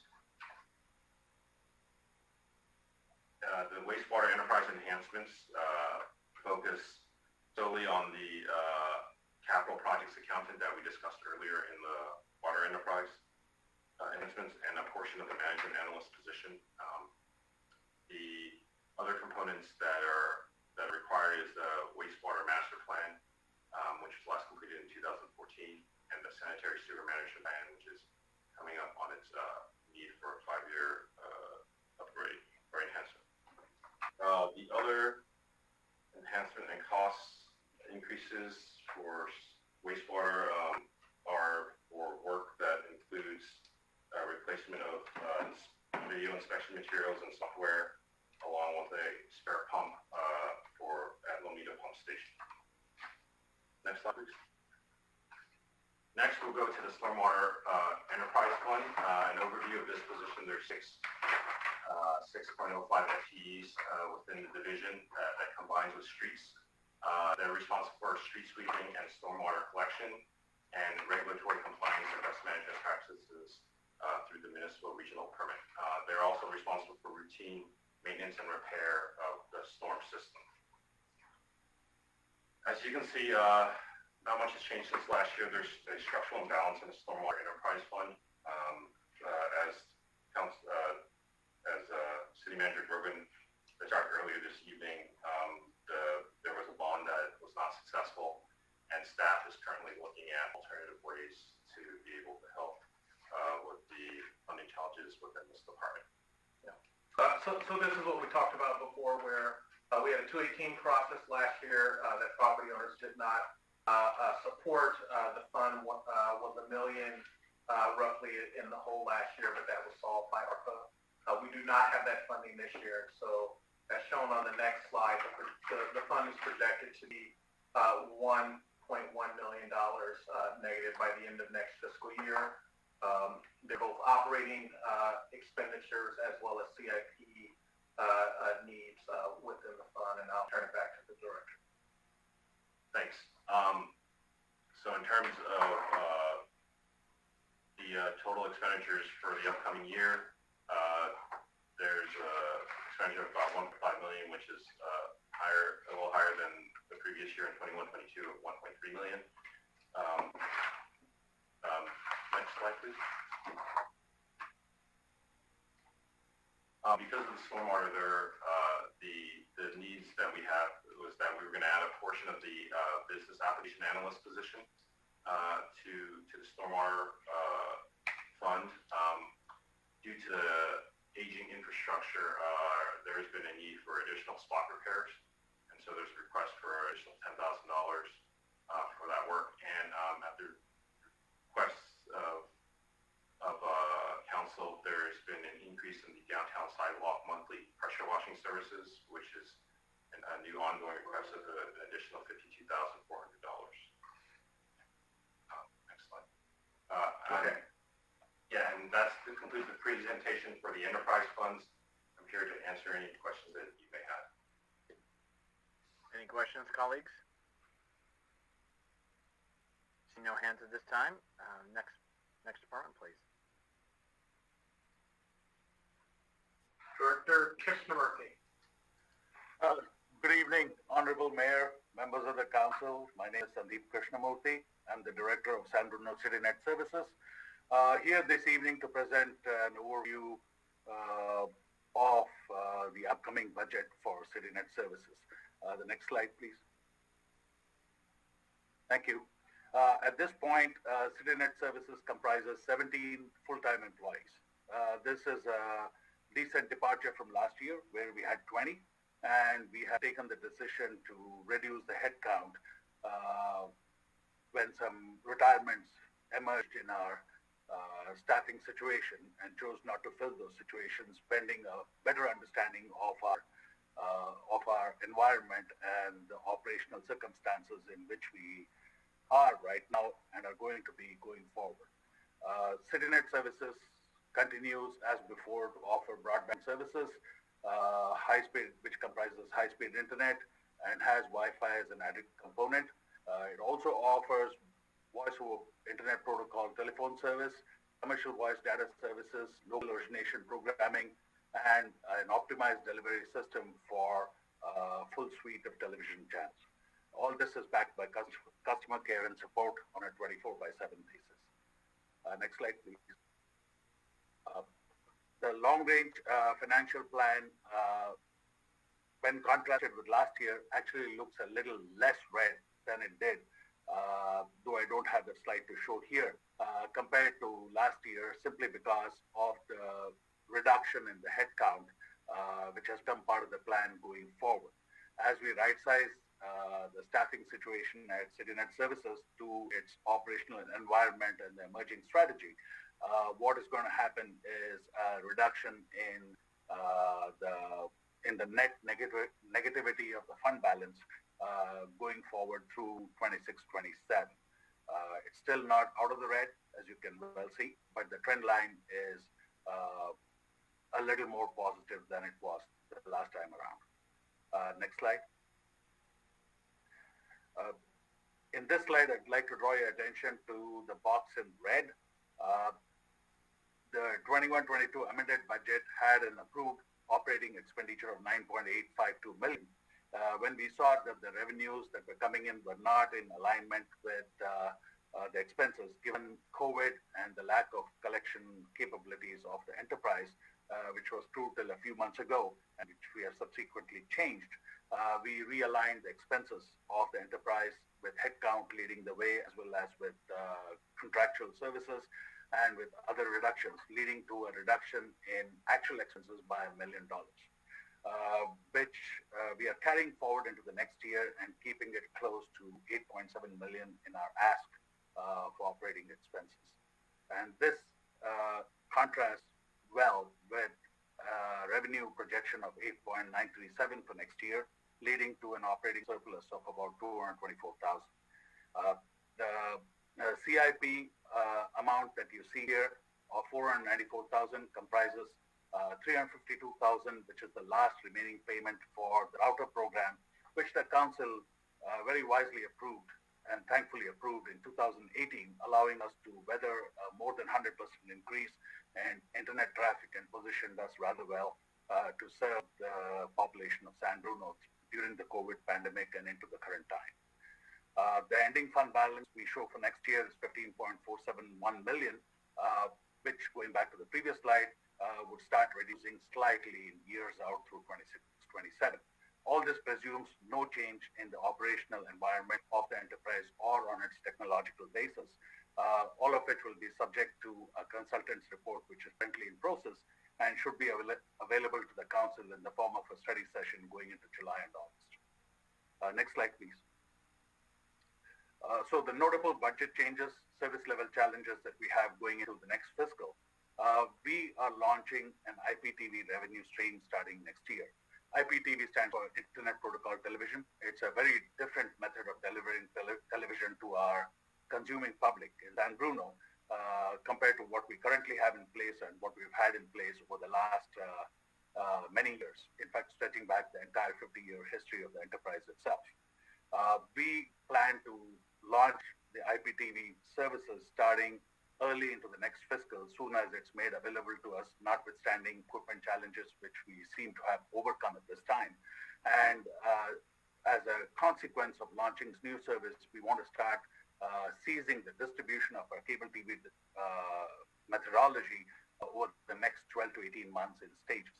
The primary reason for doing so is, in one part, a strategy to get us to the current operating model that is margin rich or more positively oriented in terms of margin for pay TV operators at the current time, but also to get us away from an obsolete and increasingly decrepit cable TV platform that has stood its test of time, but that needs to be replaced at any cost going forward. What happened in 2021-22 was a programming cost increase, which seems to happen to us every year and in every renewal cycle, and we had to pass that on per force to our subscribers. The result was a rate card increase, fairly minor in terms of increased terms in March 2022, and another result of it going forward into the next fiscal is our old rate card TV subscribers who were grandfathered at their rates, subject to some increases over time, are going to lose their package discounts.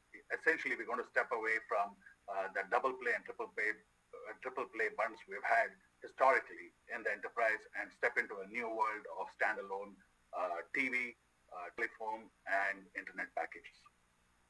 We continue to focus on ongoing reductions in operating expenses to achieve budget savings, one of which I touched on earlier in terms of headcount reduction to right-size the enterprise for its current strategy.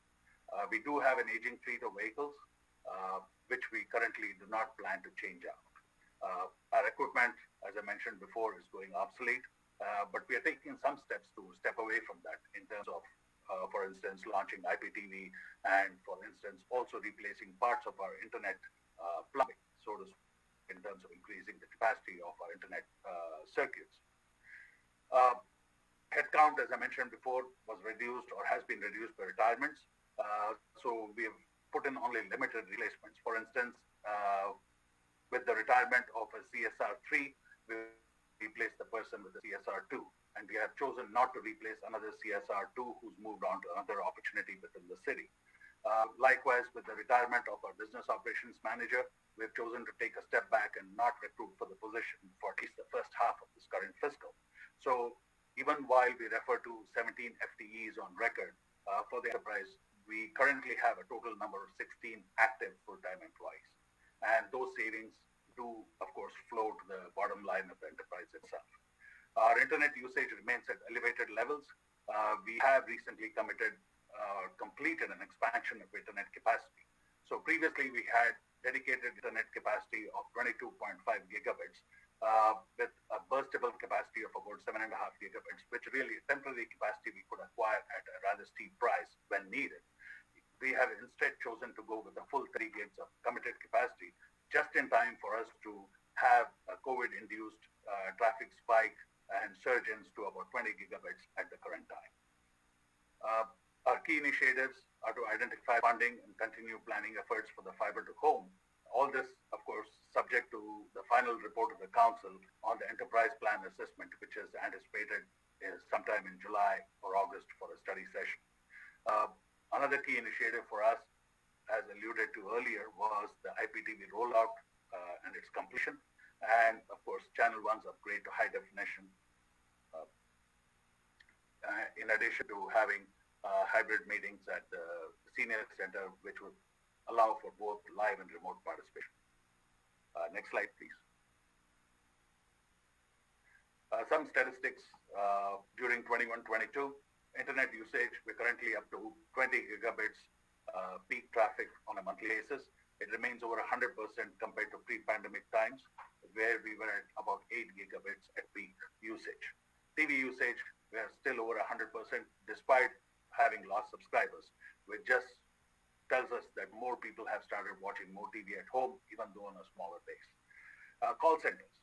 What we have noticed in the last 4 months or so is a steep reduction in the number of calls coming into the call center, for which there are a couple of probable causes, one of which is the opening up of a lobby on a sustained basis to public traffic, and also to the reduction in the total number of TV subscribers by itself, which would reduce the number of calls coming in, because most of the calls that come into our call centers tend to be TV.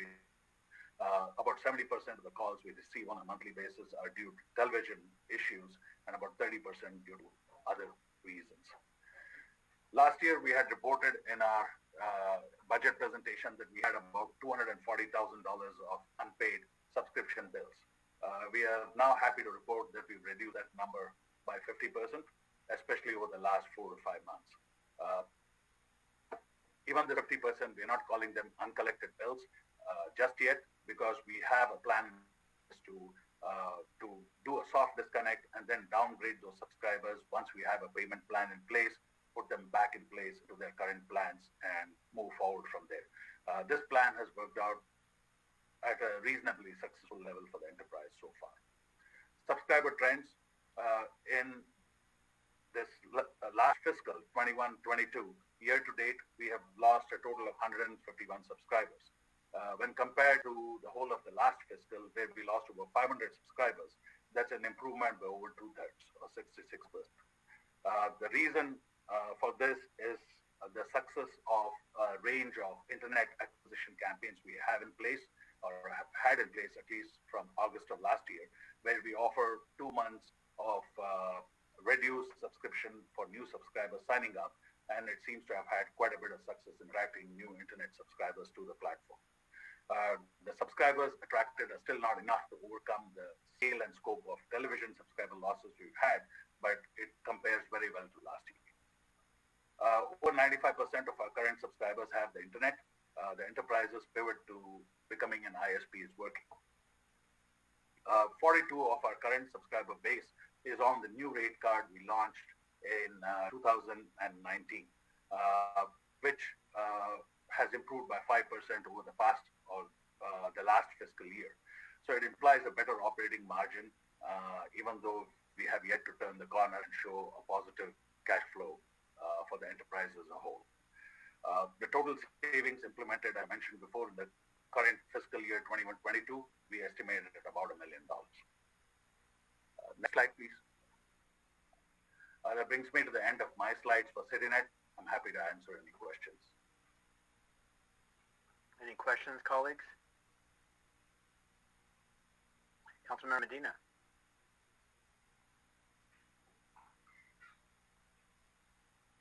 Yes, more of a comment. Over the years, I've been a very strong supporter of CityNet services and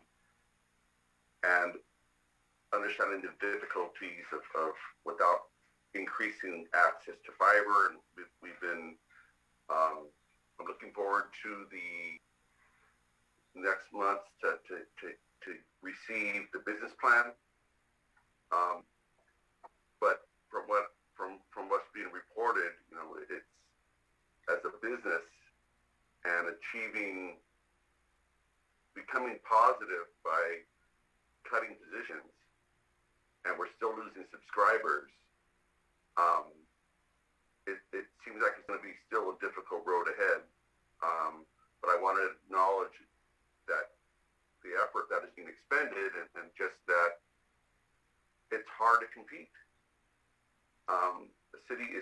A small city like us, and there's going to be additional technology requirements that we're going to need to upgrade, and we need to see a significant change. So with that said, I look forward to hearing more details about the plan, the business plan. Still losing 151 customers without hearing what those numbers are in new customers for the internet. But again, I'm being repetitive now. We'll have to wait for the business plan, and you said later July. Sometime in July or August, depending on the council's availability. We expect the report to be in hand by the end of June. Okay. All right. Thank you. Vice Mayor Mason. Yeah, I'd like to just echo Councilmember Medina's comments and also just better understand where we are as a municipality with a cable company. I think that my understanding has been that it's a kind of a gem. Most cities no longer have it if they had it at one point. And I'd really like to see what we what we can do. I mean, I think understanding that COVID just happened, but a lot of, from what I'm seeing anyway, cities use those funds to leverage some of their technologies. And while I understand that we lost a number of subscribers during COVID, it also seems like a time that we should have gained more subscribers. And so I'd like to really better understand what happened there now that we are still in COVID. There's still a declaration of emergency in the city. But I would like to better understand how and why we lost so many subscribers and kind of create a corrective action plan so that moving forward we're able to address these concerns as you are creating this business plan. Because I still believe that we have an opportunity that we may miss if we don't really get ahead of where we are right now. Thank you. Councilmember Hamilton.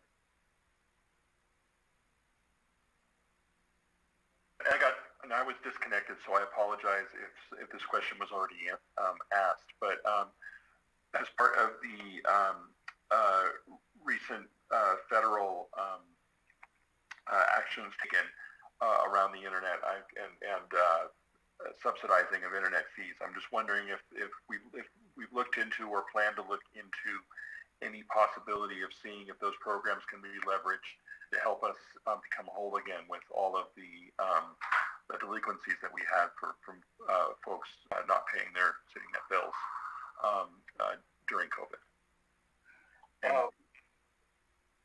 Happy to answer that. We are currently enrolled as a provider of the Federal Communications Commission's ACP, or the Affordable Coverage Program, which allows us to offer a permanent subsidy of $30 a month to any household that qualifies. Having said that, we were also previously enrolled in the Emergency Broadband Benefit Program, which allowed us for a period of time to offer $50 a month as an incentive for providing free connectivity for households that qualified. The households that qualify in these programs are at 200% of the federal poverty level, to which about 5% of the city of San Bruno qualifies per the census. If I look at 5% of our subscriber base of around 6,800 subscribers, that translates to roughly about 340 subscribers. As of last week, we had 324. So this also points to the success the council has had in its provisioning for a low-income program as of 2016. It's been in place as of 2016 in the city of San Bruno, and these additional FCC programs have only gone to further help those families that need help. We also have a free internet student offer, free offer for students to connect to the internet from the San Bruno Park School District and from any other school area, so long as they live in San Bruno. And that's been in place since April of 2020, thanks to council action. And that's also attracted about 39 subscribers. So we've had a decent response.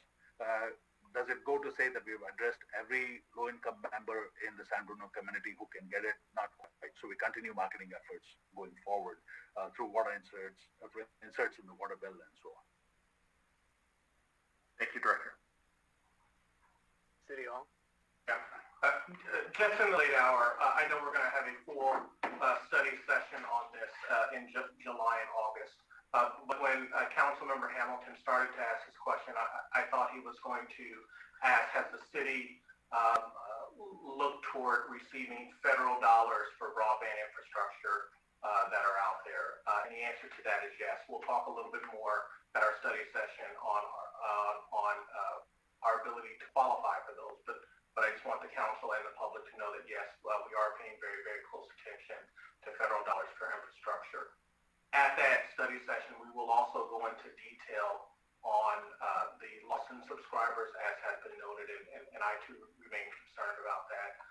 But we'll also highlight the financial impact to the enterprise when subscriber loss occurs, because our profit margins based on the new rate card, with our customers on the old rate card, we were losing money with each customer on the old rate card. So every customer that we convert to the new rate card actually has a net profit margin built to the new rate card.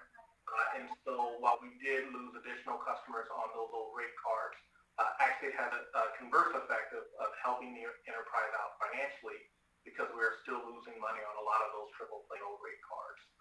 And so there's an interplay that's happening with the conversion from customers to the old rate card and the new rate card, and we'll absolutely go down into that in detail.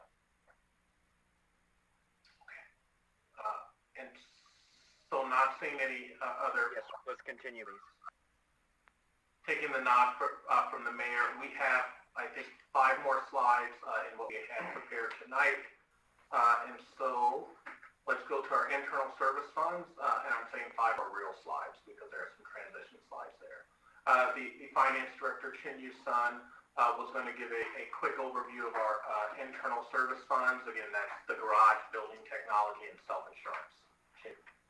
Thank you, Mr. Manager.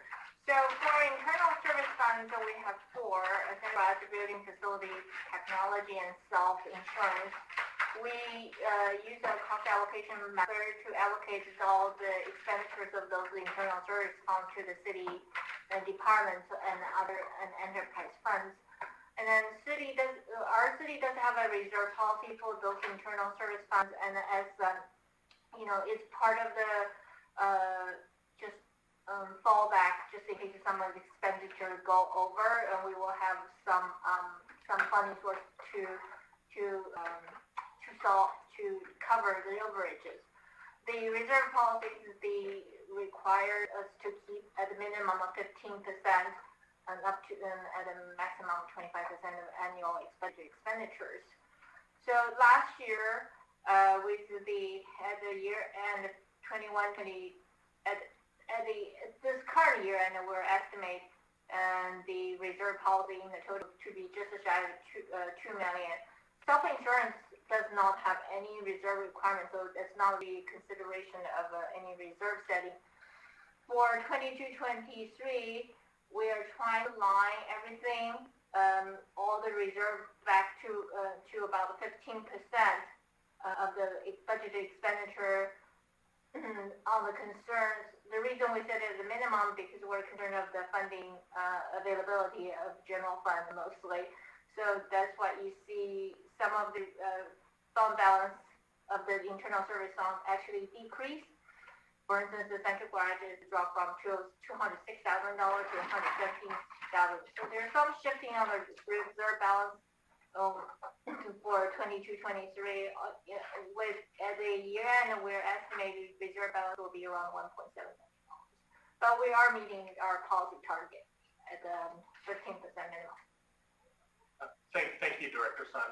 And again, the council, when we talk about $26 million in community benefits, to raise these targets from 50% to 25%, so an additional 10% to meet the higher end of this policy target, overall is not an insurmountable amount of funds, but we will be balancing those requests with all the other needs for that and having those conversations later on in next fiscal year.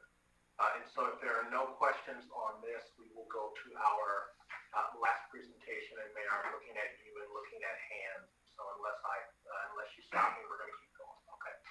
Public Works Department are 2 remaining internal service funds, Central Garage and Facilities Division. Take it away. Good evening again. We're going to focus first on our internal service fund for the Central Garage, which is 1/2 of our Garage and Facilities Division. There's 2.6 FTEs, and they provide employees with operable and well-maintained vehicles, and they provide preventive and maintenance repair, along with vehicle acquisition and disposal. Next slide, please. As Director Sun indicated, the department revenues have reduced slightly due to the reserve funds. However, expenditures have stayed generally the same. The enhancements for the garage is the portion of the business application analyst position that we discussed earlier, and that's $77,373. The fleet study, which City Manager Rogan discussed earlier during the PD's presentation, we have that as an enhancement as well. That's $60,000. And then we have contract repair of diesel and specialty vehicles and equipment. That's an increase of an ongoing $15,000 annually. Next slide, please. The other half of the internal services fund is, and the building, half of the building and garage, facilities and garage division is the building and facilities section. There's 8.9 FTEs. They're responsible for maintenance and management of 17 city-owned facilities, mainly custodial and maintenance repair and deferred maintenance construction projects. They also oversee the implementation of the ADA transition plan. Next slide. Similar to the garage section, the revenues have decreased slightly due to the overall fund balance, and so the expenditures have stayed generally the same. There's a portion of the business application analyst in this fund, $7,373, and with the increase of maintenance of just facilities in general due to their service life, replacements of HVACs, roofs, generators, street lights, and black flow testing and certification, that comes up to an additional $67,500. And that concludes my presentation. I'm available for any questions you may have. Okay. And I can't, that's it. I don't see any hands at this time. Okay, and our very last presentation is on our Information Technology Division. Back to Director Kisner. Yes, hello, Council. So, quick overview of the IT department of the city, which happens to be part of CityNet, starting in 2020. It comprises 4 full-time employees. It's an increase of 2 additional employees in this past fiscal, 1 a new IT manager, and 2 an information technology associate devoted to public safety. The role of the IT department is to manage and maintain the city's core IT infrastructure, which includes network and data security, operation of a centralized service desk, business applications management, solutions management for the city department, which includes the upcoming My Government Online solution as an example for CED and Public Works and Finance, centralized phone management for the city, as well as website development and administration. Next slide, please. The expenditures approved in last year's budget was at $1.496 million. It's been reduced slightly in the upcoming fiscal as an ask to $1.427 million. And surplus that you see here in the financial year 22-23 budget is not really a surplus. What it represents is an amount to be placed into the technology fund, which has been seriously depleted over the years. Notable budget changes, service level challenges. The city, the IT department helped launch the city's website early in this calendar year. It was a major project which comprised a number of phases and months. It was an on-time and on-budget launch. The city phone systems replacement has commenced. The completion is anticipated in the first quarter of 22-23. New digital tools for the conduct of city business are being studied, enhanced, and introduced. My Government Online is an example, which replaces the previous e-tracket system that the city had been working with. Many IT functions of the city are continuing to move to the cloud for increased security, and this adds to ongoing expenses in terms of maintenance and service charges on a yearly and monthly basis. And many IT systems are reaching the end of life and end of support across the city. These are being studied as and when they come up.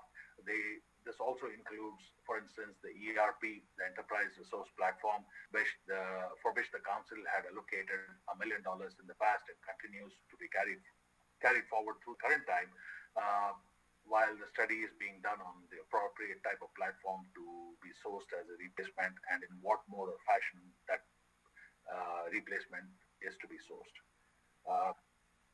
I think that's the last slide. Brings me to the end of this particular section. Happy to answer any questions. Councilmember Medina. Thank you for the report. Just one question. If you could please share the listing of the IT systems that are ending or reaching their end of life what the projected cost for each of those systems, that'd be appreciated. We will work on it. Seeing no other questions, City Manager? That concludes the presentations and discussions on the operational budget. Thank you, City Council. I know we went in detail in some subjects and hopefully answered the questions you had and those that you have asked that we did not have answers to. We have noted and will provide responses ideally for the June 14th meeting. I know this is long, but everything you did today leaves us more time to talk about CIP budget and your questions on June 14th. So thank you. If there are any other questions, feel free to let us know now or let us know in the run-up to June 14th. Thank you very much. Okay, as I indicated, thank you, City Manager. Thank you, staff and everybody. As I indicated earlier, we were going to take a break between now. I'm sorry. Through the mayor. Yes. I'm sorry. I don't know if there's any public left, but we never opened for public comment on that item. No, but I have looked at who's there, and I see it's 2 staff members and 2 members of the San Bruno Community Foundation. Okay, just want to make sure. Thank you. Sorry to interrupt. No, not a problem. Hey, better to ask than to skip. So as I indicated at the beginning, we were going to take a break in between items A and B. So with that said, we're going to take a 10-minute break. I'm back at 10:05, and understand that we'll probably be going to close to 11, folks. So and appreciate to the board members and to Leslie for their patience. So 10-minute break, please. Do not log out.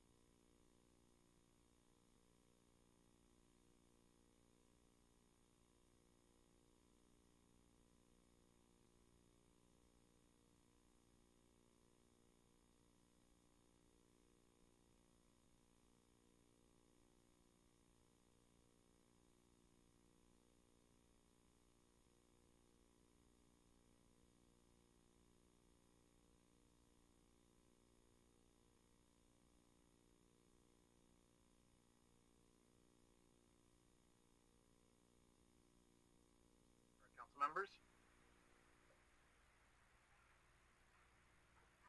See, we're all here. Let's reconvene right on time.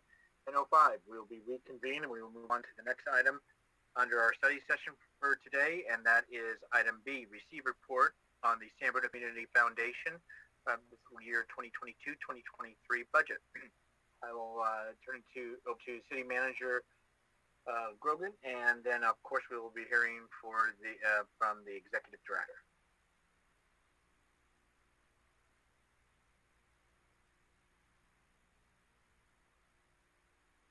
City Manager? Yes.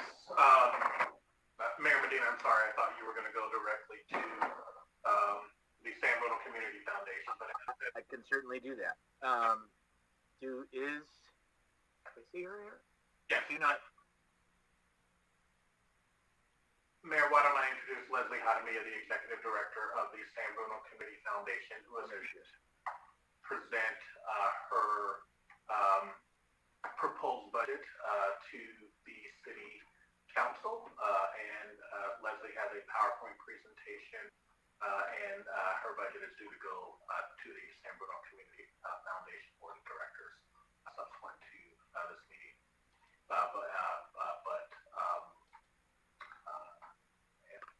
The adoption is scheduled for June 28th on the City Council's agenda, and so this is truly intended to be a study session for the City Council to hear the presentation and ask questions. Thank you, City Manager, and now to the Executive Director. Thank you, Honorable Mayor and Council members. Let me try to share my slides here. Okay. Hi, I'm Leslie Hadamia, the Executive Director of the San Bruno Community Foundation, and I greatly appreciate this opportunity to come before the Council today to give you an update on the Foundation and to share our fiscal year 22-23 budget. Before I get into the nitty-gritty of the budget, I'd like to share with you the Foundation's highlights of the past year to provide some context for our budget going forward. In December, we said thank you and farewell to 4 of our longtime board members, and in January, we welcomed 3 new community members to the board. And once again, we've been busy administering a broad array of programs that benefit the San Bruno community, utilizing the restitution funds resulting from the tragic 2010 gas pipeline explosion. An overview of our current programs will provide helpful context for understanding our budget. As you know, the Foundation continues to support the city in a variety of ways. Of course, the most notable is the design and construction of the city's new Recreation and Aquatic Center, which the Foundation is committed $50 million to. We are excited to participate in the groundbreaking ceremony last August, and we are eagerly watching the progress made in the construction of the RAC and look forward to watching the building go up over the coming months. As you know, we are funding the project with 8 individual grants covering different components of the project. Thus far, the Foundation has paid the city RAC grants totaling about $20.5 million, and over the next 18 months or so, we'll pay the remaining $29.5 million. We make the RAC grant payments on a quarterly basis based on reports that we receive from the city. We understand that the city may approach the Foundation for additional funding to cover RAC-related expenses, and as you will see shortly in our budget, we've included a placeholder in the event that additional funds are needed for the RAC. Another key partnership with the city has been the First Responder Effectiveness Campaign. As you may recall, the first part of the initiative was a set of 3 projects aimed at enhancing the effectiveness of San Bruno's first responders: police mindfulness training, emergency shelter supplies, and critical facilities site assessments, action plans, and training.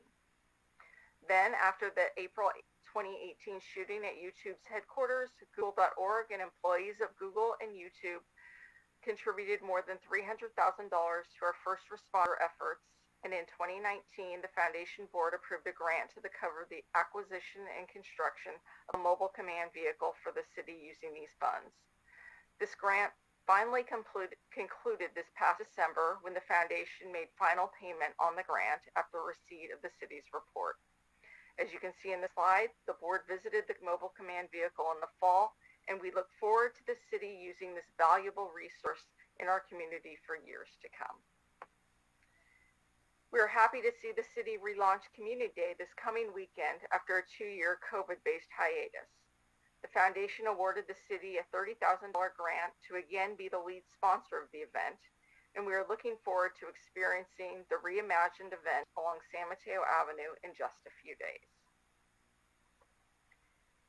We also provided a small $10,000 grant to the city to fund the purchase of COVID-19 rapid antigen tests to assist San Bruno first responders in identifying patients who have COVID-19 when responding to calls. This grant was made in February in the first Omicron wave for use throughout the spring. Since the start of the pandemic, first responders have struggled with determining whether a patient who exhibited flu-like symptoms should be transported to a local hospital or convalesce at home.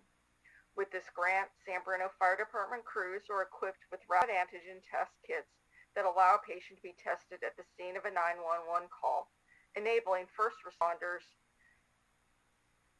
and the patient to make better informed decisions and not unnecessarily burden transport ambulances and local emergency rooms. These test kits are also made available to others that live in the same household to reduce the potential spread of COVID-19. We were also pleased to award one community grant to the city this year to the police department for the Reducing the Impact on Drugs on Families program, which the police chief mentioned in his earlier report. Community grant of $15,000 is jump-starting this program with the goal of reducing the negative effects of drugs on families by educating San Bruno children and parents on established and emerging drugs and drug use. We look forward to seeing this program kick off in San Bruno's public schools. In addition to the city, we partnered with others in the community on our strategic initiatives. Let me mention just two of our most recent partnerships. The Music Education Strategic Initiative was originally envisioned as a 3-year, $500,000 investment starting in 2017 to make music education a hallmark of San Bruno's public schools. Due to the challenges facing the San Bruno Park School District with this leadership transition, as well as the challenging fundraising environment created by COVID-19, the foundation extended the initiative through the current school year to ensure that the schools and supporting organizations will be able to sustain the programs once the foundation's funding sunsets. The board recently approved a further extension of the initiative at the request of outgoing San Bruno Park School District Interim Superintendent Michael Mulliken, who wanted to jumpstart a new 6th grade music program at Parkside Intermediate School. The new set of music education and grants include $270,000 to the San Bruno Education Foundation to launch this new 6th grade music program. Under the new program, Parkside 6th graders will be able to enroll in a year-long music class, such as instrumental music, chorus of vocal music, and music exploration, with the goal of sparking a passion for freedom music instruction in students. The Cappuccino High School music program will receive a total of $20,000. The grant funds will boost the high school music program by providing funding for transportation and other costs related to performances and competitions, replenishing the instrument supply, and instrumental vocal sectional coaching. One final strategic grant I want to mention is for the Tanfran Memorial. The board originally approved $150,000 grant to the Tanfran Assembly Center Memorial Committee to support the construction of the memorial at the San Bruno BART station. As you know, during World War II, the U.S. Army converted what was then the Tanfran racetrack, which sits on the site of what is now the Shops of Tanfran, into one of 17 assembly centers at which Americans of Japanese ancestry were interned while more permanent internment camps in the inland United States were being built. This spring, the board increased the grant by $50,000 to ensure that the project is completed this summer, especially because most surviving internees are in their 80s and 90s, and we want to see the project completed before they pass. In approving the grant, the board strongly noted that the Tanfran Assembly Center is an important part of San Bruno and American history that should not be forgotten, especially in light of rising acts of violence and discrimination against Asian and Pacific Islanders in recent years. In addition to our strategic grant making, we run 2 in-house programs, and the first is a community grants fund. This allows local community groups the opportunity to apply for funding of up to $25,000 for programs that benefit the San Bruno community.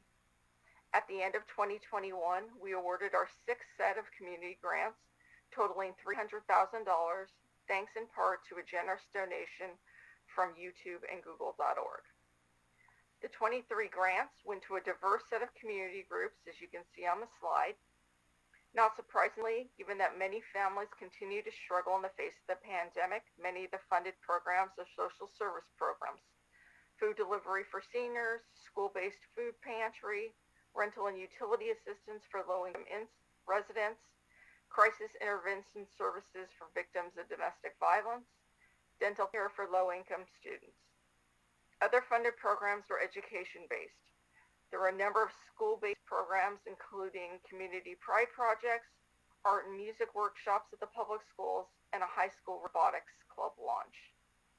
And as I mentioned earlier, the city received a $15,000 community grant this year in support of the Reducing the Impact on Drugs on Families program that the police department is launching. We will launch our 7th cycle of the Community Grants Fund at the beginning of July on our normal time schedule with an application deadline of September 21st. And our final program is the Crestmore Neighborhood Memorial Scholarship, which we launched in 2016 to honor the community members who most directly endured the 2010 gas pipeline explosion. This scholarship assists San Bruno students who have demonstrated a deep commitment to the San Bruno community with the cost of attending college. Tomorrow, at our June board meeting, we will honor our 7th set of Crestmore Scholars, 12 amazing young people who will receive college scholarships totaling $190,000. We're especially grateful to the Joseph W. Welch Jr. Foundation and Alan and Mary Lou Johnson for their generous donations to the program.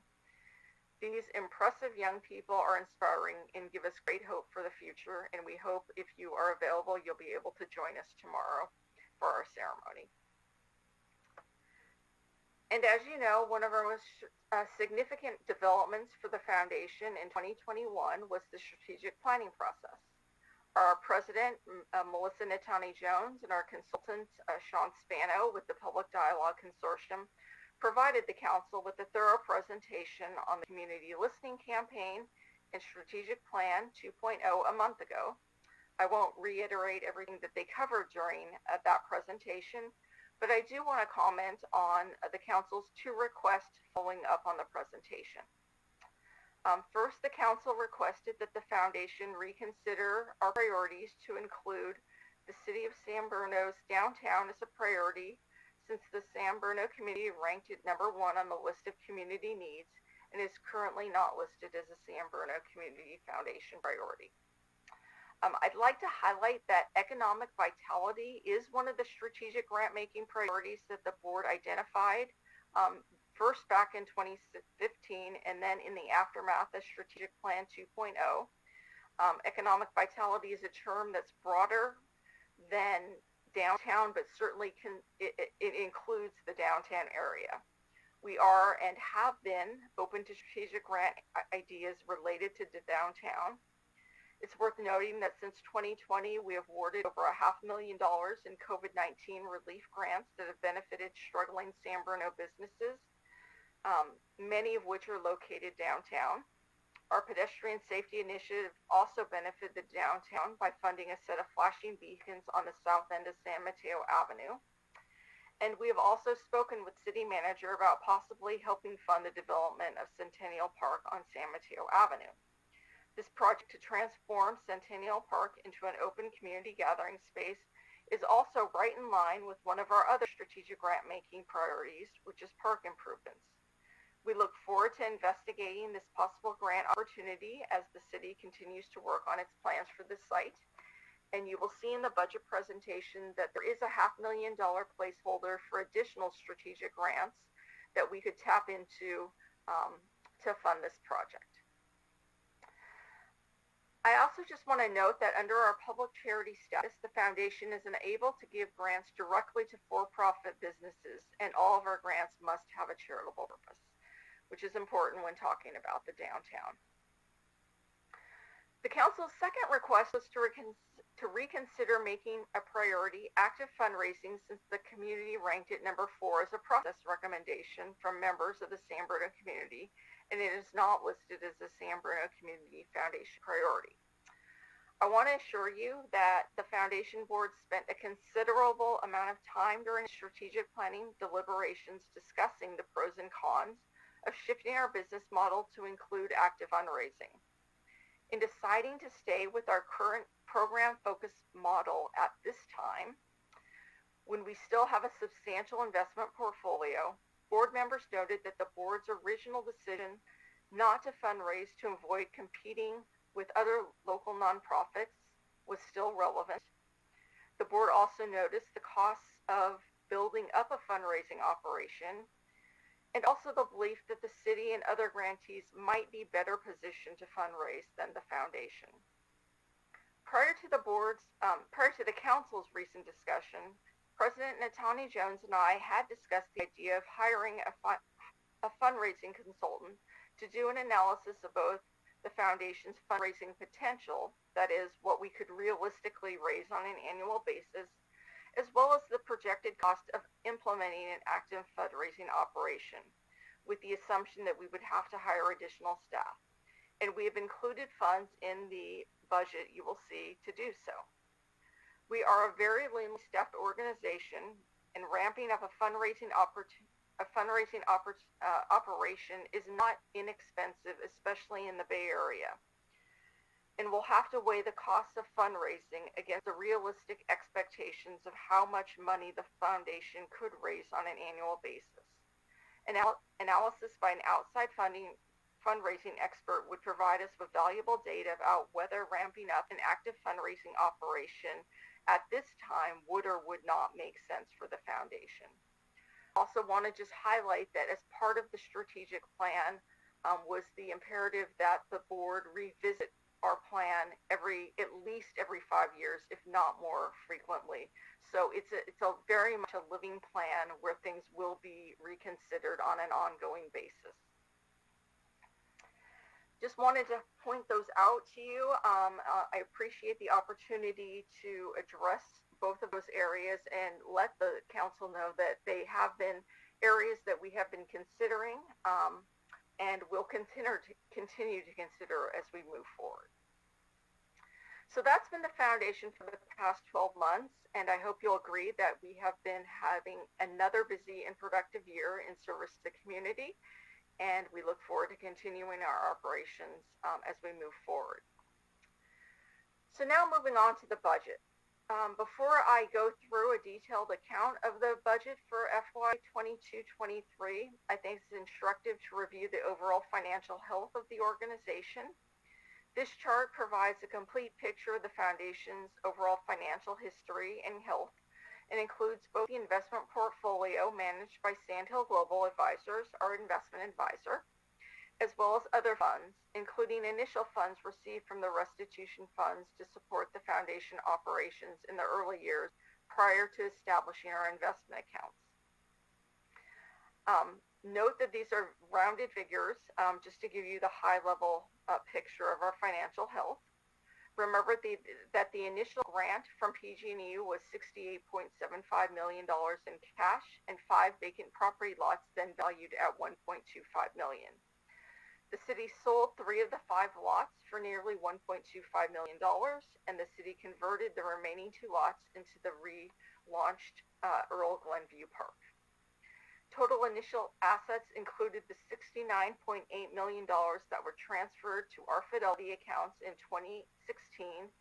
They also include $700,000 in cash that the city had transferred to us prior to that time to pay our bills through 2016. The investment gains, the second line on the chart, are on our investment portfolio, the funds managed by Sandhill Global Advisors. Donations and other income are the funds that we have received and spent but they've never flowed through our investment accounts, but they're still worth noting. Even without actively fundraising, we've brought in almost $2 million since 2016, and continue to find ways to make strategic partnerships, such as with the Welch family and with Google.org and YouTube, to bring in additional dollars. The total funds actually dispersed through April total nearly $29 million. Our total expenses have been close to $59 million through April 30th, with liabilities of about $30 million, leaving a net distributed amount of about $29 million. Just to note, grants and scholarships hit our books as expenses when the grant agreements are executed and scholarships are accepted. But most of them are paid out over multiple years, which is what results in the liabilities of $30 million, about 29.5 of which are grants payable for the RAC. In sum, the financial health of the foundation is solid. The foundation has benefited from a robust stock market despite some recent turbulence and unrealized losses as a result of market volatility and inflation. We've benefited from prudent investment management by and guidance from our team at Sandhill, and as well as solid fiscal management practices and policies by our board and staff. The FY 22-23 budget should be reviewed in the context of this overall financial picture. It's also important to note that our budget is not a typical nonprofit budget where the goal is for expenses to equal revenues. Our budgeted income consists primarily of transfers from our assets, mainly our quasi-endowment strategic pool and liquidity RAC sub-accounts, to our operating budget to cover our cash needs during the fiscal year, along with a small cohort of donations and interest income earned on our operating funds. We do not sink and typically do not achieve a balanced budget, as our cash needs do not necessarily match our recorded expenses in a given year. That's because, as I stated earlier, we record grant and scholarship commitments as expenses at the time agreements are executed and scholarships are awarded, but the grants and scholarship payments are often paid out over several years, and that's when we then pool funds from our investment accounts to cover those payments. As a result, the fact that the FY 22-23 budget funds available for operations, more than $34 million, far exceeds expenses of $6.4 million, that should not be a cause for concern. The calculations of our expenses and funds available for operations should be analyzed separately, as they are based on different needs and factors. So I will start with our expenses. We have three main categories of expenses, and I just want to note on this slide, we're going to get to direct program expenses in more detail in a moment, but let me note on this slide that the direct program expenses were particularly high in 21-22, our current fiscal year, as we recorded the RAC construction grant, which totaled about $40.5 million. So that is a higher than normal program expense line. Our personnel expenses are expected to decline just a bit. They were a little higher than expected this year because we had 2 program manager transitions, which meant we had some overlap time for training. Our non-personnel support costs are expected to be higher this year, mainly due to a combination of A, budgeting based on contract ceilings and providing flexibility for unexpected expenses, and B, several new expense lines, or not lines, but expenses within lines. Budgeted amounts operate as ceilings, and I'm very cost conscious in all of our purchasing decisions, so that actual costs frequently turn out to be lower than budget projections. You should note that from 2015-2016, our first full operating fiscal year, to 2020-2021, actual non-personnel support costs have averaged about 12% lower than the budgeted amount. So we have just traditionally come in under budget.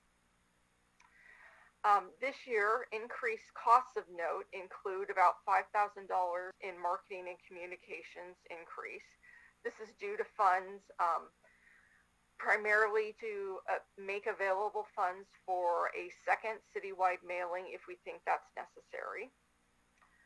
There is about a $27,000 increase in other consultant fees, primarily because the fees this year for consultants were much lower than usual, as well as we anticipate working with a DEI consultant to continue some of our DEI work, as well as a fundraising consultant, as I mentioned earlier. There's also a $15,000 increase in travel, meetings, and conferences. That's mainly due to a significantly increased meeting costs associated with the anticipated transition to hybrid meetings once we go back in person, but still also stay on Zoom at the same time. There's also a $18,000 increase in legal fees, mainly due to uncertainty regarding the cost of new public law municipal law counsel resulting from the retirement of the city attorney and needing to make adjustments on our legal fees line. I'm not going to go through every single expense line in our budget for the non-personnel support costs, but they are very detailed in my staff memo, which I hope you've reviewed, and I'm happy to answer them, any questions about them at the end, if you have them. I wanted to elaborate on our direct program expenses. As you know, that's one of the biggest chunks of our budget. As you can see, we have our usual outlay for the Crestmore scholarships and the community grant fund. If we receive any additional earmarked donations for those programs, those allocations could increase.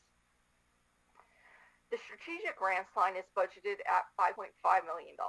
It includes a $5 million placeholder for a potential significant strategic grant.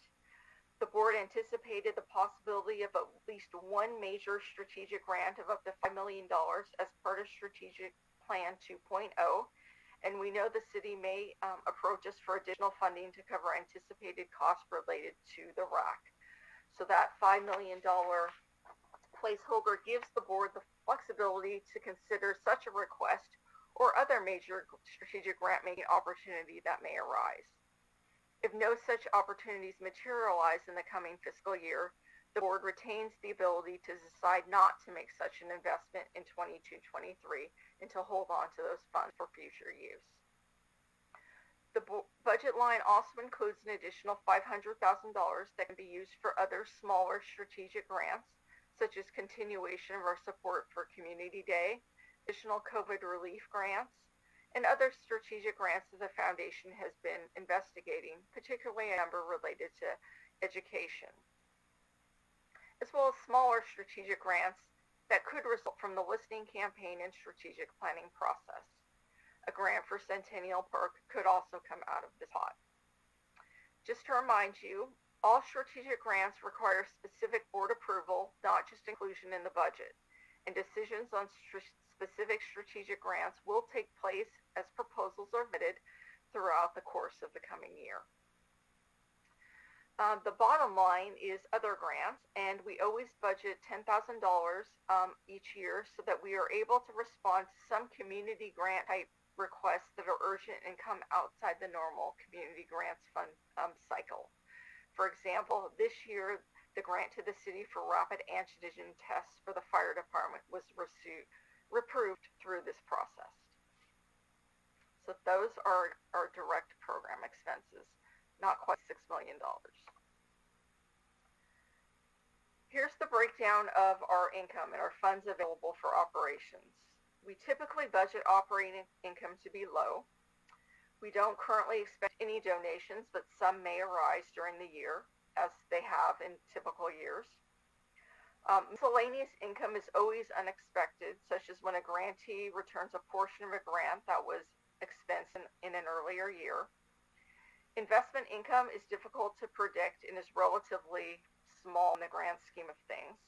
We're budgeting 50% of what we made this past year in interest income, as we started the year with $14 million in our liquidity operating account in anticipation of the RAC construction beginning. That level will be much lower this year, so our interest income should be lower as well. Most of our funds available for operations come from transfers from our investments. Remember that our funds available for operations are based on our cash needs for the years. We assume that all personnel expenses and non-personnel support costs will be paid out during the fiscal year, but not necessarily all of our program disbursements, many of which are paid out over multiple years. They come out during years different from when they are expensed. The quasi-endowment transfer is based on our cash needs for the customer scholarship and community grants fund programs. There are some restricted donations and residual quasi-endowment payout carried forward from previous fiscal years, so the quasi-endowment transfer this year is not the full cash needs amount. A 1.41% quasi-endowment payout provides nearly $286,000, which is just above what we need to cover those two programs this year. So that's what our quasi-endowment payout will be at the 1.41% rate. To understand the transfers from the strategic pool and the liquidity rack sub-account, it's important to remember the rationale behind creating those two accounts. Based on the results of the first community listing campaign, the board decided to designate about $55 million of the restitution funds to establish the strategic pool to be spent outright on strategic initiatives, including at least one major community facility project, which ultimately turned out to be the RAC. The liquidity pool was created to serve as a holding account for expenditures planned in the subsequent 0 to 24 months. Its purpose is to mirror the foundation's operating accounts, and it may be funded by both quasi-endowment and the strategic pool. The investment goal for the liquidity pool is to preserve the principal balance on all funds directed into the pool, and as such, capital preservation and liquidity are its primary objectives. In 2018, the board moved $10 million from the strategic pool to the liquidity pool for use in the following fiscal year, and that's not part of the current fiscal year's operating budget, in order to reduce market volatility risk for a portion of the funds to be used for the RAC. This led to the creation of two sub-accounts for the liquidity pool, liquidity operating and liquidity RAC, which receive different treatment in our foundation's monthly financial statements, and each receives its share of the interest income that the pool accrues. In the balance sheet, funds in the liquidity RAC sub-account are shown as investment assets and are not part of the operating budget. In contrast, the funds in the liquidity pool are intended to support the fiscal year's operating budget, liquidity operating, and are shown as cash assets. The main driver behind the transfers from the strategic pool and the liquidity RAC sub-account is the remaining set of RAC grant payments. Although we've made a total of $50 million in grant commitments to the city for the RAC, the foundation is funding the project through a series of 8 grants supporting different components, and we are paying out those grants on a quarterly basis. As I stated earlier, we have made grant payments thus far totaling about $20.5 million. Given the expected construction timeline, all remaining RAC grant payments, which total about $29.5 million, will likely fall within the 0 to 24-month window for the liquidity pool. As a result, our investment committee recommends that the fiscal year 22-23 budget include transfers covering the full amount of the remaining funds to meet all potential RAC grant obligations. So we will cover the RAC cash needs through two sources: closing out the liquidity RAC sub-account, the $8.8 million, as well as the strategic payout for fiscal year 22-23. That leaves, as you can see, the $20.7 million. So there'll be the closeout of the liquidity RAC of $8.8 million, the strategic payout for the RAC grant payments of $20.7. That should cover the entire $29.5 million remaining in RAC grants payments. In addition to covering to the RAC, we have other strategic grants and operating expenses that need to be covered by our strategic payout. In terms of the non-RAC strategic grants, we know that we will need to pay out the Community Day grant to the city of $30,000 and the first year of the music education extension, $160,000 over the summer. We are also putting in placeholders totaling $5.5 million for at least one major grant as well as the other smaller strategic grants mentioned earlier.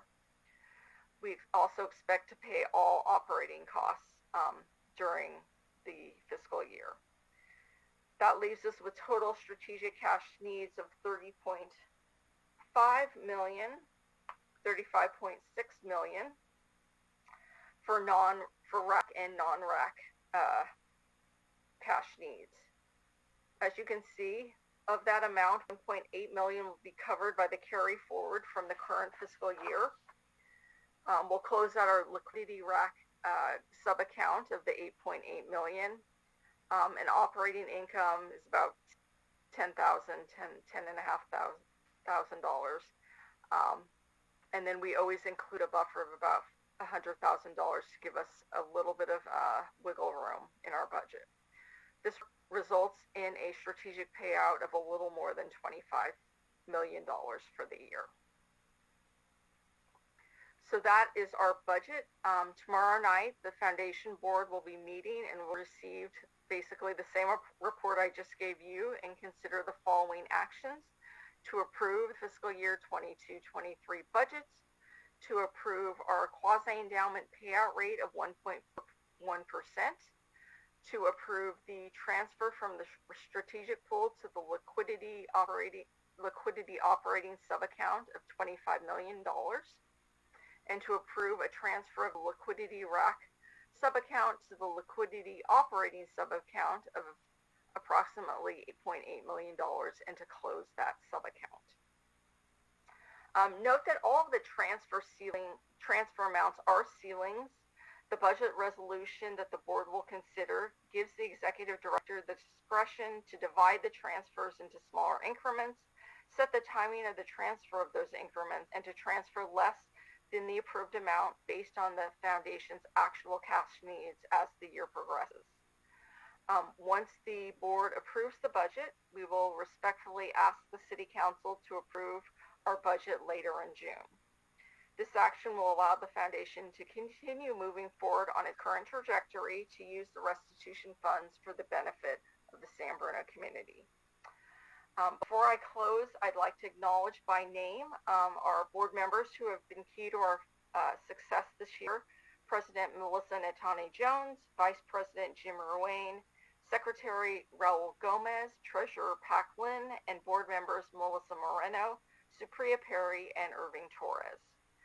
We'd also like to thank the support of key members of the city staff who have been instrumental in helping us achieve our goals.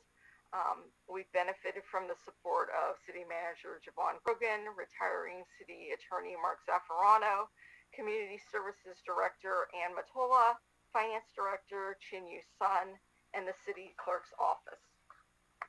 We want to thank them for the valuable contributions to our work. That is my formal presentation, and I am happy to answer any questions you may have. Thank you very much for the presentation, and also thank you very much for your patience and being here at this hour, so we thank you. Questions from council? You know what, just Councilmember Hamilton had me thinking after, so let's go to see if there is any public, because we would want to give them the first opportunity. See if there's any members of the public that are there. I don't believe so, but we're going to just double check. Seeing none, we'll bring to council. And questions from council?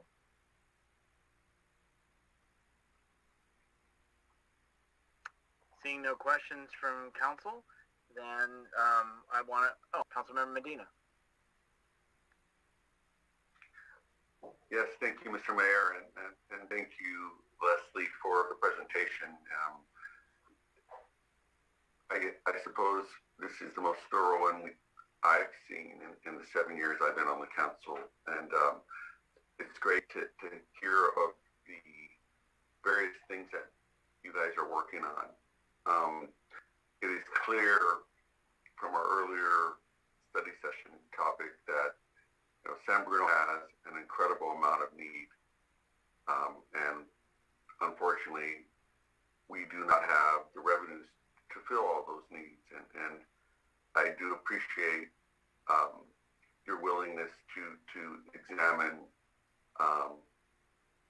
the improving downtown and other strategic grants that may come up. Clearly, construction costs of the RAC have gone up considerably since the conception of actually pursuing a RAC. And just like everything else, in construction, pretty much, it's way more expensive. The longer that you wait to fix it or build it, it'll just continue to get more and more expensive. So it's nice to see that there may be some further assistance down the road, because this RAC is something that the community has been waiting for quite a long time, and even before the horrific explosion, it was something that was needed. And so I believe our former mayor said, something that's good is going to come out of all of this, and clearly it is. Each week that I happen to pay a little more attention to that construction site, it's like things are really moving now. Today was the first day of playoffs for boys for the Little League, San Bruno PV baseball, and the excitement that I'm hearing from our community as they glance over and start seeing more and more things happen there is really wonderful. So thank you for being here and for the work that you guys are doing. Thank you. Vice Mayor Mason. Great. Thank you for the presentation. I wanted to ask a couple of questions. I think the first question is, in the presentation you mentioned that there's a detailed description of the personnel costs, and I'm not sure if I'm missing it, but I see a broad salaries and wages section that's under B, but I don't actually see a breakdown of the cost per employee. Okay, so we have 1.3 FTEs. So it's myself, and it is a part-time hourly program manager. Let me see if I can pull up. So in terms of salaries, the base salary is, for myself, is $197,920 on the salary line, which you can see on salaries and wages, and the balance is for the program manager. And what page is that, Leslie? I'm on it is 541. So if you looked at the actual budget itself, which is the last page, it is line 15, salaries and wages. Oh yeah, I do see that. I just don't see a breakdown of what each position is in the budget or in the breakdown of right. So I just orally told you. Oh, okay. It would. I think it would be helpful to have in the staff report as part of the record when it comes back for budget. And then, does the salaries and wages, does that include any additional contributions to 401k or any other costs that are associated? The payroll taxes and benefits, that is included in that line.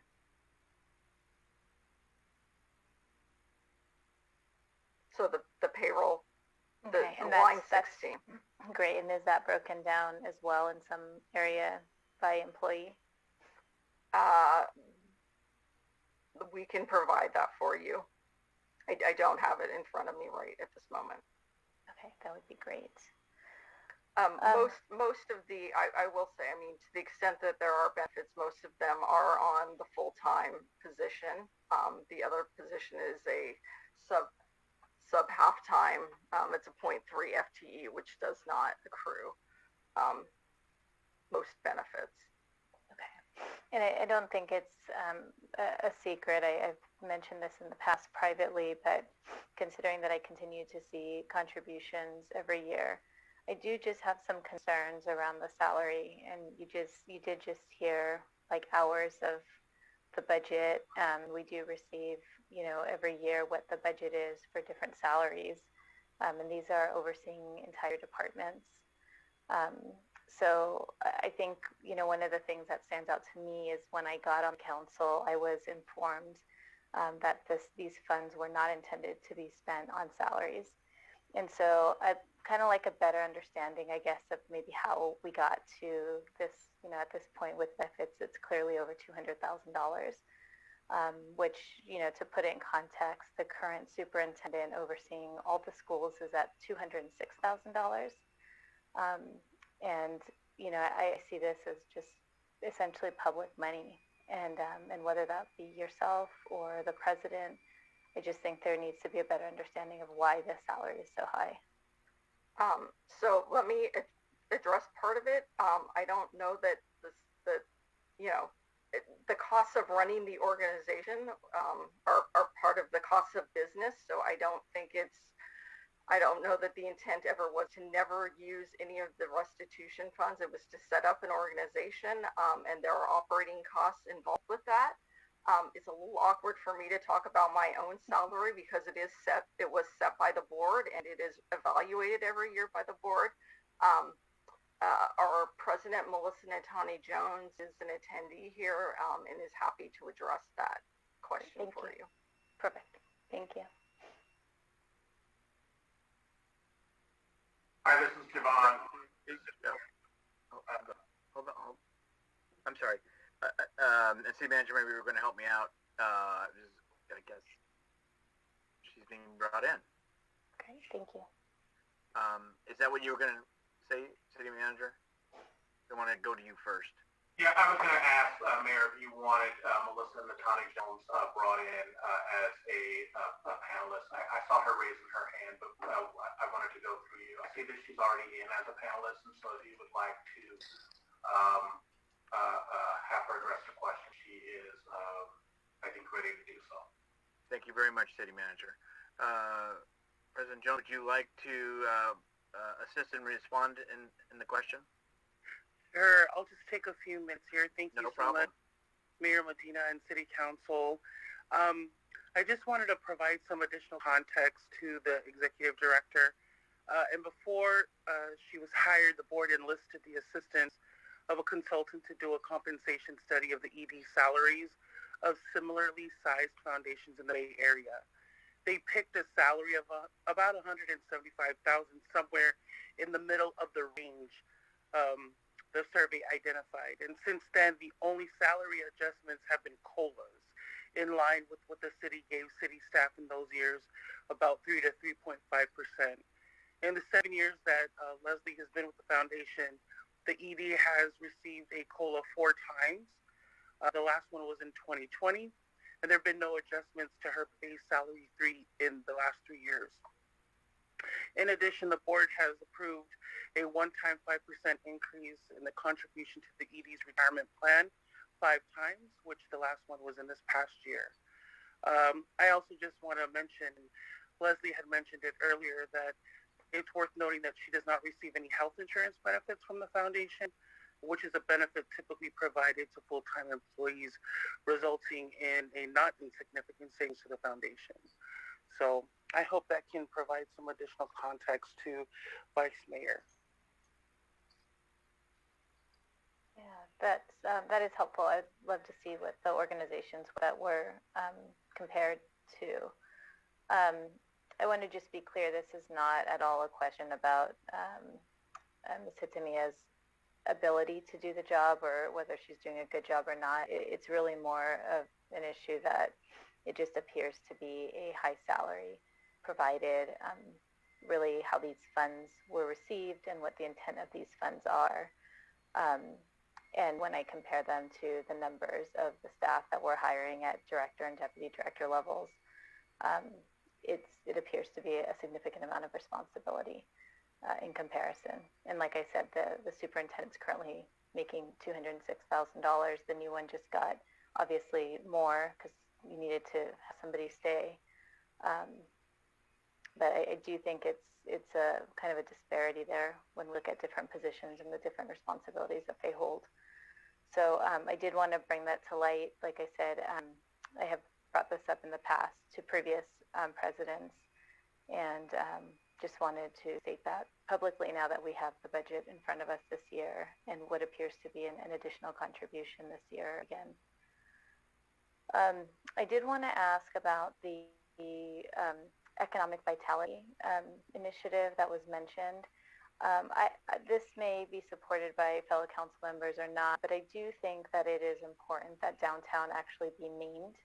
I don't think that was clear. It doesn't appear to me that it was clear to board members based on what I've heard so far from the downtown plan. And so if it is part of the economic vitality, then if it's in writing, please show it to me. But if it's not in writing, I think it's really important that it be in writing.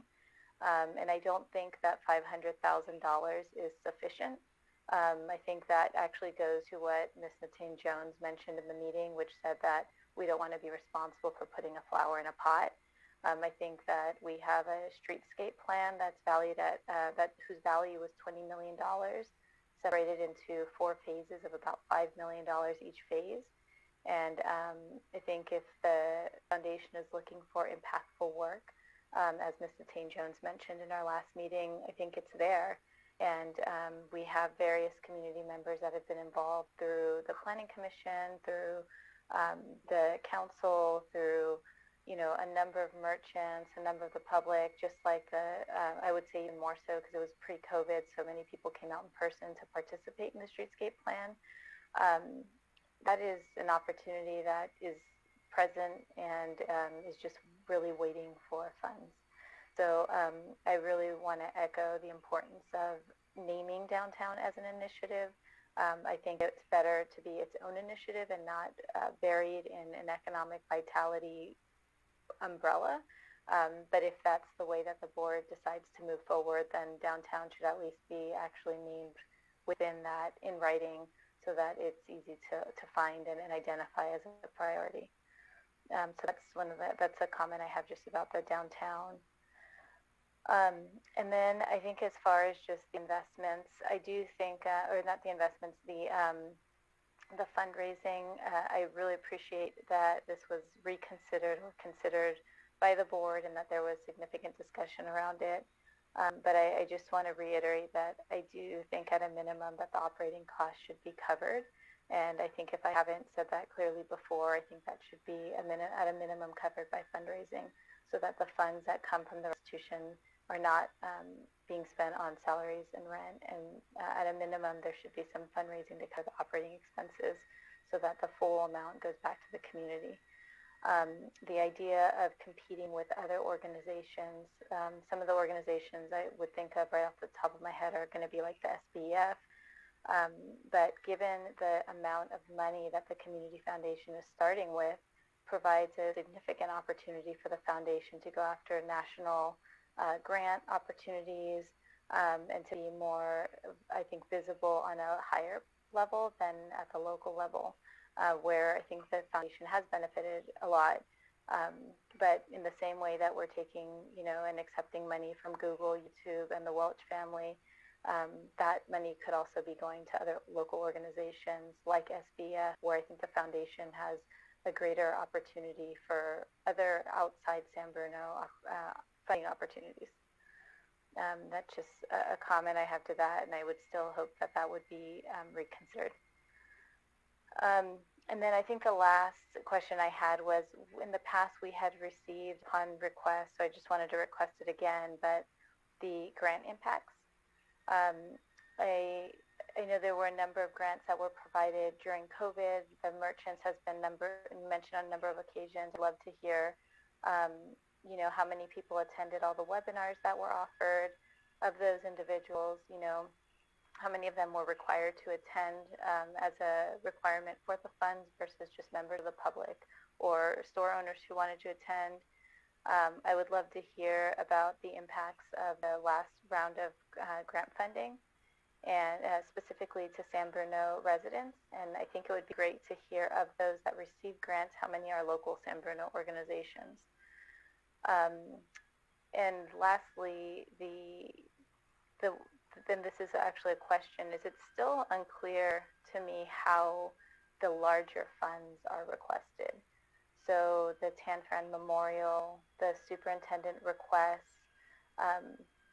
I know that in a previous conversation we had about, you know, trying to find like a way to get electric wheelchairs to residents. That ended up in a kind of a back and forth where there had to be almost like a think tank committee around how this could occur.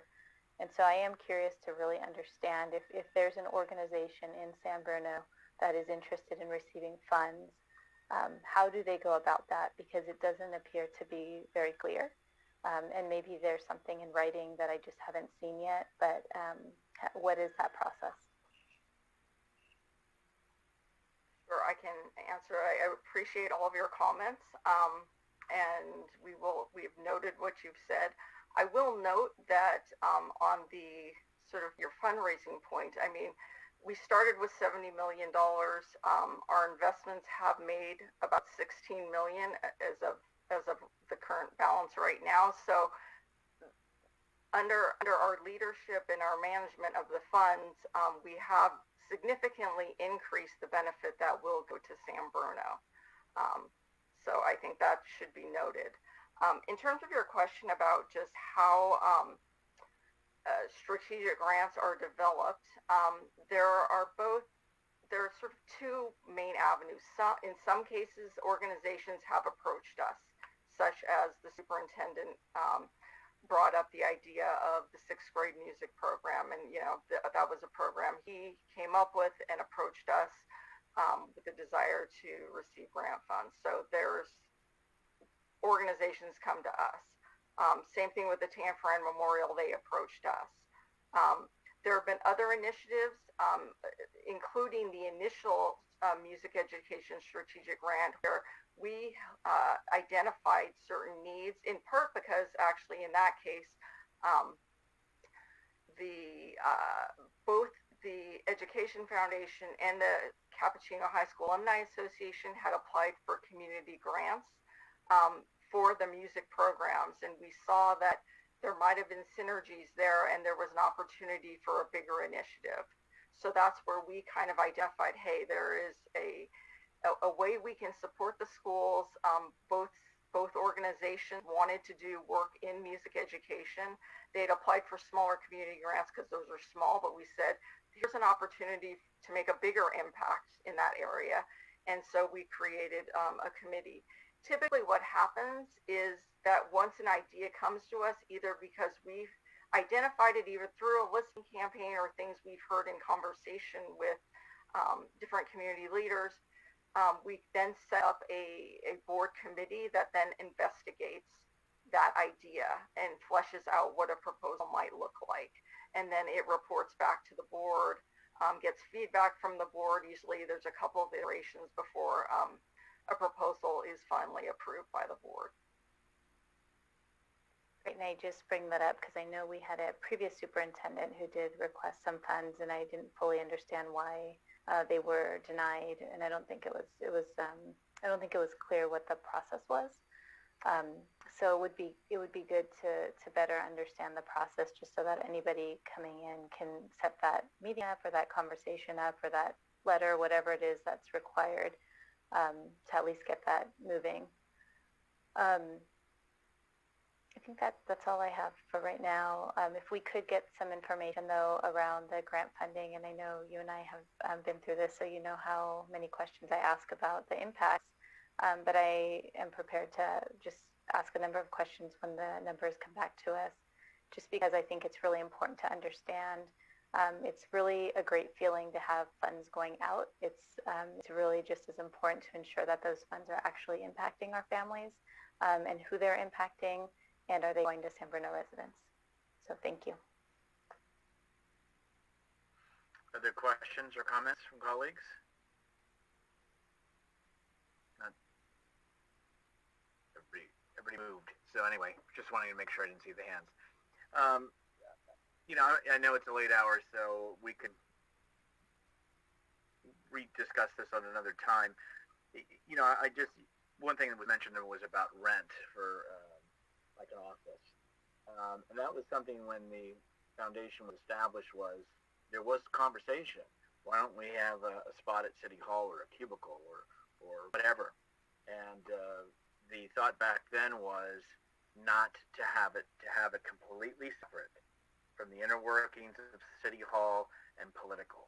And so therefore it was to not be at City Hall. Maybe mail may get picked up, but that's about the extent of it, or if there's a meeting. And that was done.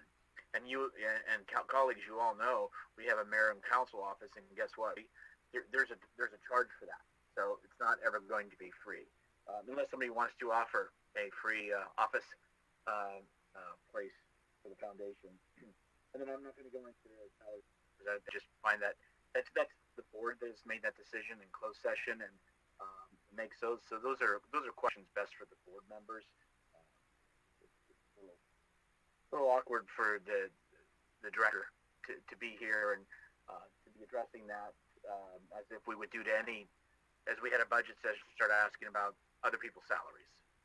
But I do want to say that over the years and the times, and I think tomorrow is a great example that the director brought up, is that there will be grant monies being issued, late hour scholarship monies are being issued out to individuals. And I'm going to say it again tomorrow, and bring up Walter, who became the first gentleman in his family to get a college degree, and thanks to this, and yes, was a San Bruno resident, and now is helping other people. So it does make a difference. It has made a difference, and I hear the stories, and we've all seen the programs and the activities that has helped. And if folks are availing themselves on Sunday, they'll see it again. So I'm appreciative of what the foundation and the board has done, the difference they've made, and having opportunities, as Councilmember Medina said, the talk and the enthusiasm of the RAC. So it is making a difference. So with that, to the executive director and the board, thank you again for staying late and your patience and your report this evening, and we wish you the very best. Thank you. Thank you. City Manager, I'm going to see if there's anything else we need to do, or would you like me to take the next step and adjourn the meeting? No more from city staff. Thank you, City Council, for your time tonight. Thank you very much. And again, to all the staff, thank you for your work. Thank you for your time. It is not an easy task for a budget. And I saw Esther was on there for quite a while too. So thank you to all the team in the finance department, department heads and others who make the budget happen and the work happen. And with that said, colleagues, thank you very much for your patience and staying. And Mark, yes, thank you. I think this might be your last official meeting.